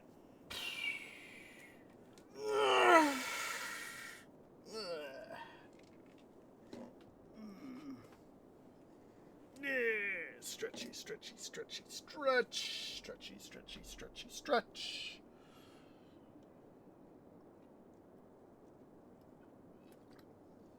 All right. Let's see here.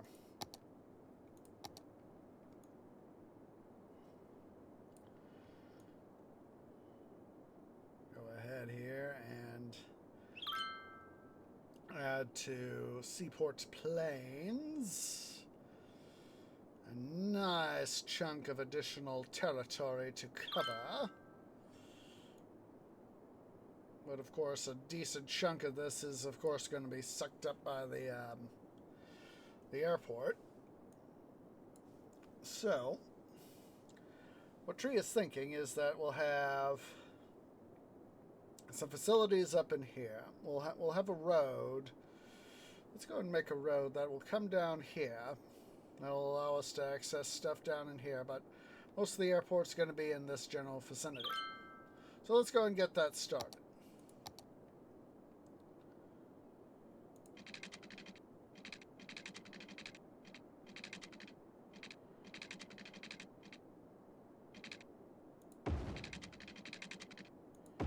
There we go. We have a general road to at least help us get started. Indeed.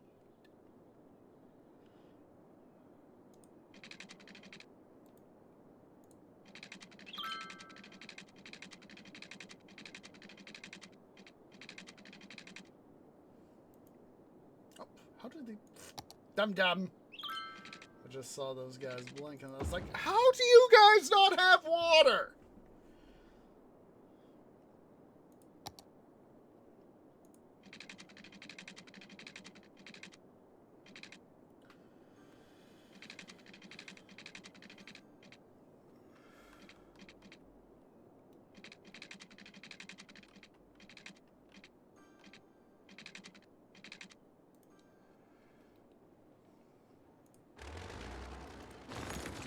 Down a little bit. No.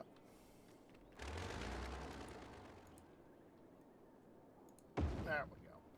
I want to turn 90 degrees.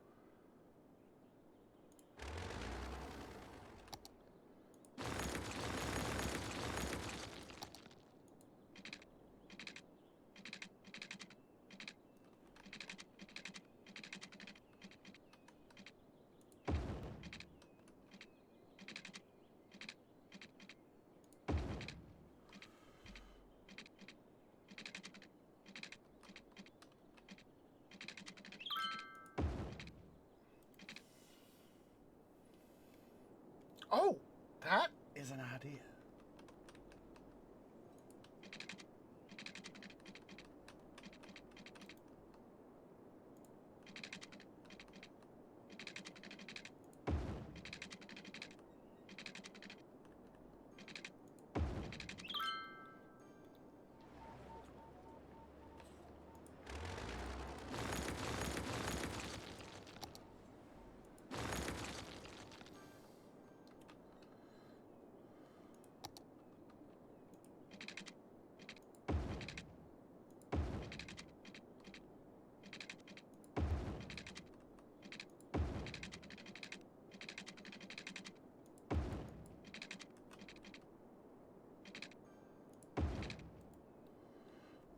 That's not going to quite work as I thought it would.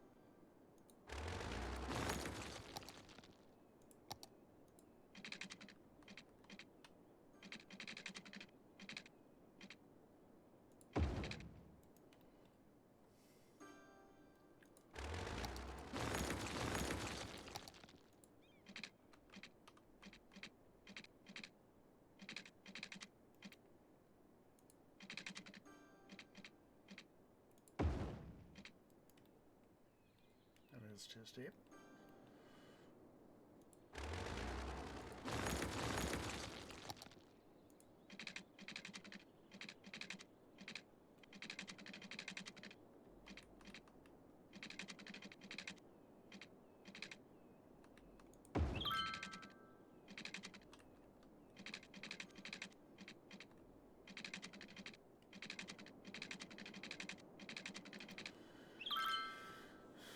Well, that just might have to be our interchange.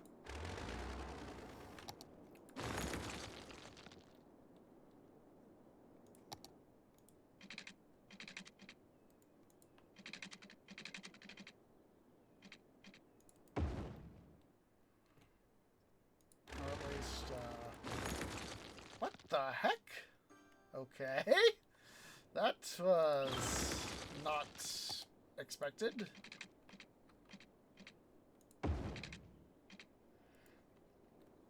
I don't want people to be going up and down and up and down.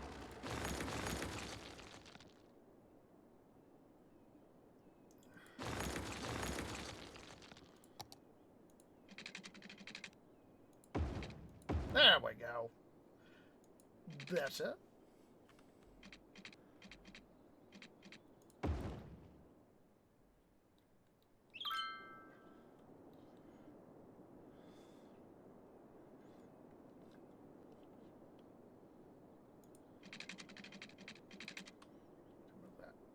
or if I want to have a road there. We'll worry about that later.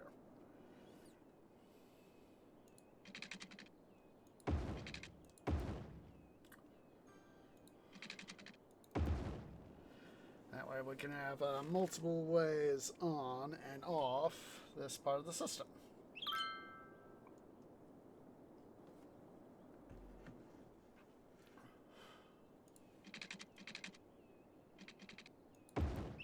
That's a better idea like that.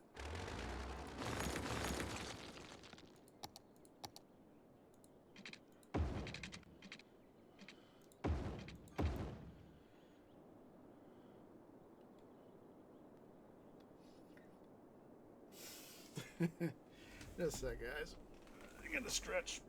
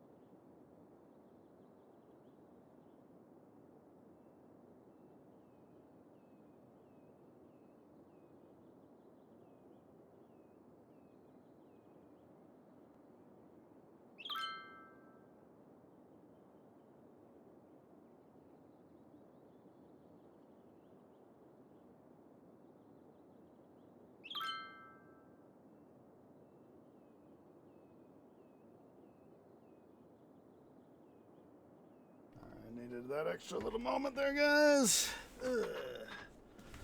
Again, the little trees room decided, I'm gonna mess with your twee.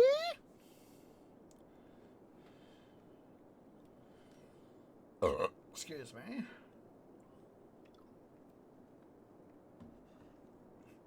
All right, let's go ahead here.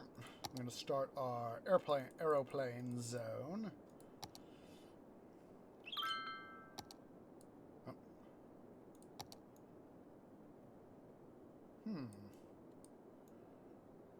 What the?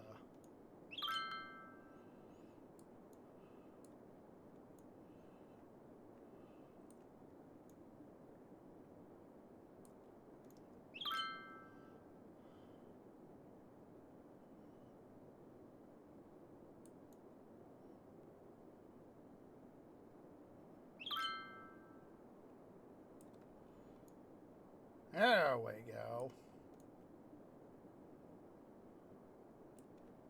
Let's get ourselves a little bit extra soil here, so if we needs it.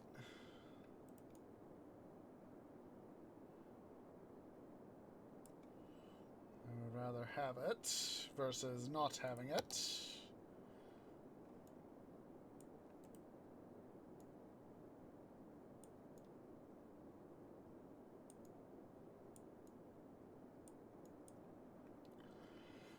Okay, too much soil.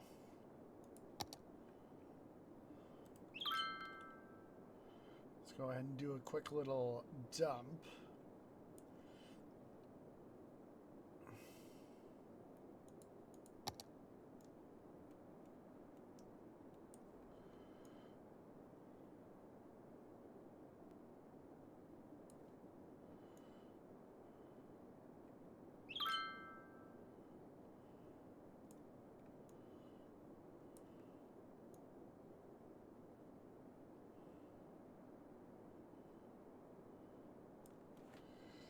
All right.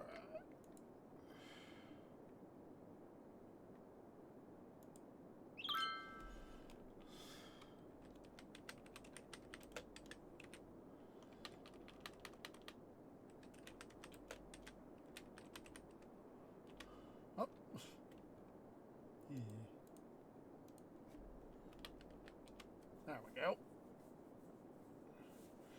just love how they have the little chirper logo there. Alright, so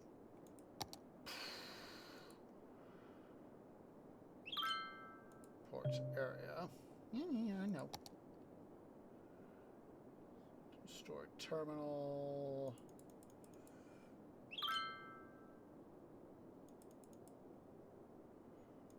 Let's do a modern.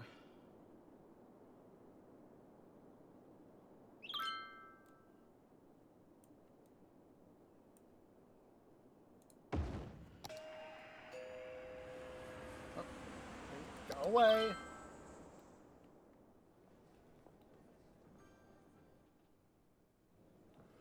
Okay.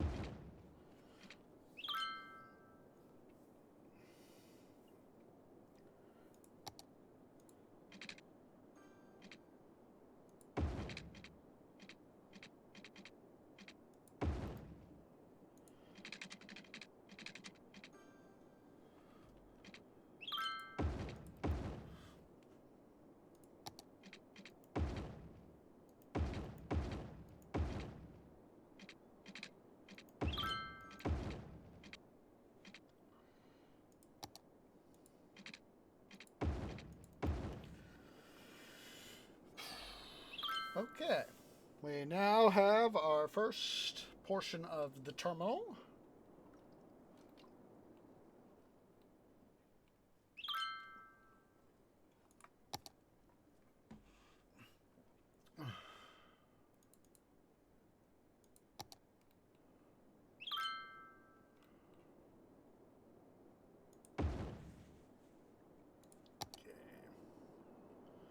Let us begin to run our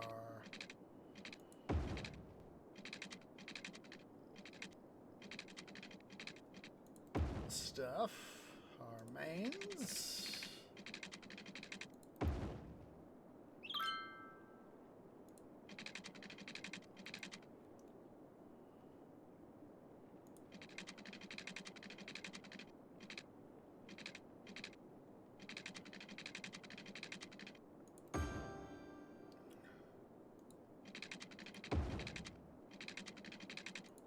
You guys need power. Don't you worry.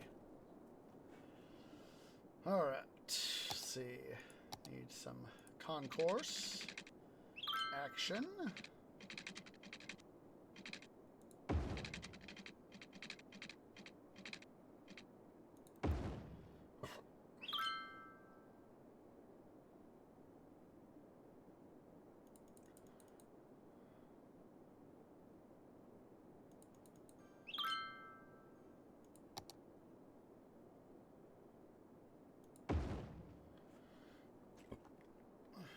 Got a hanger attached to that.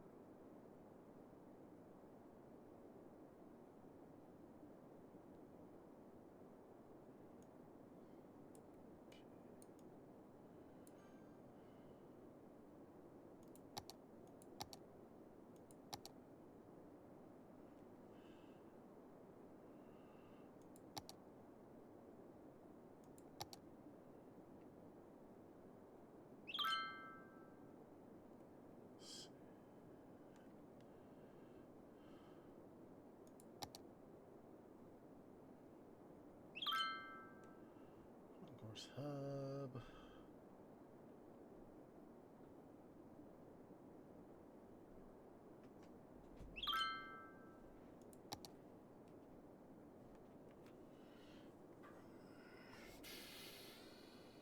Yeah, it's been a very long time since I last did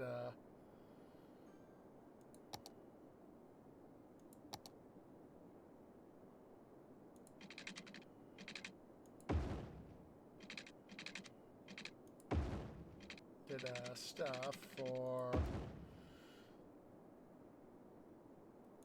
this.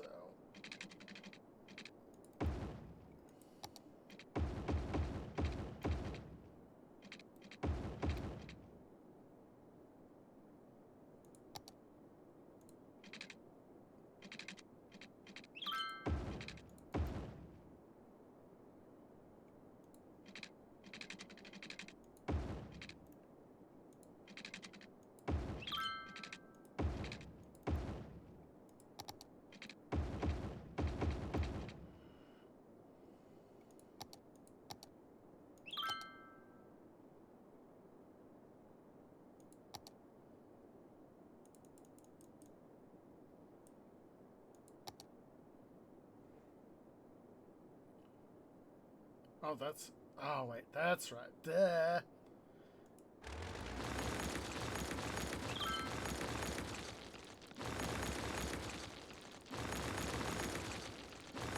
The runway and the taxiway are two different things.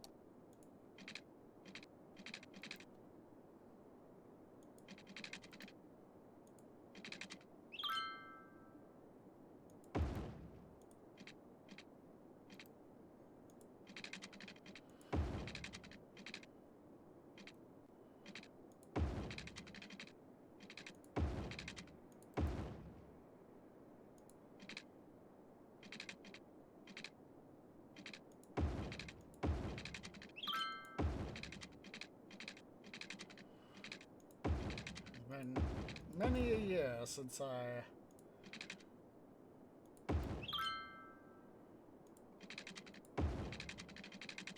last flew on an aeroplane.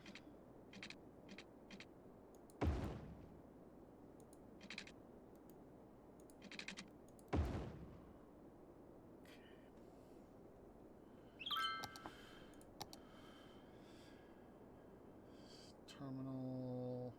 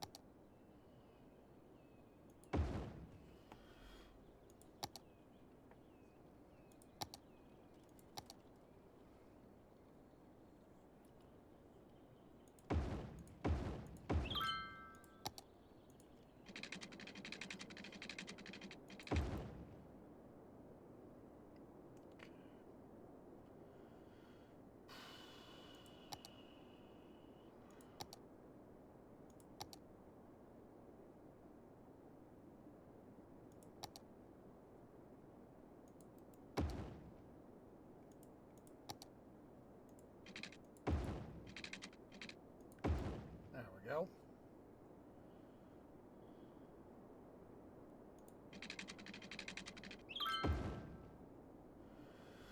So at least let us get started on getting flights established.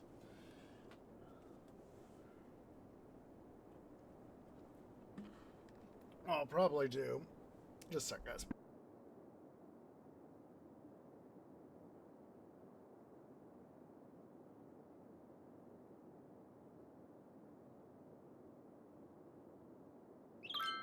Oh my god, that was so humorous. You literally backed all the way from the what's it to down the what's it down to the takeoff thing and literally took off.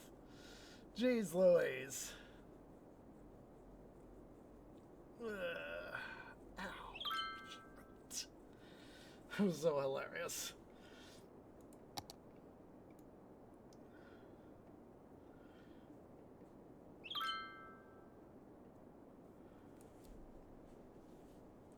So let's go ahead here and we're just gonna expand this place. Eventually I do want it to be a nice big airport.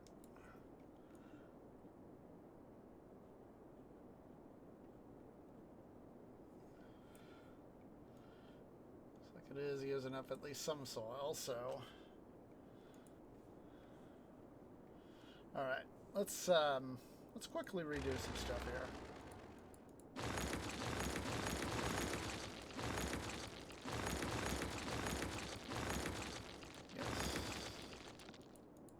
Yes.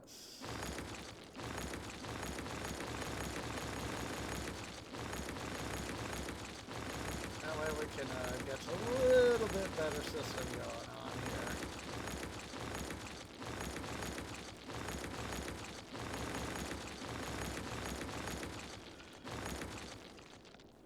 Alright.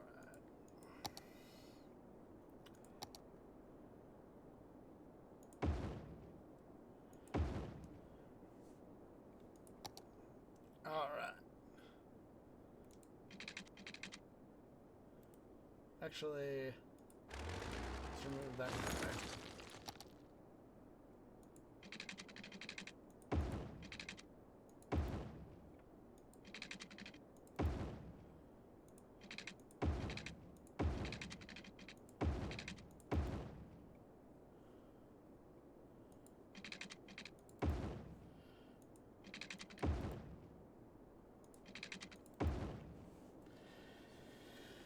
Alright.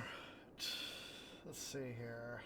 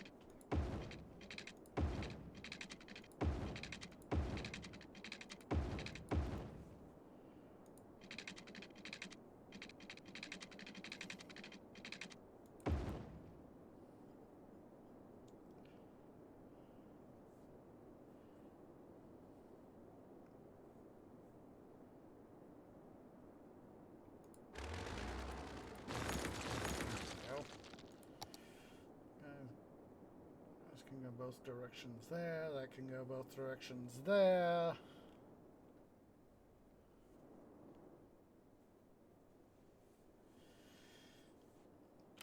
There we go.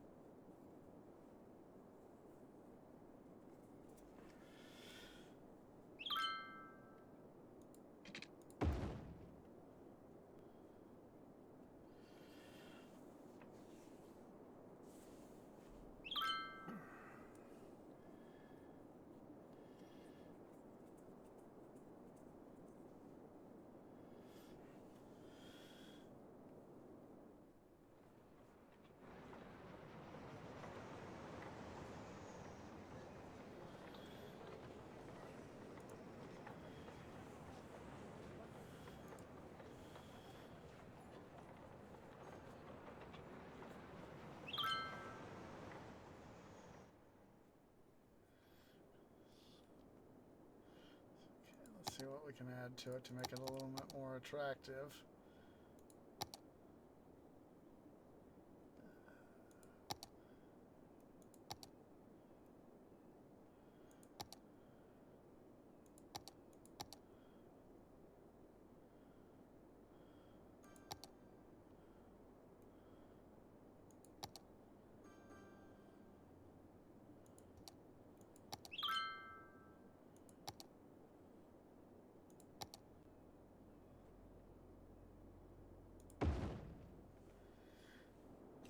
That'll help make it just a little bit more attractive. There we go.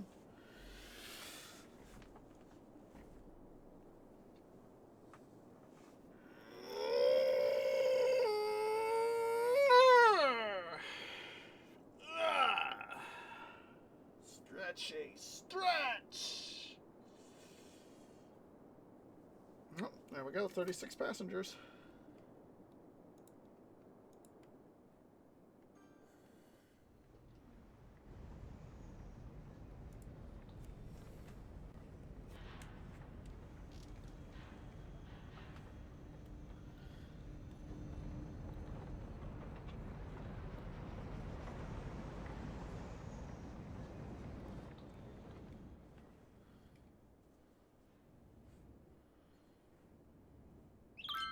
Oh, there we are. We have it inbound.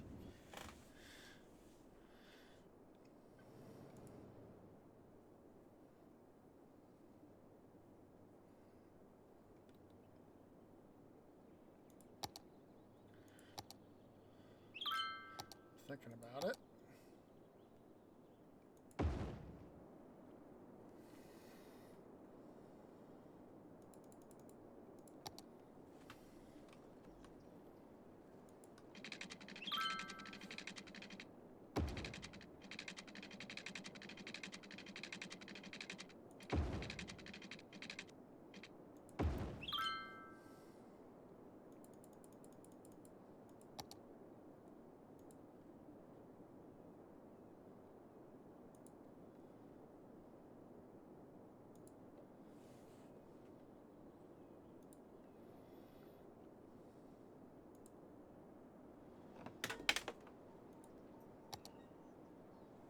And that will, of course, help us out logistically.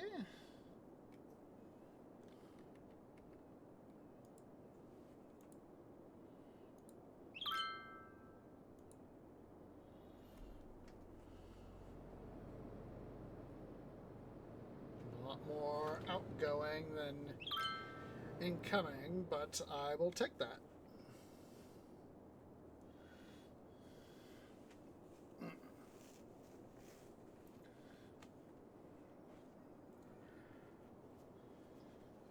Excuse me, but it felt good.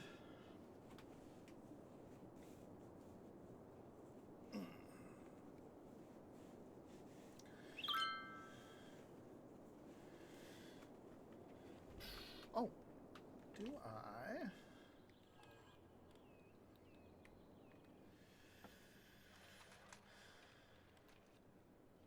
See, is it possible?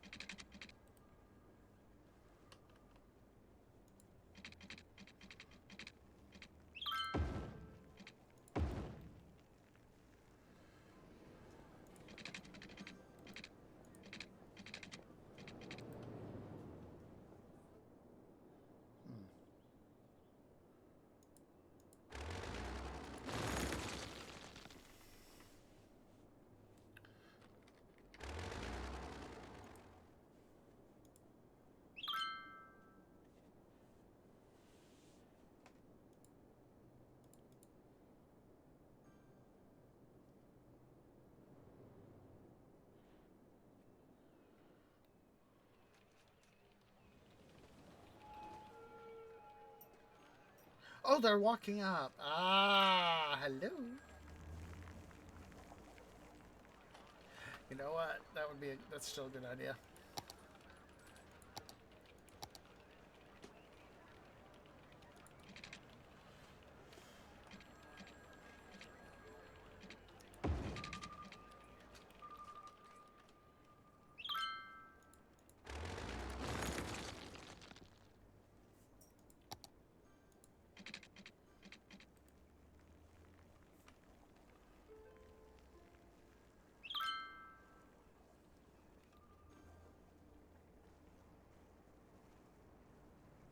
Come on.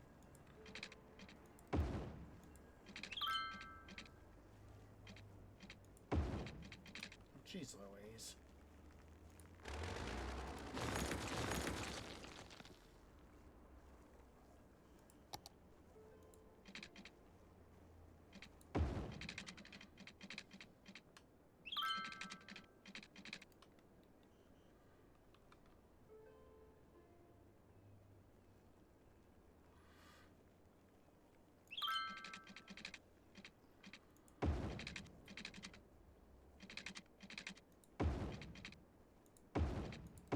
There we go.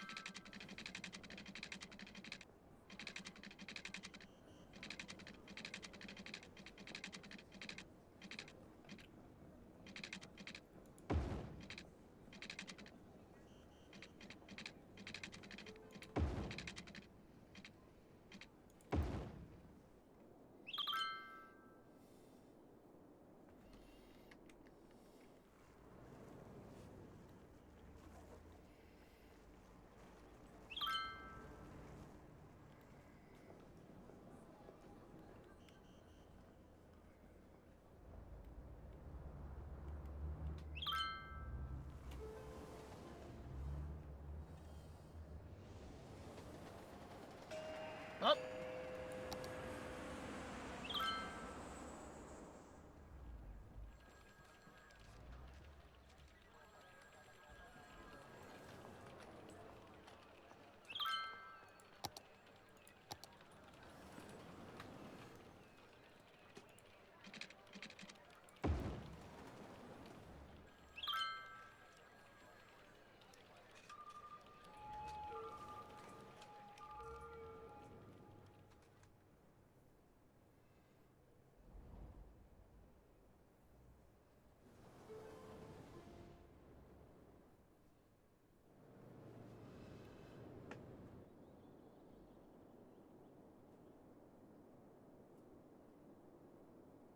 Of course, I have some congestion now, but let's go ahead here and end stream. So, let me quickly save before I forget.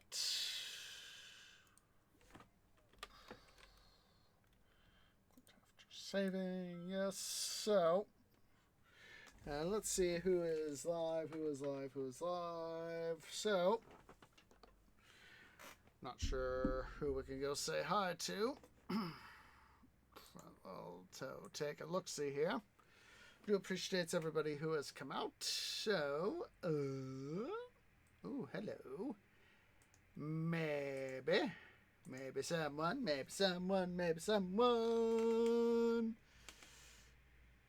Yes. All right, found ourselves a raid target, so.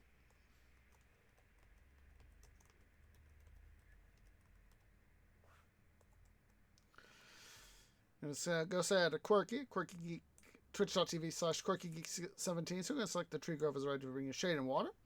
Starting to raid call, please wait for me to post first. I want a nice strong raid behind me. Hope to catch you guys later today, Sunday, on the YouTubes for another episode of Titan Quest: The Loot Grind. Sunday, Monday, and Thursday, hopefully. Another couple episodes of Midwestern Minecraft. Next Saturday is going to be another episode of City Building Saturdays. If you're watching our Twitch at twitch.tv/ShowSayJones, please remember to go ahead and leave a like. Hit that follow button. If you're watching on the YouTubes at youtube.com/ShowSayJonesGaming, please remember to leave a like. hit that subscribe button, hit that bell icon for notifications. It really does help. Let's go ahead and get this raid party started. As appreciates everybody who's come out, and I hope to catch y'all in the next episode. Ta-ta for now.